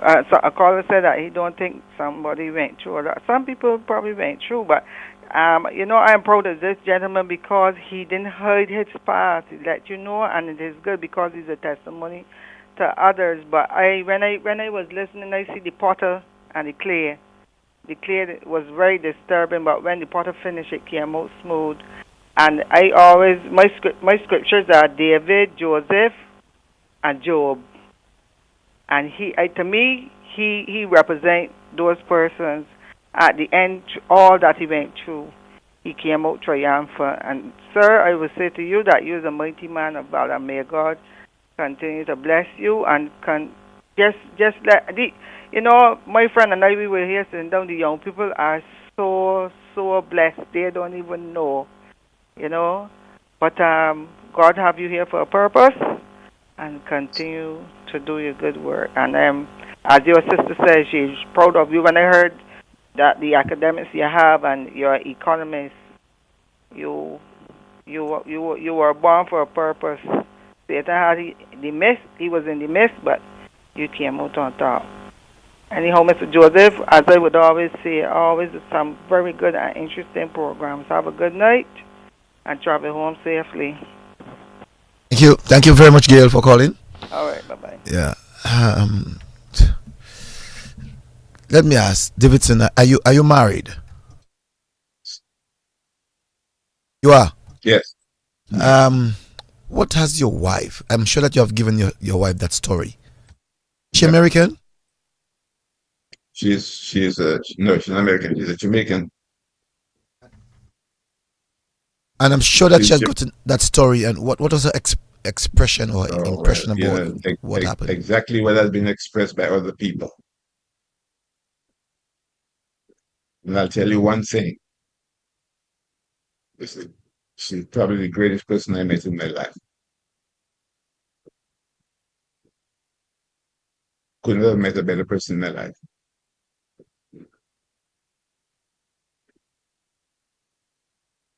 God has been guiding your way all through. Let's go back to the telephone. That's the point I want to make. Yes. Good evening to you, caller. Good evening, Cecile, and how are you? I'm fine. Good evening, bro. That's your sister, Joanne.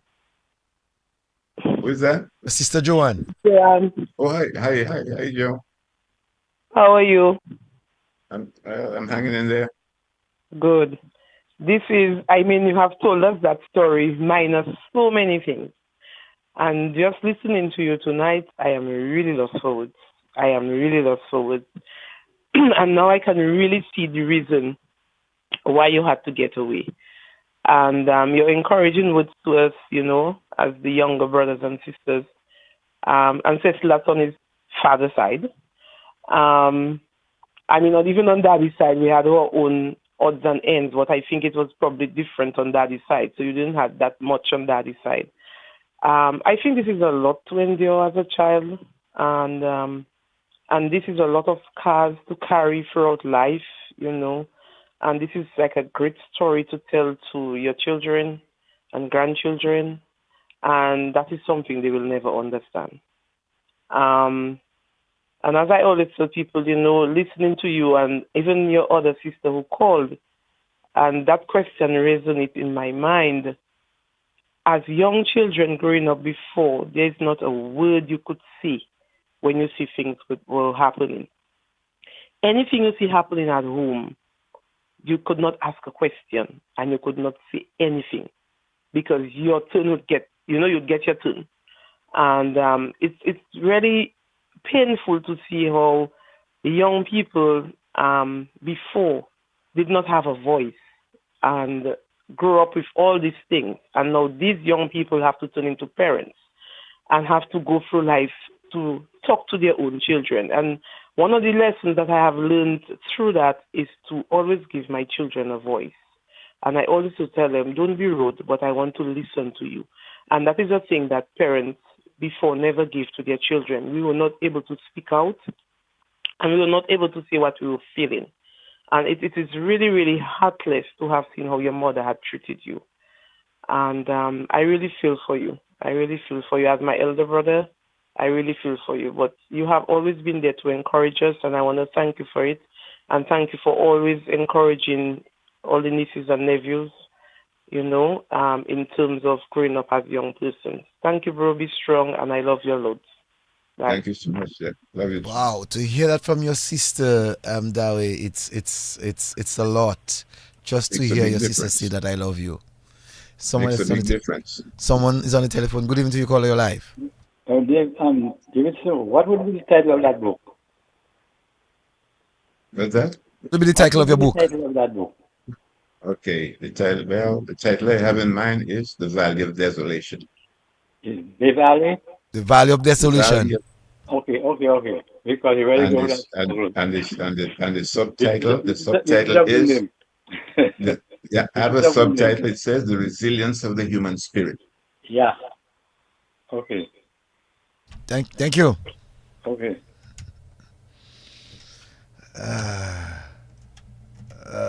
It's amazing, you know. Amazing when things can happen to people who really, unfortunately for them, they did not bring themselves to this earth. Brain and to go through this because of a relationship that went sour, that a child had to pay for that. I mean, just imagine. No, but sometimes that's why I always tell parents you have to be careful what you say to children, because very often the mother may say, "Your father didn't support me," right, and they instill in the child the hate for the father, and vice versa can happen. Just hold that for a while, please. Let's go back to the telephone. Good evening to you, caller. Good evening. Just I was kind of reluctant to call because I didn't want to get involved in that booms issue. You know Booms very well. But if you know booms, you can never be surprised at what booms was doing to Mr. My brother. I was just telling my good friend Brain that I said, Brain, I know Booms very well. Let me tell you, Booms was that breaking news. Booms was the person to reveal all the breaking news in Roseau. If you claim to reveal a breaking news before Booms will fight with you. Booms, you have to give Booms room when she walk in. All parents who tell us keep clear of Booms. Because when Booms drink her rum, Booms wasn't easy, my brother. Booms was the worst character. Booms was a bad woman. Yeah. Better than Tiger Woman? Better than Tiger Woman. Wow. So Toots, you know. But that's Toots? Yes, that's Toots. That's Toots. Well, Irvin Toots, I'm not so sure if you know Irvin Toots, a young footballer, young footballer. Yeah. You know, of the days. You know? Somebody's trying to get us. Let's go back to the telephone. Good evening to you, caller, your life. Hi, good evening. Good evening. That's Emila calling. That's Davidson's sister.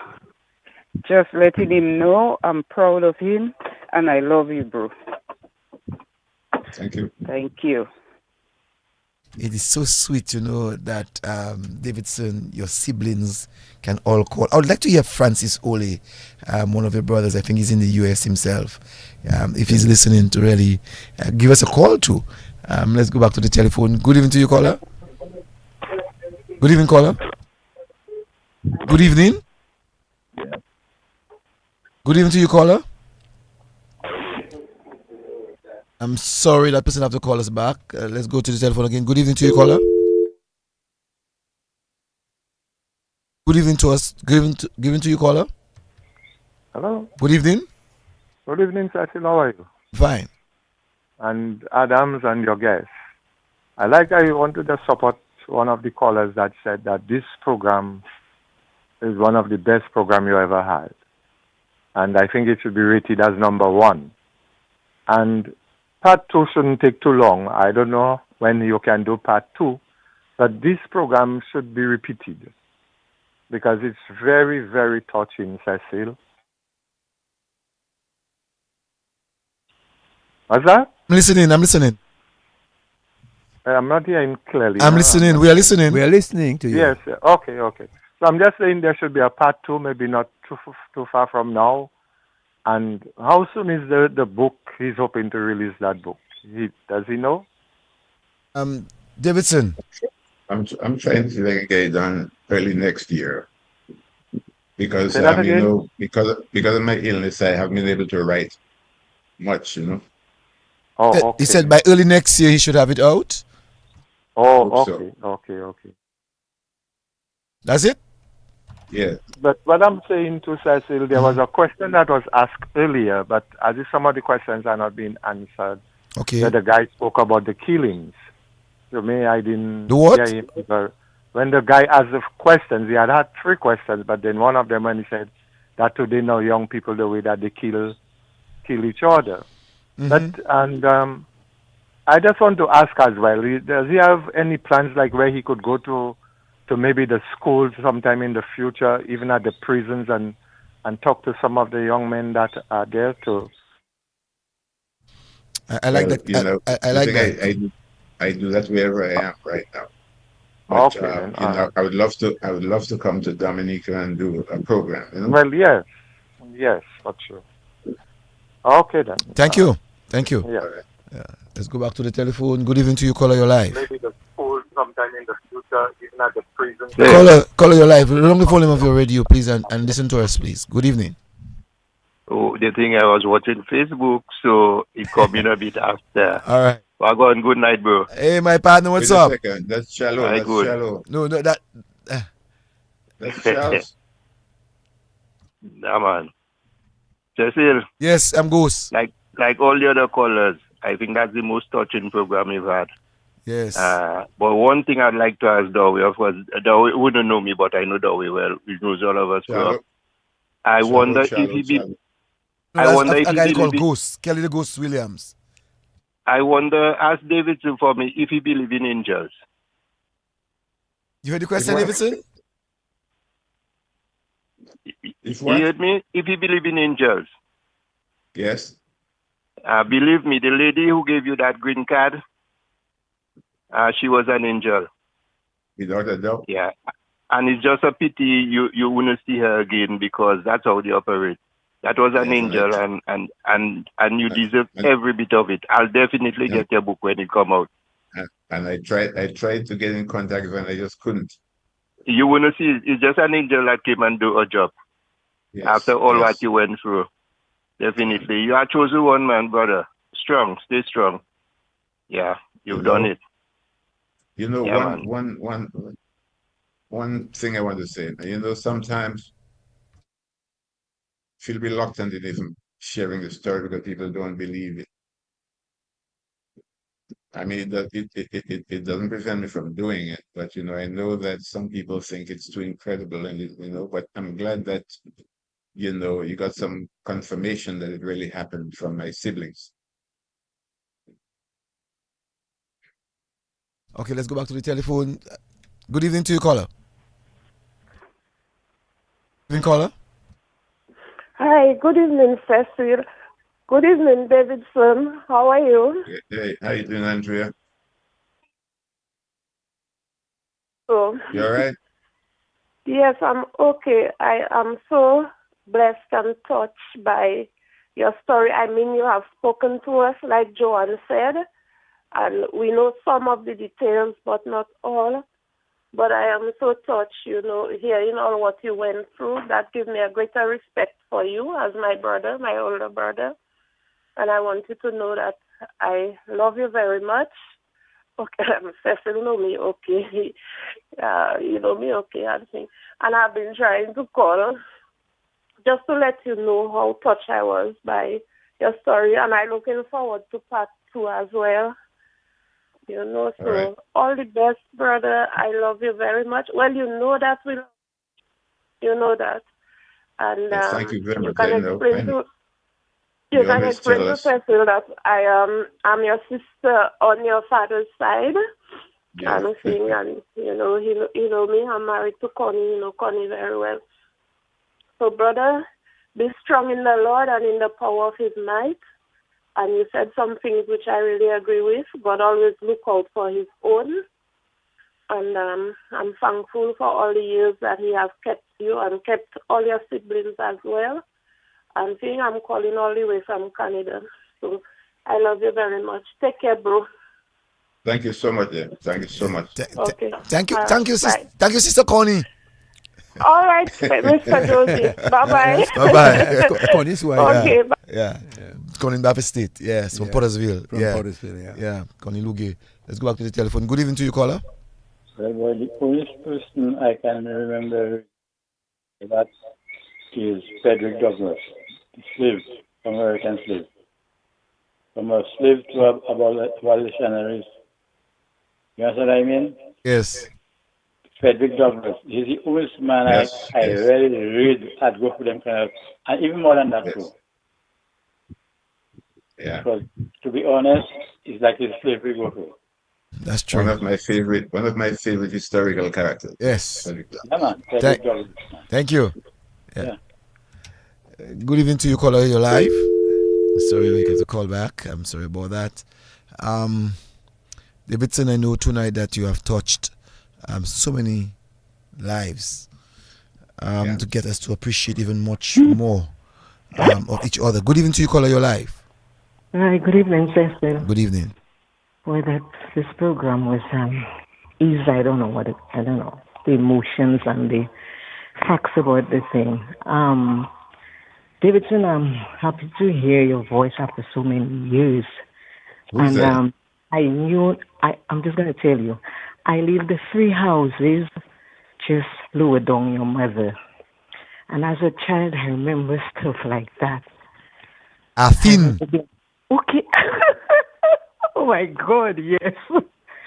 I remember how scared we was of your mother. You know, the girls, tried to befriend them.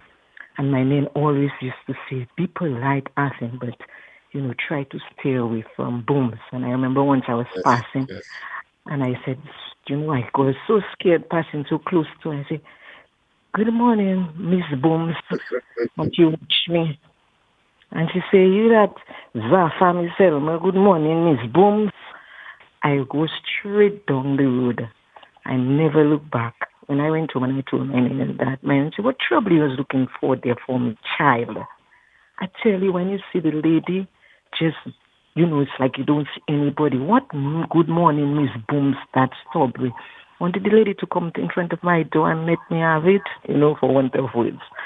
So I knew about the things, because when she had you in that yard and she, anyway, just talking about it brings, and that was one of the things I used to say, boy, I would never like to have my children for them to be going through stuff like that, because I know. See, as soon as I said it, okay, so you just, as a grown man, it's a lot you have to live with, and sometimes, you don't know who to really talk to about those things, but, in everything, God has a way, and this was the real opportune time for, the nation, Dominica, and people all over the world to hear your story. It's going to be a breakthrough for a lot of people. So you just continue, just being there and being the strong man that you are. And that message is just a message that is just going to be most needed. So you take care. I haven't heard of you and seen you for a while, but, take care and all the best. Cecil, I thank you so much. Thank you very much, Afin. Cecil, yes. But you have to understand some of the characters and some of the behaviors that affected them. For instance, it's not unusual in the old days when your parents, long time ago, when you did something wrong, not that they were right, but something out of total ignorance. They would have you kneel down on a greeter. Yes. Your parents. Well, not mine. No, wait. I've heard stories of some of my elder people saying that their mother had them kneel down on a grater. You know what it is to kneel down on a grater and have 2 stones over your head knocking? Do you know? It can get you deaf. Do you know some people still wear the scars of their parents having them to go through that level of torture? Let's go back to the telephone. Good evening to you, caller. You're live. Yes, Mr. Joseph. Then? I think Mr. Davidson Daway should make a Dominican hero. Do what? Get that. I think you should make Mr. Daway a Dominican hero. Daway make him a Dominican hero. Yeah. And we can have him in the archive for future generations. Yeah. I talk to you. Thank you very much. I want to ask him what he was to Patsy Daway. Daway. Patsy Daway, she used to work in the treasury. I don't know. I wasn't. She was married to Herman Daway. That's about it. But that's all I know. And Herman was a cousin. That's all. I'm proud of you to see your height you made. You start from the ground and then to get high up. I I hope appreciate other it. Dominicans will take you as a model. Yeah. Thank you. You're welcome. Yeah. This story tonight was really telling and touching. Over 231 people are actually viewing live on our Facebook, and about 83 people are actually on YouTube looking live. Let's go to the telephone. Good evening to you, caller.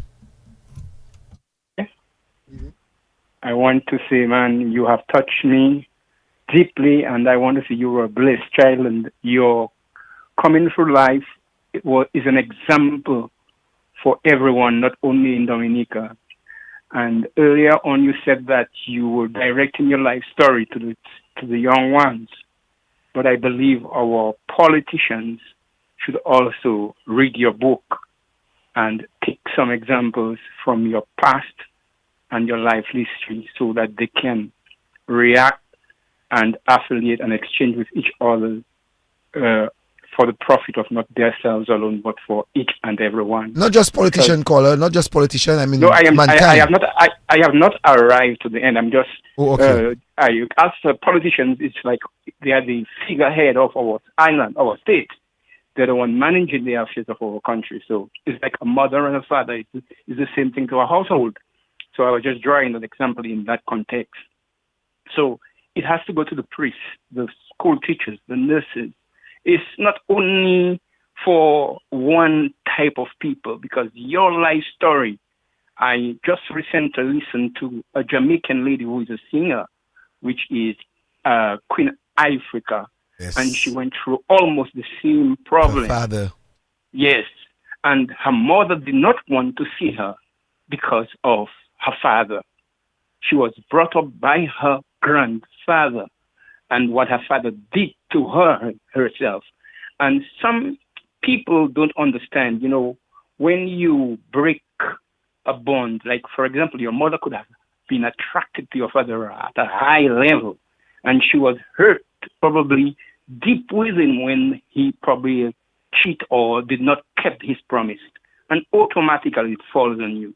But she has no right to punish you because of your father's misbehave in terms of treating her badly.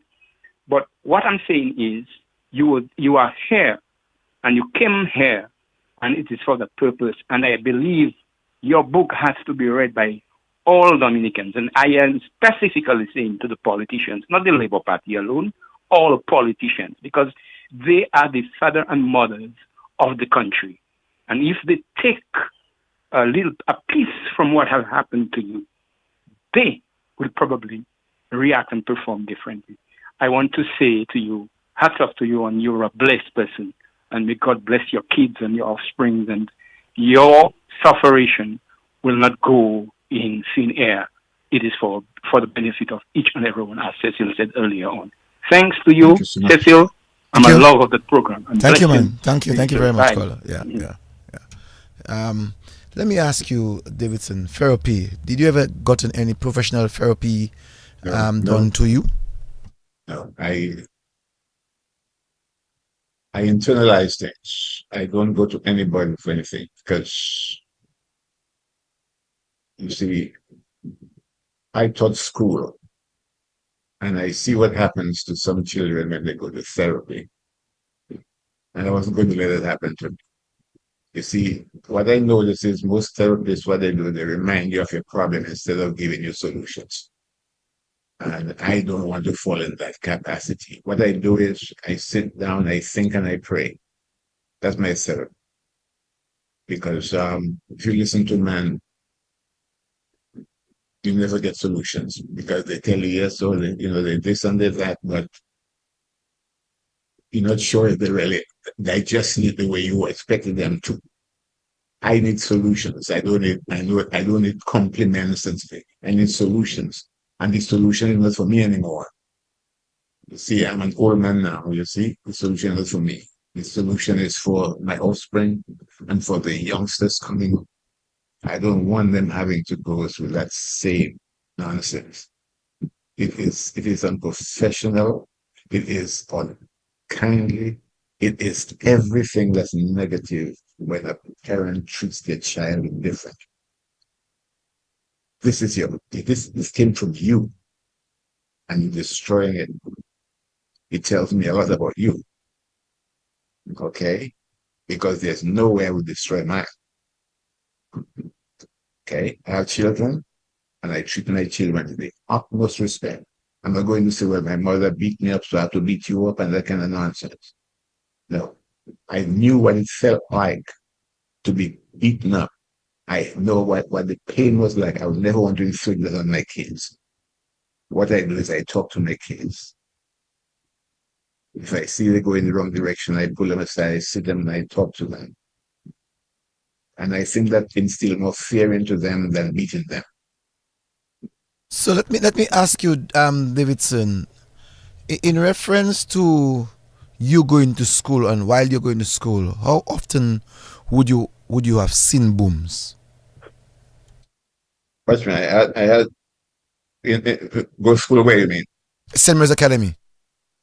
Oh, St. Mary's Academy? Well, I had to pass Lagon to go to school, I used to live in Lakou, and I used to have to pass Lagon, you know what I mean? So, I had to see her. You understand? And you would have seen her, and what connection? Everything You see, negative pole? I left the very important part that I want to stick in there, not long. You see, my very first term in St. Mary's Academy, I was going to night study. And when I came from night study one night, I can't remember who came to me and told me, look, a lady beating up your mother down in Ludborough. I dropped my books and run to Ludborough. And I see them fighting, and I took a stone and threw at the lady. And the lady was in the hospital, bleeding. That's the same lady that almost killed me. I almost killed somebody for her. I had to run away from Roseau and go to Lode and hide. Right? Blanchard, the policeman, came all the way up to Lode and get me. But you see, God is good. When I went to court, Blanchard was a ridiculous man. He sat trying to show the judge like this. And the man said to me, listen to me, young man. There's no way in the world you could have picked up a stone that size. I want you to go to school right now. Get out of my courtroom and go to class. You're late. God is not a policeman, is he? So you actually brought to the courts? I almost go to jail. You're saying that Desmond Blanchard came for you? My first term. First term in high school, night class, someone told you that somebody's fighting with your mom. Doesn't matter what she did to you. You went to Pottersville. I ran all the way down Ludborough, all the way down by the seaside. I don't know if you know a lady called Miss Verge, where Patsy Daway used to live in Miss Verge. By Lakou Philip. Lakou Philip. Yes. And I saw the lady doing that thing. I just pick up this bay. I wanted my mom's attention so much. I pick up this and throw the lady and knock her down. Next thing, the lady bleeding in the hospital. The lady could have died. And why did I do that? Because I wanted my mother to feel that I had the best interest at heart over there. She still did not see that interest at all. That didn't happen. Boy, what your father did to that lady, well, your father well did that. No, I don't want to know, man. To be honest with you, I don't want to know. We can laugh now, we can laugh. But someone's on the telephone. Good evening to you, caller. Hello. Good. Hi, Davidson. Hey, Celia. Man, you brought back all the memories to me, man. Very emotional. I know what you mean. Remember? You Yes. remember? Yeah. When just two of us, it was just us with the black sheep of the family, remember? Yes. When I used to say to you, I am the black sheep of the family, we are the black sheep, that used to say to me. Celia, you could never be the black sheep of the family because you're always the white sheep of the family. Remember?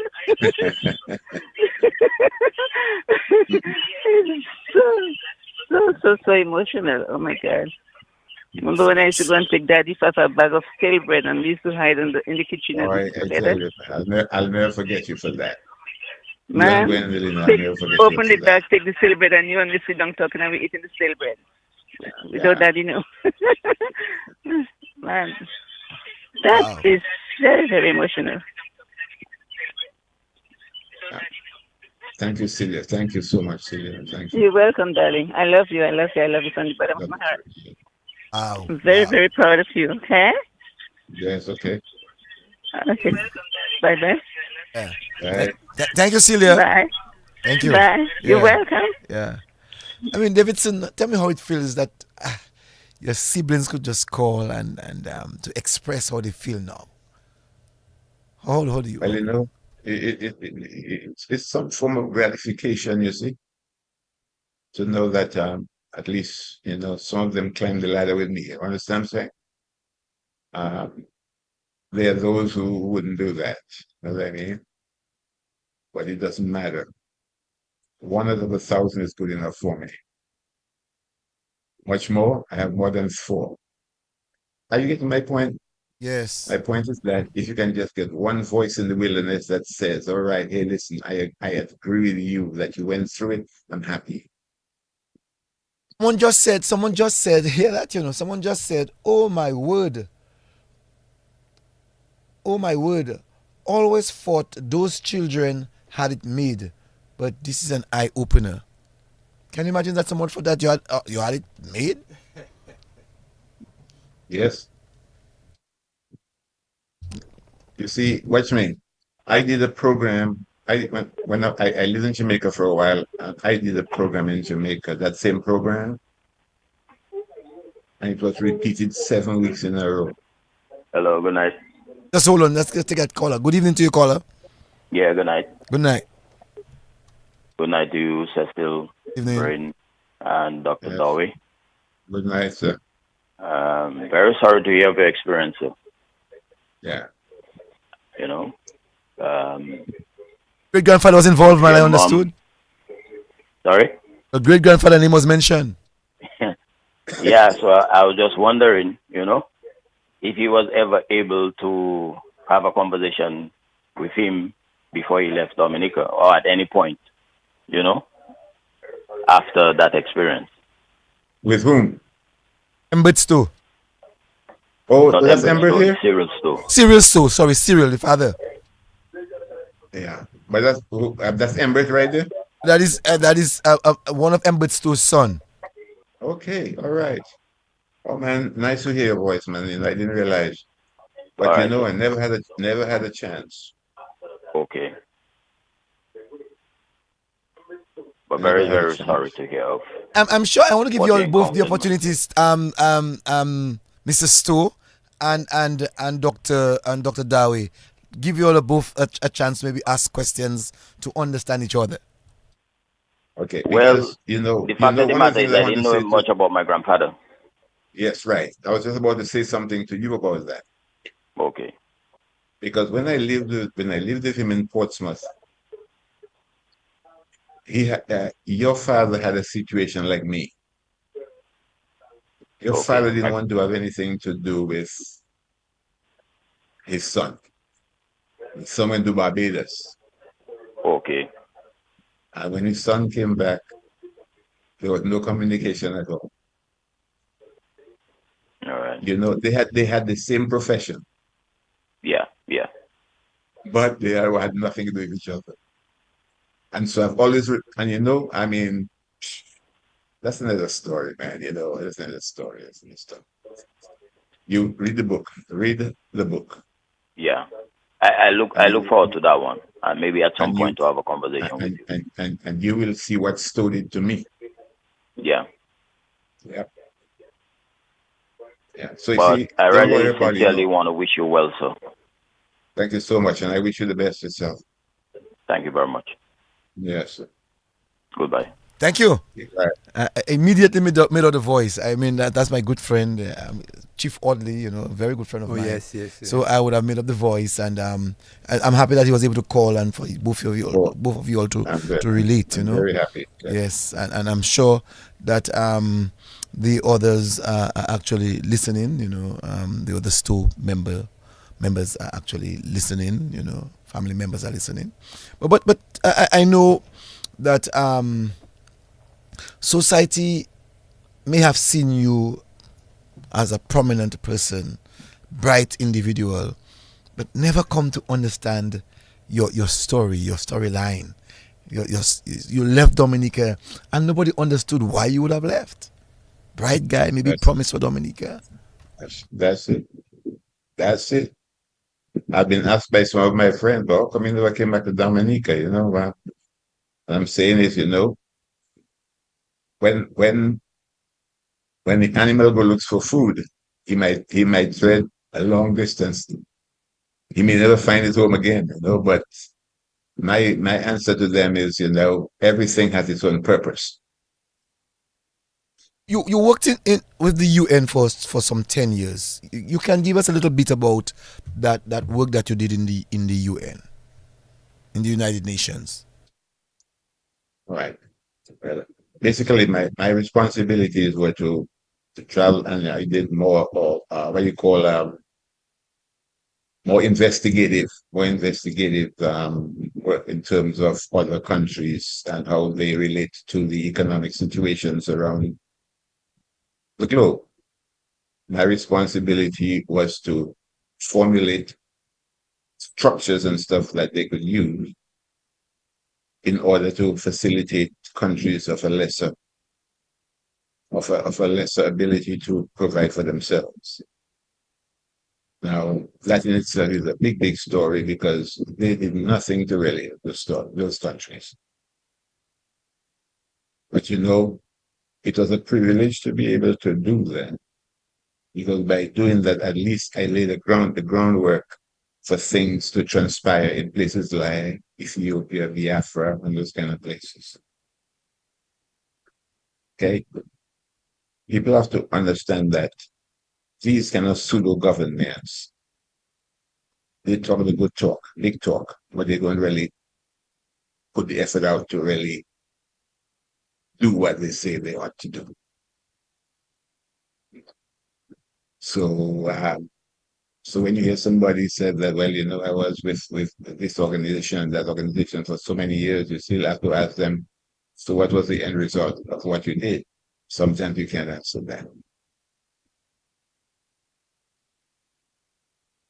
Someone is asking me, Davidson, Dr. Daway, why didn't you not go to the police so that the police could help your mom have a better understanding as to how to bring you up? Very good question. All right, I'm going to answer that for you. A very nice and simple way. My mother was a good statistician.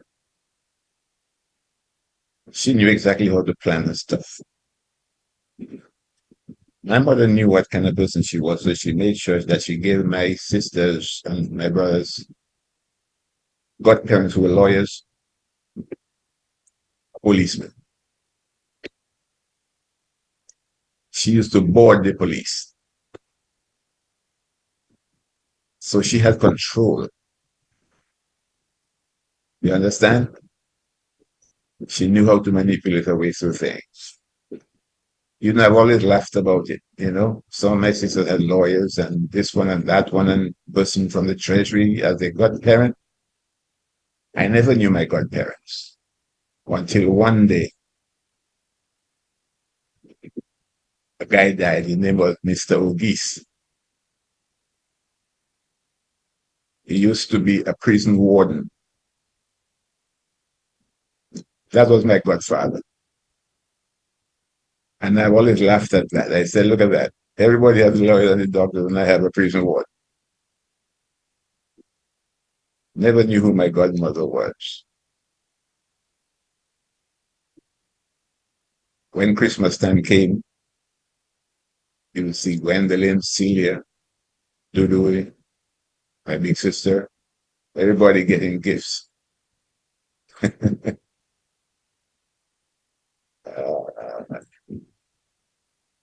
Davidson never received one. See, so it's a complex thing, but I'm not going to murmur over spilled milk. Now is the time for me to get upset for children. That's it. I want to be upset for the youth. I've been upset for myself for too long. That's why I you're try to tell my advocating for young siblings. people. Yes. That's why, I can't wait. I can't wait to come to Dominica to do a lecture at the college there. I can guarantee you when you come to Dominica that way, just come to DBS Radio. I can guarantee you when you put that announcement out, Yeah. I mean, the place will be packed. Yeah, I know. Questions will be fired at you just to ensure that they get what they're really looking for in terms of answers to problems. It's strange. It's strange. I actually dreamt it. I dreamt that me coming to Dominica and a crowd followed me all over the world.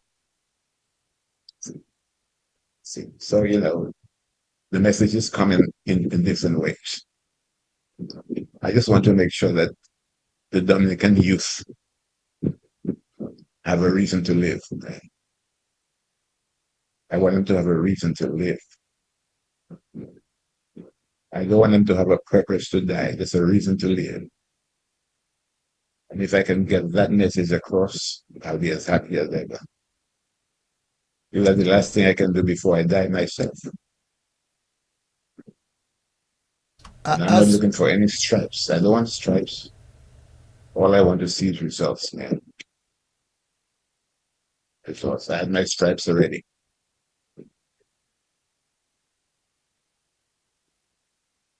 I can hear you.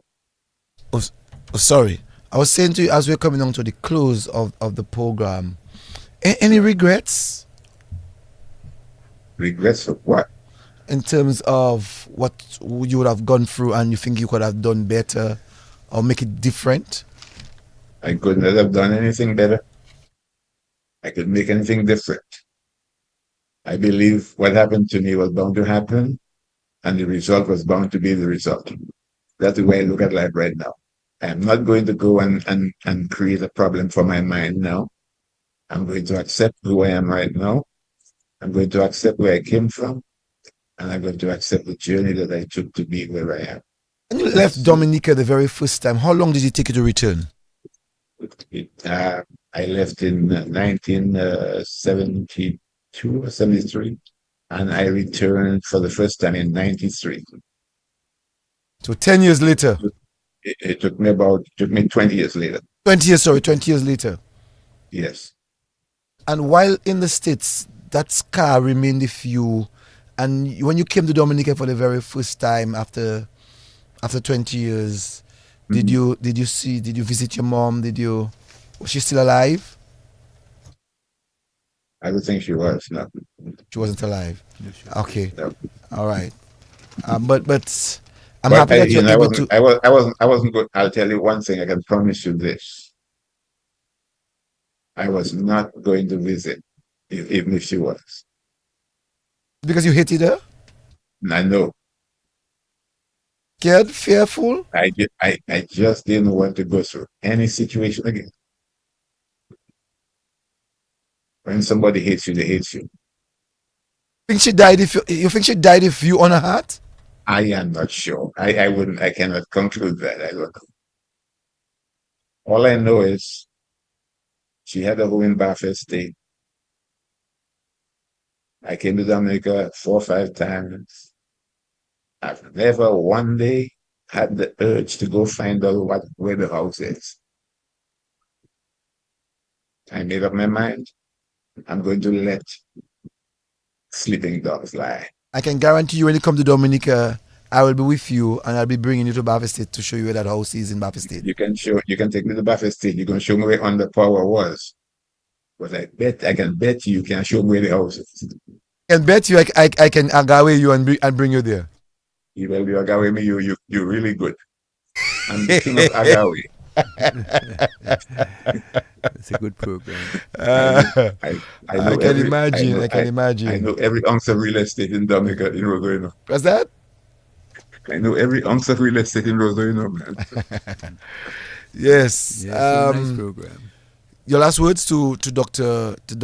Very interesting program. We're able to look at the whole aspect of, the culture and the characters that dwell in Roseau, and also we were taken down the road in terms of what is known as child abuse now. Well, there's serious legislation out there now, and Speaker Emeritus Alice Boyd Knight who passed recently, was an advocate for children being abused, and the state should handle that. So there's a new legislation to take care of those persons and parents who go along that way. So, Mr. David, Dr. David, it was a pleasure listening to you tonight, and I learned a lot. Very emotional, and it's one of the best programs we've had so far. All right. Well, I just want to thank you all for giving me the opportunity to speak on the program, and I want you to know that I will be open to you with any program you have having to do with the youth and their development. So I leave that open to you whenever you need me to call. For sure, Thank Dr. you. Daway, I will for sure also make myself available to you, so that we can have continuous discussion. I have your telephone number. We're in contact. We have been speaking for a few days now. I must say thank you first to your sister, who, when she heard of the Lakou program, I actually went to her business place to do a business, and she said, I have a brother, Davidson Daway in America. He's been listening to the Lakou program and he wants to come on the program. I'm like, you sure? I said, okay, give me his number. You remember that day? She gave me the number. And like the Americans, I called that same day, didn't get you. And she called and she got you. I'm like, you see this American boy? And the rest is history. And the rest is history, and you're here today. Yeah. But it was really nice, talking to you. But I need you to give us your last words. Yeah, well, the most I can say, I want you guys to continue this program because it's a very good program for the youth. It's not really for big people. Big people have lived their lives. The youth needs to know their past. Unless the youth know their past, they cannot get to their future in a meaningful way. I want you all to do me a favor, though. Whenever you have programs such as these, it would be very, very advantageous to have a youth sitting next to you, because that person has to serve as a messenger. Because although many people got the message today, there are many people who did not get the message. And I would like people, when you speak to them, when other people share their experiences with you, that it really resonates through the entire country. One of the things I would really love to do is to have a conversation with the Minister of Home Affairs. I don't know if there's a Minister of Youth and Culture, but I would love to talk to them. There's a Minister of Youth and Culture, yes. Right. So what you can do one time is if you can invite the Minister of Youth and Culture to come in and invite me to speak with him too. Because I can offer resources, not money, but knowledge resources that will help to facilitate the growth and development of the youth of Dominica. I know that for sure.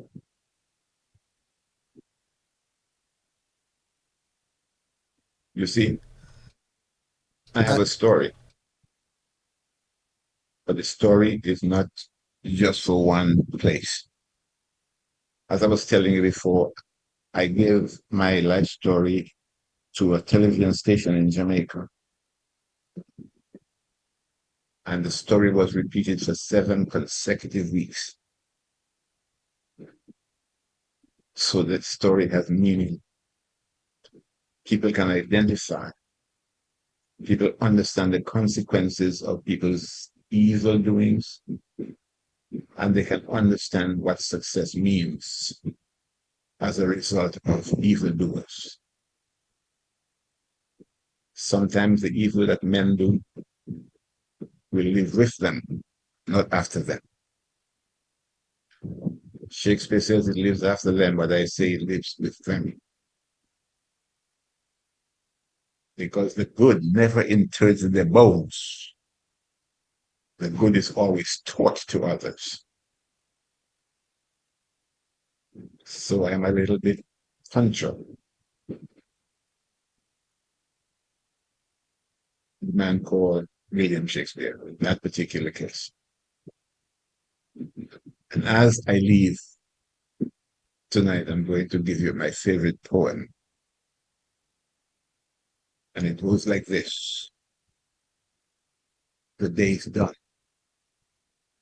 The darkness falls from the wings of night.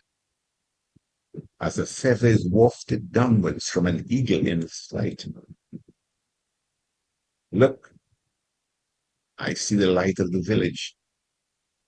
It gleams through the rain and the mist. And a feeling of sadness comes over me that my soul cannot resist. It's a feeling of sadness and longing that is not akin to pain, but resembles sorrow only, as the mist resembles the rain. Thank you very much.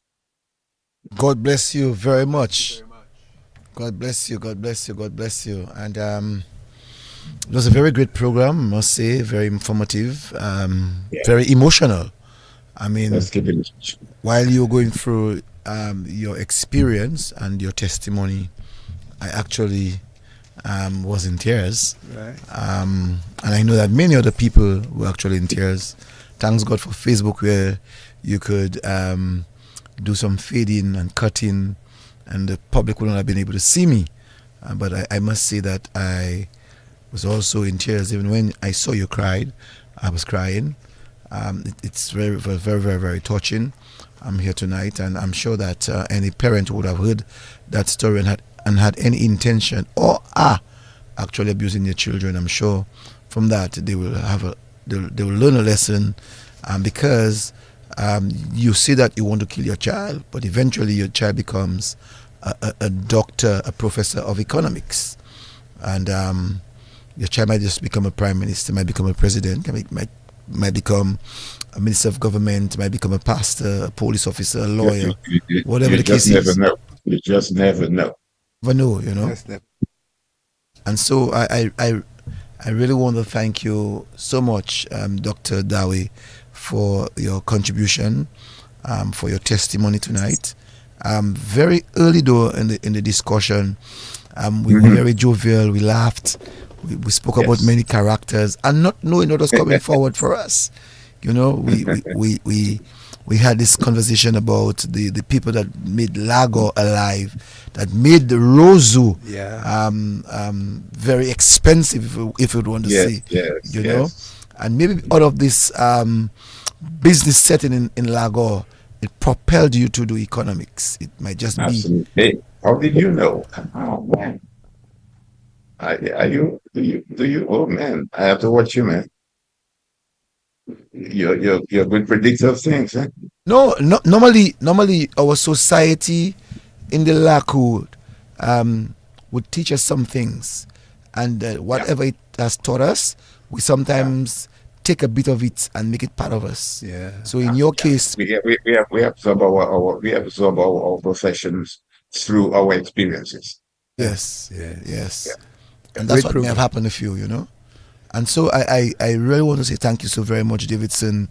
God bless you, man. Dr. Daway, for that kind of contribution that you were able to make. I can tell you that I am going to get some of it, especially the part of your testimony, to be on DBS podcast. I'm going to be speaking to my technical people so that they could have it on podcast. And really tonight was a telling story of how life can be rugged at the very beginning, but you just have to be strong, tough, and resistant, and you will get the success that you're looking for. Thank you so very much, Doctor. Thank you. That's right. That's why you have sandpaper. It makes the wood smooth. Yes. Thank you very much, sir. Thank you. God bless you now. God bless you. God bless you. Yes. Have a good night. You too have a you good too. night. Yeah. All right. Then good night. We just heard from Dr. Daway speaking to us tonight on the life that he would have gone through.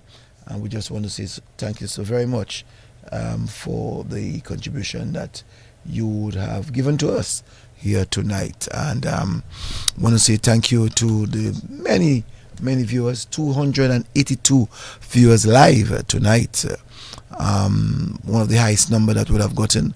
I'm sure we would be seeing some more figures, of persons who would have viewed the live as we go along. But I really am very elated tonight that we could have a person like Dr. Daway with us. Yes, it was a pleasure hearing Dr. Daway's story.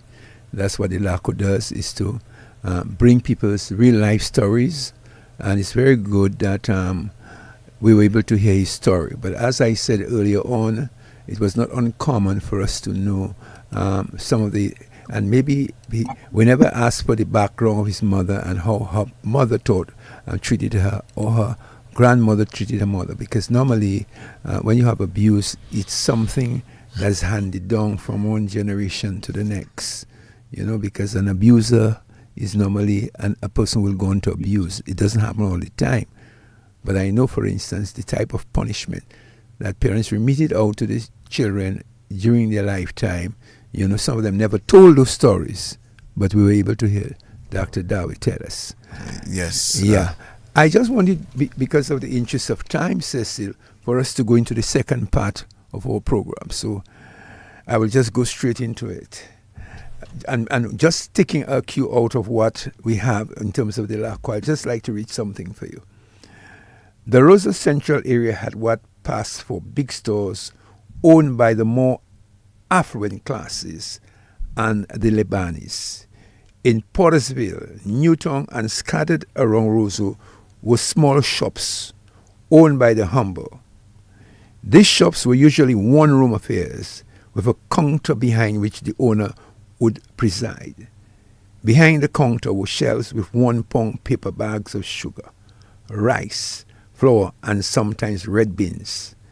In those humble shops, the working class would come in to get a pound of pig snout, a quarter pound of cheese, salami or margarine, a bottle of oil or a gill in a quarter of a pint of rum or oil.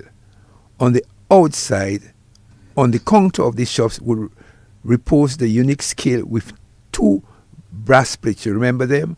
One for the product, the other for the weights.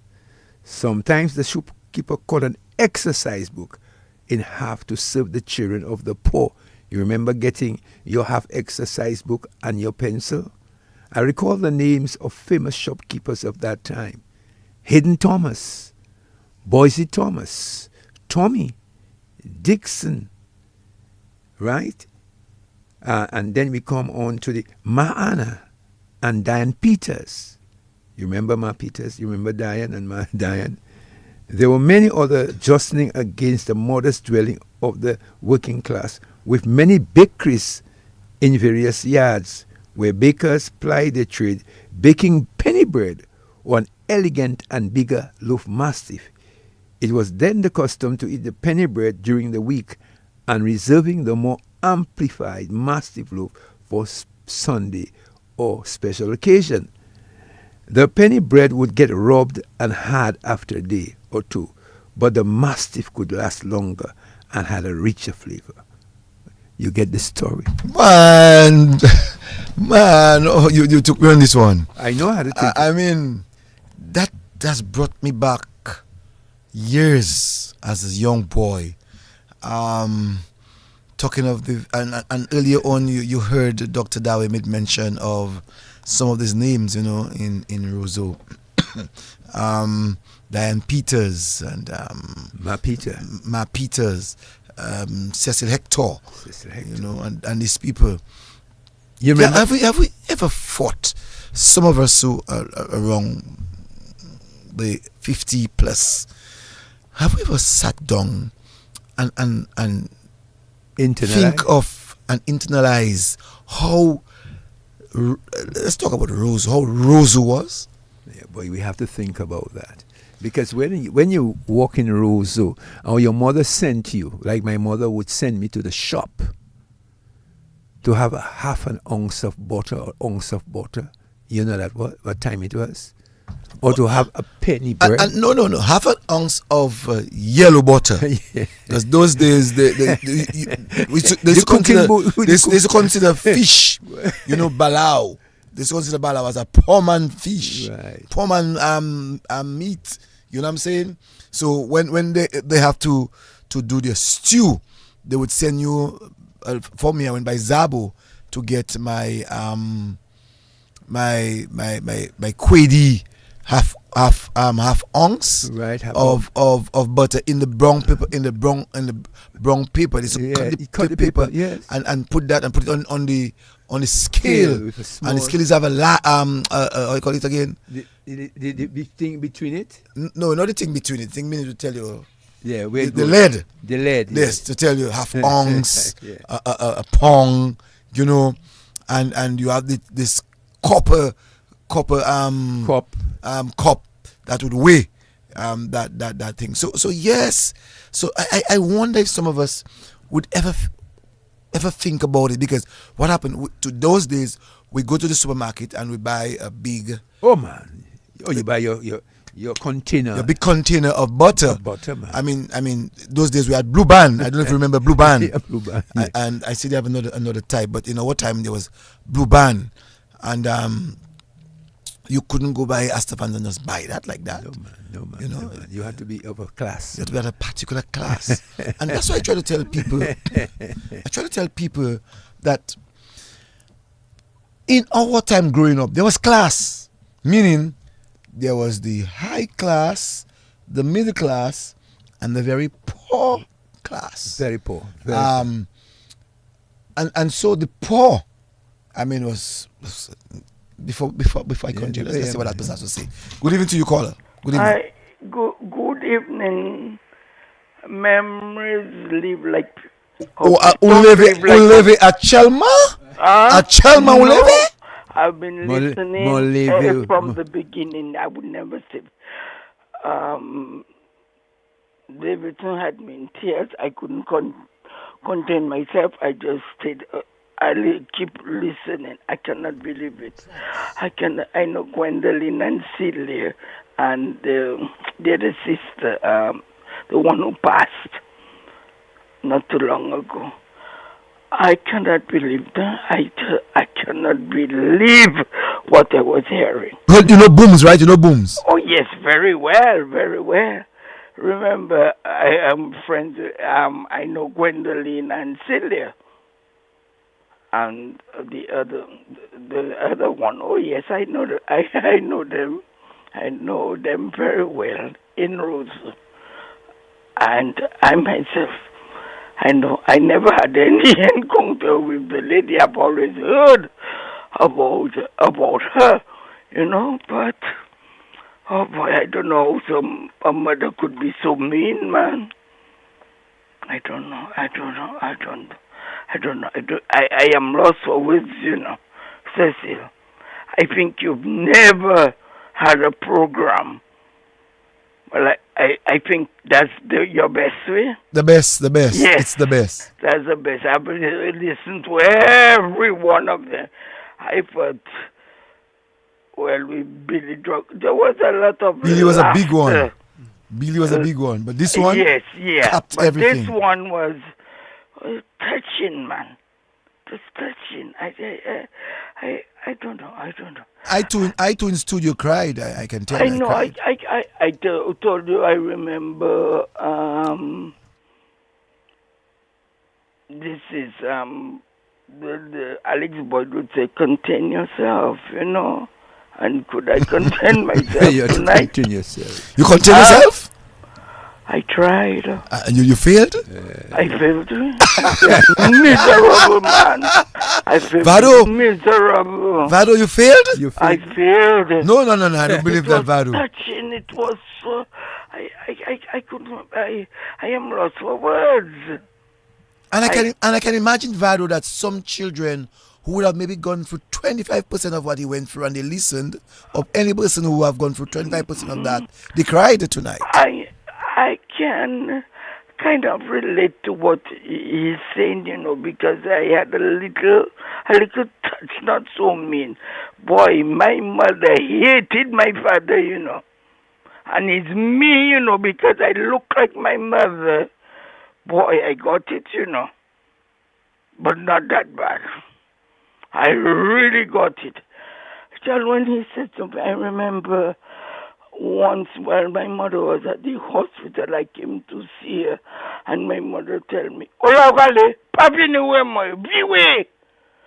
felt so embarrassed in club of what I can never forget that, where she loved the other sister.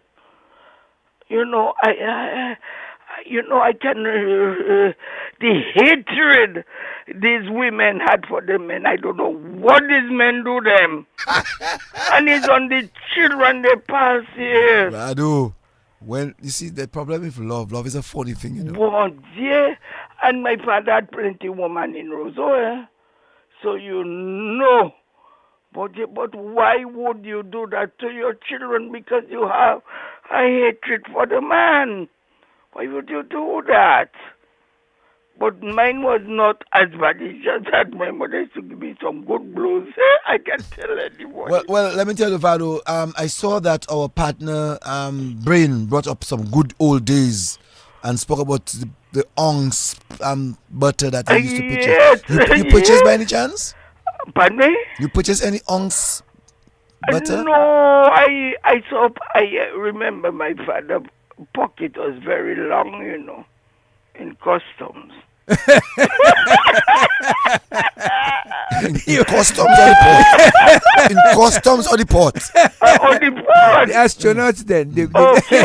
He was an astronaut. Mr. Adams. Yeah, an astronaut. So I didn't go through that in that sense, because when you take in, you have to take for our home and you have to bring to our home. Oh, yes. That I can relate to. Well, I know my adopted father, who I say is my father, Philip Man. Yes. He used to say, Mokamene supposed to say Jimoa. That right. The pocket reaching right back. Right. So when the pot workers take theirs, they have to take for my father, and they have to bring it home. So I was not. I heard about it. I saw this thing like Uncle Bert and whatever by Mapita. You remember? You remember, Brent? Yeah, Mapita. Mapita down on Hanover Street. Right. And you weigh in and you put in the weight in the middle and you bring in the lead, and even though sometimes you touch it with your finger, you touch it with the finger, and you can say, posa. You know, like if it weighs, so it's okay. You can have it. No, you know, I take it and I'd like cooking butter, you know. I'd like that with hot bread. So then when I fall in the morning now, I still can buy an ounce for me to eat with hot bread. Because remember, Masami Bakery not too far. Brent, that's right. Right there in Old Street and Riverbank. River Street. So right Street, there, yes. River Street, yes. Yeah, I buy the hot bread, but it is so good days. There's memories. Memories. Yeah. These children are lucky now, you know. Oh, they're lucky. I have to say lucky, because these children don't know these things. They do not know, because when Mr. Adam said about you knocking 2 stones and singing on a grate, what cruelty! How could a mother do that? You know, I've heard about it. I've heard children say it. I'm not ignorant to that. It did happen. And children have the marks on their body. They can show you that these things happen to them. Thanks, Vado. Our women were ignorant to it. And by say, wash numb on the children. I like that. Wash numb. Wash numb the personal. We must call up. We must look for a program like that. Wash numb. Wash numb. And you know, the man do you whatever is on your child. And you know, when the man give you some good loving, and you're looking forward to him marrying you or being with you, who can pass a wash that? Who can pass a wash? Wash numb. Wash go puelu. Anyway, Vado, thank you very much. And so, yes. Give yourself a big pat on the back. You did very well tonight. Tonight I'm not on your case because you. I am not on your case. You're on national radio station. Please don't say you're on my back. And what I liked about you, you allowed him to speak. You didn't interrupt. You liked him, you did that, but tonight you were good. Give yourself a big pat, okay? Sorry, Miss Adam. Yes, madam. We'll be listening to you. You know they don't like me to congratulate you on the other side. Congratulate me now. Trouble. Give my flowers now. When I congratulated you on the other side. Vado. So let me congratulate Hold on. Vado, what did he do that you had to congratulate him? A program that you and him had. And I found it was very interesting and really. So when I went on the other side on Monday, I don't congratulate him. Daryl Tittle, good for you. Why the host tell you? Why the host shame me? I never call back for a while. Daryl Tittle will be good for you, Vado. They tell me what happened on one side, leave it on one side. Don't bring it on the other side. Understand, Daryl? I understand, So Daryl. I obeyed. I don't call him none of them. I didn't mind me, Mr. Say. No, I am saying Daryl is my friend. So I'm saying I understand Daryl. Oh, he's my friend too, you know. Okay. Vado, But I just did it innocently. let me tell you something, Vado. Let's slip in dog's life. Hey, right. Leave that alone, eh? When I am on one side, I speak on one side. When I am on the other side, I'm not bringing it down. I obeyed. And hear what I'm going to say to you. Like the young people would say, stay in your lane. Stay in my lane. And I am staying in my lane. So you said you're going to congratulate Bryn tonight. Yes, he did a good job. He listened, and he listened attentively, you know. You can tell, you know, he's a teacher, you know.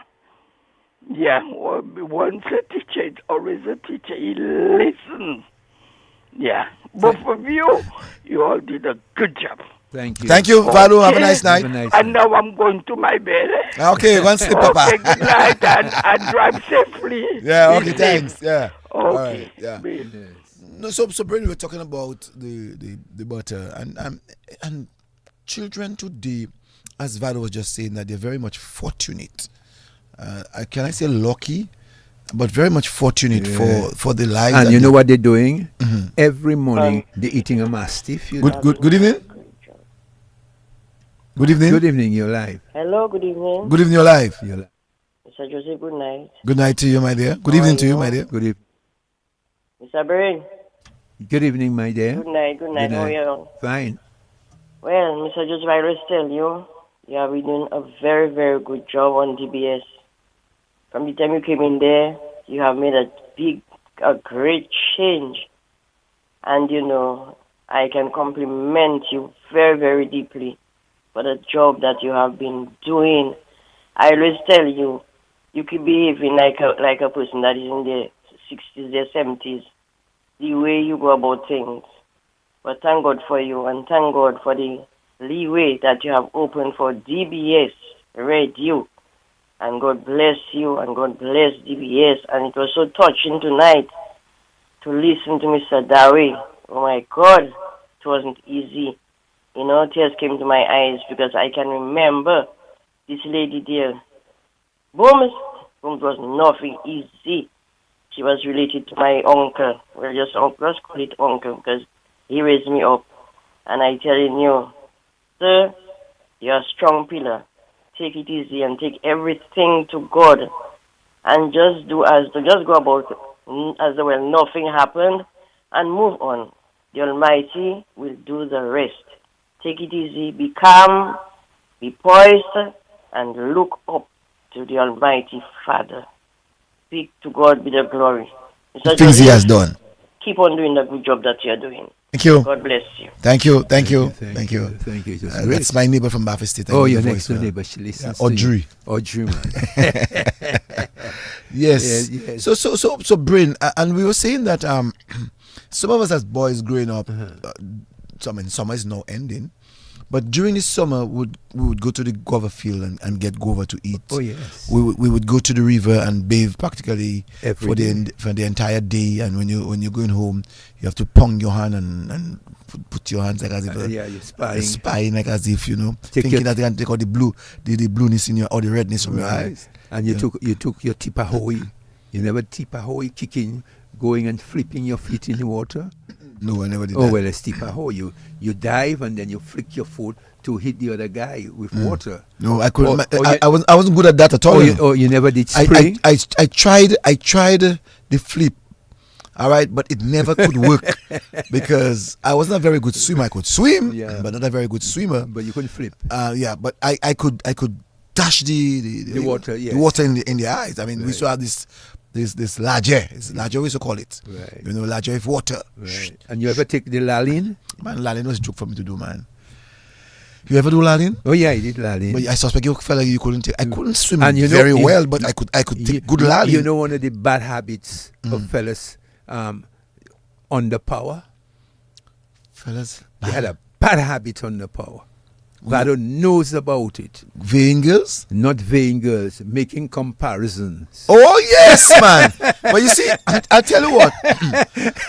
I hope you didn't engage in those bad habits. In those days, we used to look for teta. There was teta on the stone. Yeah.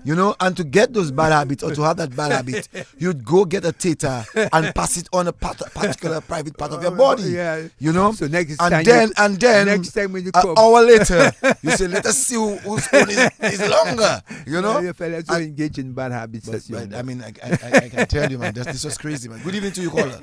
Let me tell you. Please, Vado. Second. Bren had a bad habit, ni vain woman. Woman under power, ni vain. Hold on there. He was that fella named Dublin? What's his name again? Frankenstein? Yes, woman. And so he was a second Dublin. Ask him. Ask him. And even by the river on the bridge, it was as if he leaning on the bridge and looking down on the bridge. People in there, by the new bridge. He had a bad habit, man. He liked to pay. Let me ask you, Cecil, did Mr. Daway said when he passed the common entrance, his mother beat him? He said that when he passed the common entrance, people came to congratulate him. And his mother finally bringing people at my home and she beat him. Yes, I know I didn't hear wrong, man. Can you believe that? Everybody congratulating your child for you to be happy. You giving him a volley? Why are you embarrassing him like that? Oh, boy. And when you went, while he had on the job, you came there to embarrass him? Oh, my. And give him mépris? What was his mépris? That he's a young man and he's achieving? Yes. Why we ignorant? I like that, Badu. Well, I tell like you. How you say it. I tell you, the effects of a goopwell is far reaching. No, but how can you do that? Why embarrass the child and then you have to run away? And let me tell you, family members wicked, Let me tell you, some family members, they tell me. We lost her. No, she's there. She's there. I'm there. She's there. You held back the letter from the immigration. I returned to sender. How can you do that?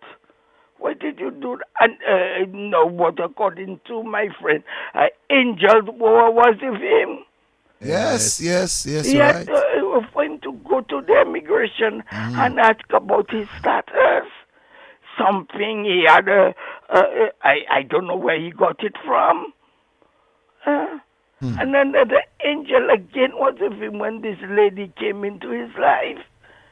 Come on, man. When you think back on these things, you say, Somebody tell me Booms at Limier. Yeah, of course you had to eliminate. Something was wrong with. Right. But it was not any type of limia. There's two types of Limia limia. pocham? And that limia pocham is a Limia nom? No, Limia pocham. Yeah. But when you think back at it, I just think nothing was wrong with the lady. The lady was just ignorant, and that was it. All right then, thanks. Later. Anyway, Bye. You all still on Facebook, Yes, I know. We know. Yeah, we know. Can you believe DBS coming up, boy? We're on Facebook a long time, my sister. We're on Facebook a long time. What? So Discovery is on Facebook now. I'm there watching you all on Facebook. Right. Kudos to management. Let's give management his flowers while it's well, let's give it to them. Yes. Yes. You all did a good job at DBS. Thank you. Thank you. That's my favorite station. You know that. But tomorrow you're going to call your partner and your partner going to get vexed for you. No, I'm You not behave yourself. I'm not saying nothing, no. I'm not saying nothing, No, they've already warned me. I was warned. Okay? All right then. Anyway, see you all guys and drive safely. Thanks, man. Mr. Brain, let me tell you a quick joke. Yes, tell me. I You know I like saw Beth. Brain in the week with a nice green car. I said, but you're going places. TQ, no? TQ? Huh? A TQ? Yes. He told me what you think, Nevada. What you think, no? Of course, only the best for Mr. Adams. I said, okay, take there. But another car was behind us. We had to drive over. Yes. Mr. Brin have a nice car. Is that yours, Mr. Brin? No, it's borrowed. So I tell you it's a T, I tell you it's a T. Is that a rental? It's a T, I told you it's a TQ. Man, you make people give me big foot with that. Okay, good night. All right then. Thanks, Vadu. Usadi soundly, but Vadu is a very amusing lady. She is a woman that's full of joy. Yes. She's a happy woman. Yes. If somebody say Vadu happy. Yes, she's very happy. She's enjoying her life. I wonder if Vadu went to, don't call us back, Vadu, to tell us the answer. I wonder if Vadu went to Granby for breakfast fete. I don't know. It would be interesting. I don't want her to call you saying it's interesting. I don't want to know. Yeah. I'm just asking. You get news now? If she go there, I want to know what caller she went with. If she went there, I would like to know what caller she went with. I think once I saw her on Facebook with a blue hat.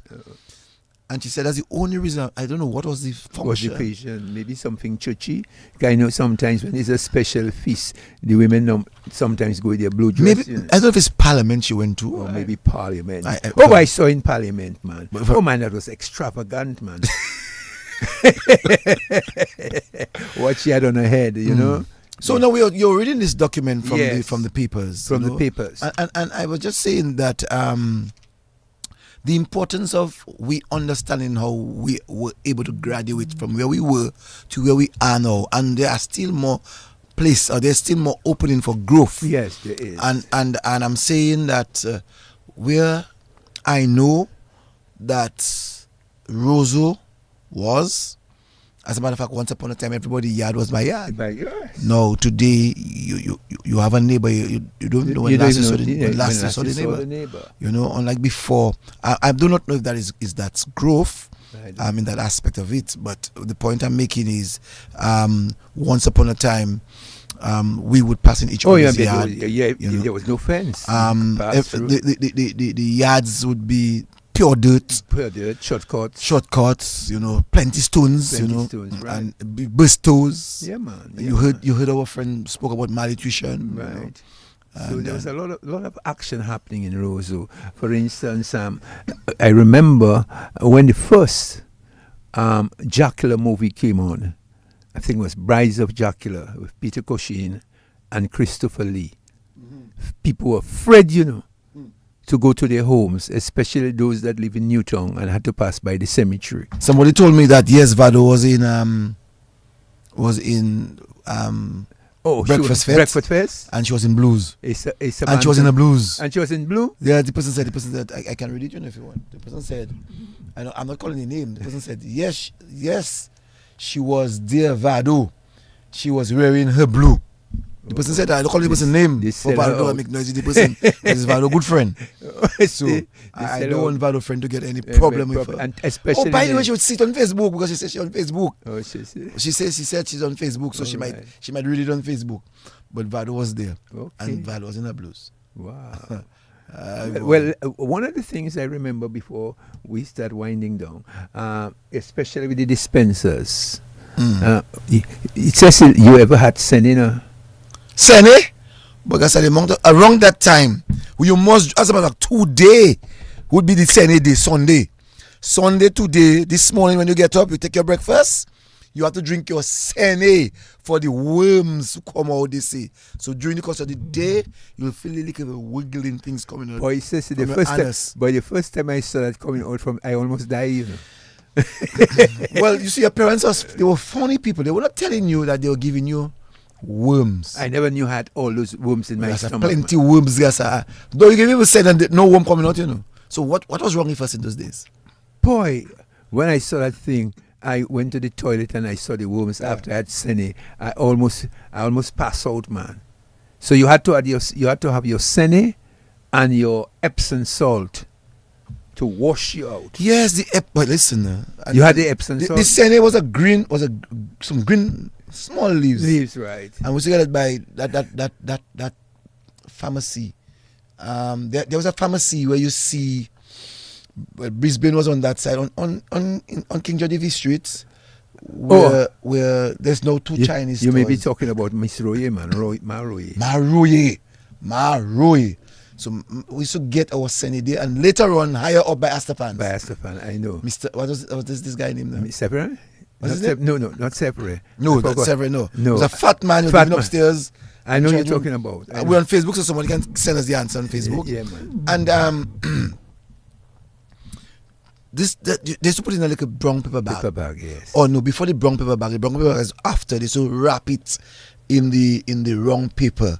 Cut the paper, yes. Put the 25 cents worth of Sene in a thing, and then they send you and buy that. You buy, my mother used to buy like a dollar worth, and when you put that, you don't want to. You have to drink it. I tell you, you have to drink it.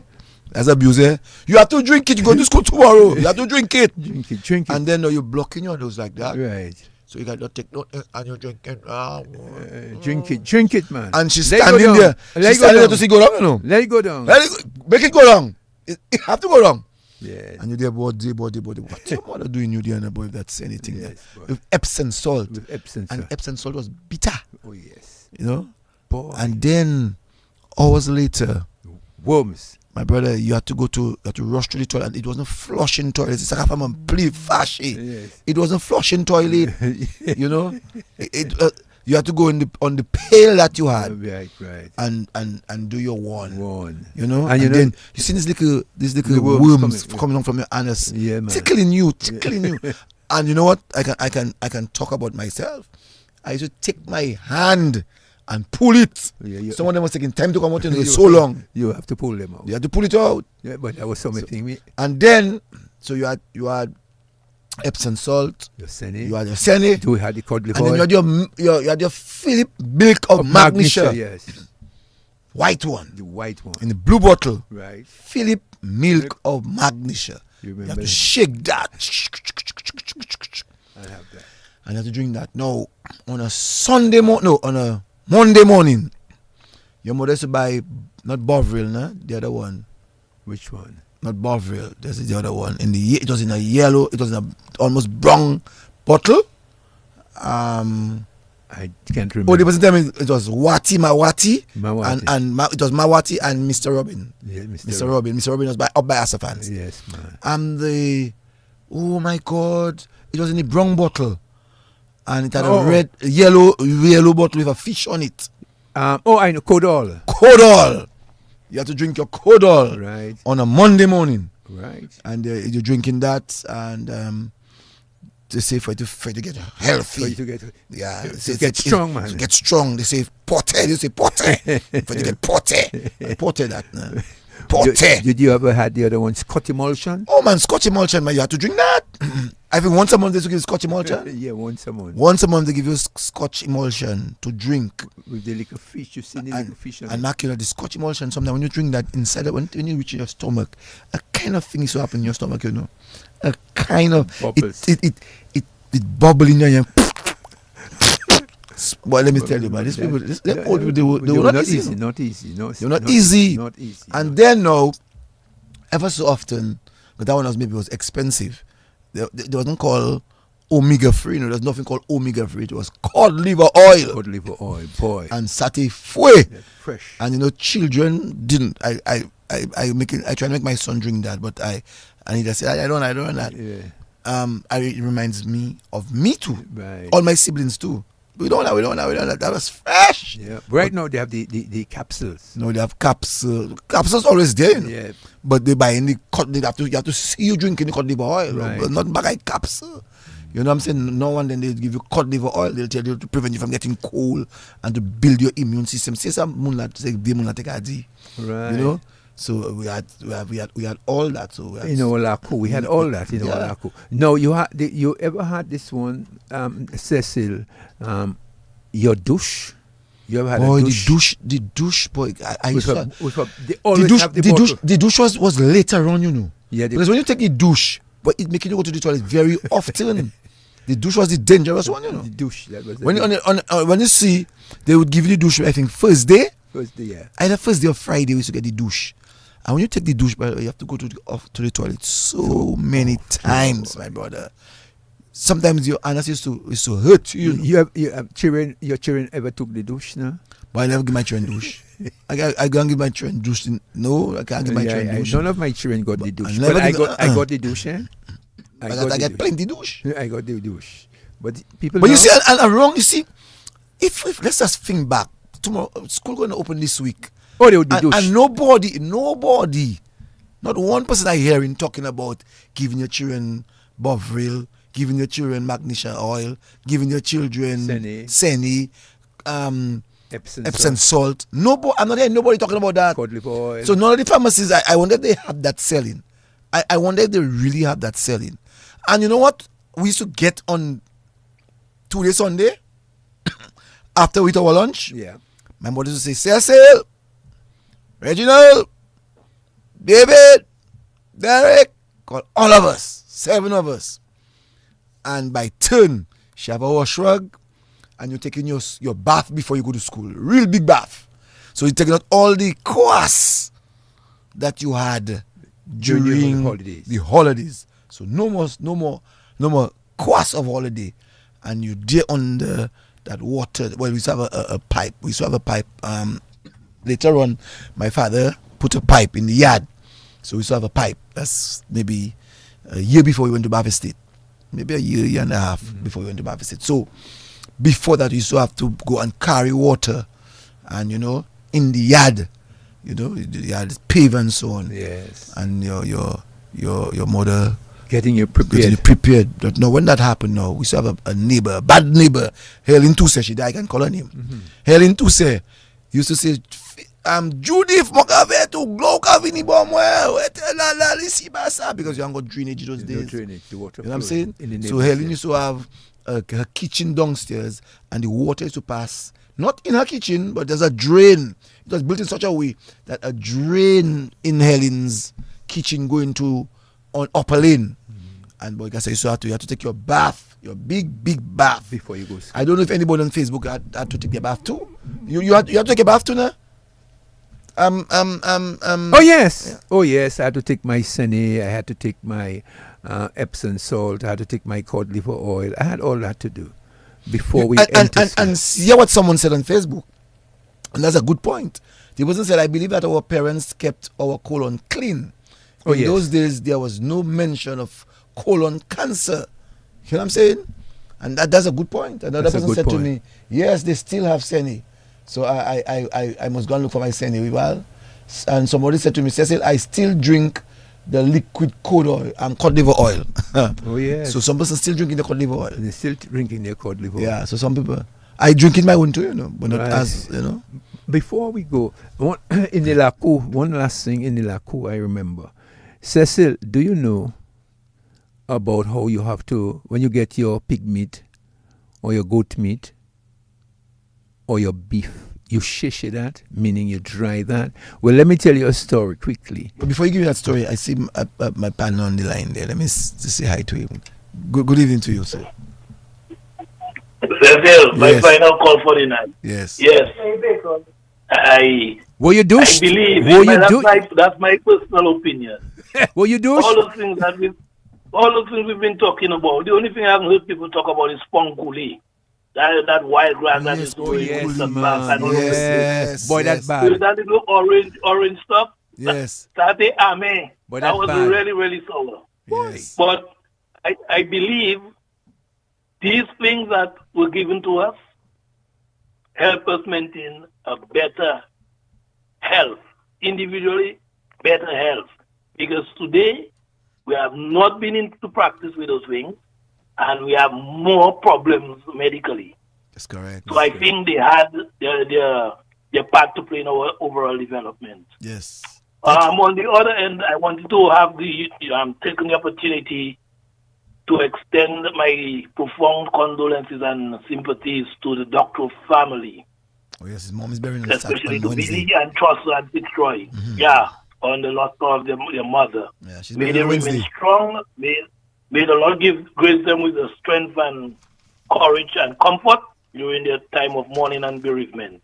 And lastly, by the way, before you go, I should say to you that our good friend would have called our radio programs. I'm sure too that he would have called. He was amputated last week, but died early today. This morning, that is Barry Faswa Barry. Oh my goodness! What? Faswa Barry? Yes. He died. Yes. What? Oh my yes. God. Oh Lord, it's so sad. Yes. Such a great man. Extend from my house to his family's house and all those impacted by his death. I want to extend my profound sympathies and condolences. Yes. But as we're talking about the program, this program you had this evening with Daway, I will say it again. I don't know what is to come in the future, but that is 2023. Booms. That's how I entitled that. Booms. That was the hallmark for 2023. Yes. Boom. Boom. After that one, number 2, Macmillan. Yes. And 3, I can give that to Billy. But that one, somebody has to come very strong. Stronger than strong. Yes. To outclass that one. Booms for 23. Yes, Have a good night. Thank you. Thank you very much. Yes, let me extend my sympathy to Mr. Barry. Very great friend. And strange that Barry and myself spoke together on the 24th. Barry has been calling me, I think, for about 3 days straight, and I'm getting the messages, and every time I come to call Barry, something is happening. Wow. So I called him on the 23rd, and we both had a very nice conversation. He told me, Cecil, I was in the hospital, and I called you so that you could know that I was at the hospital. I was amputated, and we discussed. He told me that, Cecil, I'm 79 years. Wow. He told me that he taught for, I think, 40 years. 40 years. Yes, and he gave me all the stories. Right. And I said to him, one of my last set of words to Barry was, Barry, I will do a Zoom with you. Right. We need to talk, knowing that you are home now. It will be good that we speak. And then he relates certain things to me, and myself and the Honorable Prime Minister spoke about him the same day, you know, and because he gave me a few messages to give to the Honorable Prime Minister. So we both spoke about Barry. Right. So I know it was a shock, you know, to the Prime Minister, knowing, you know, some of the things that we both discussed about what he would have intended to do for Mr. Barry. He's gone. And it's unfortunate that tonight he would not have been able to call us. He normally calls us. Yes. And I know he's a great, when it comes to the history of cricket. Yes, he would call. And I know for the area of sports and community development in community of the Kalinago territory, he's a hero. Yes. He always put that territory right on top. So rest in peace, my good friend, Mr. Barry. And let me extend my sympathies to your family. Yeah, that one was a shocker to me. When the person called me to tell me that he passed on. And let me just pass my sympathies once again to our speaker, Alex Boyd Knight, a very great woman in terms of her contribution to the House of Assembly, and as well as an advocate for women and the abused children. She was a stalwart. So rest in peace, Alex Boyd Knight, Speaker Emeritus, and also to your children. Yes, it was also a shock for me. And she too lived a life that people can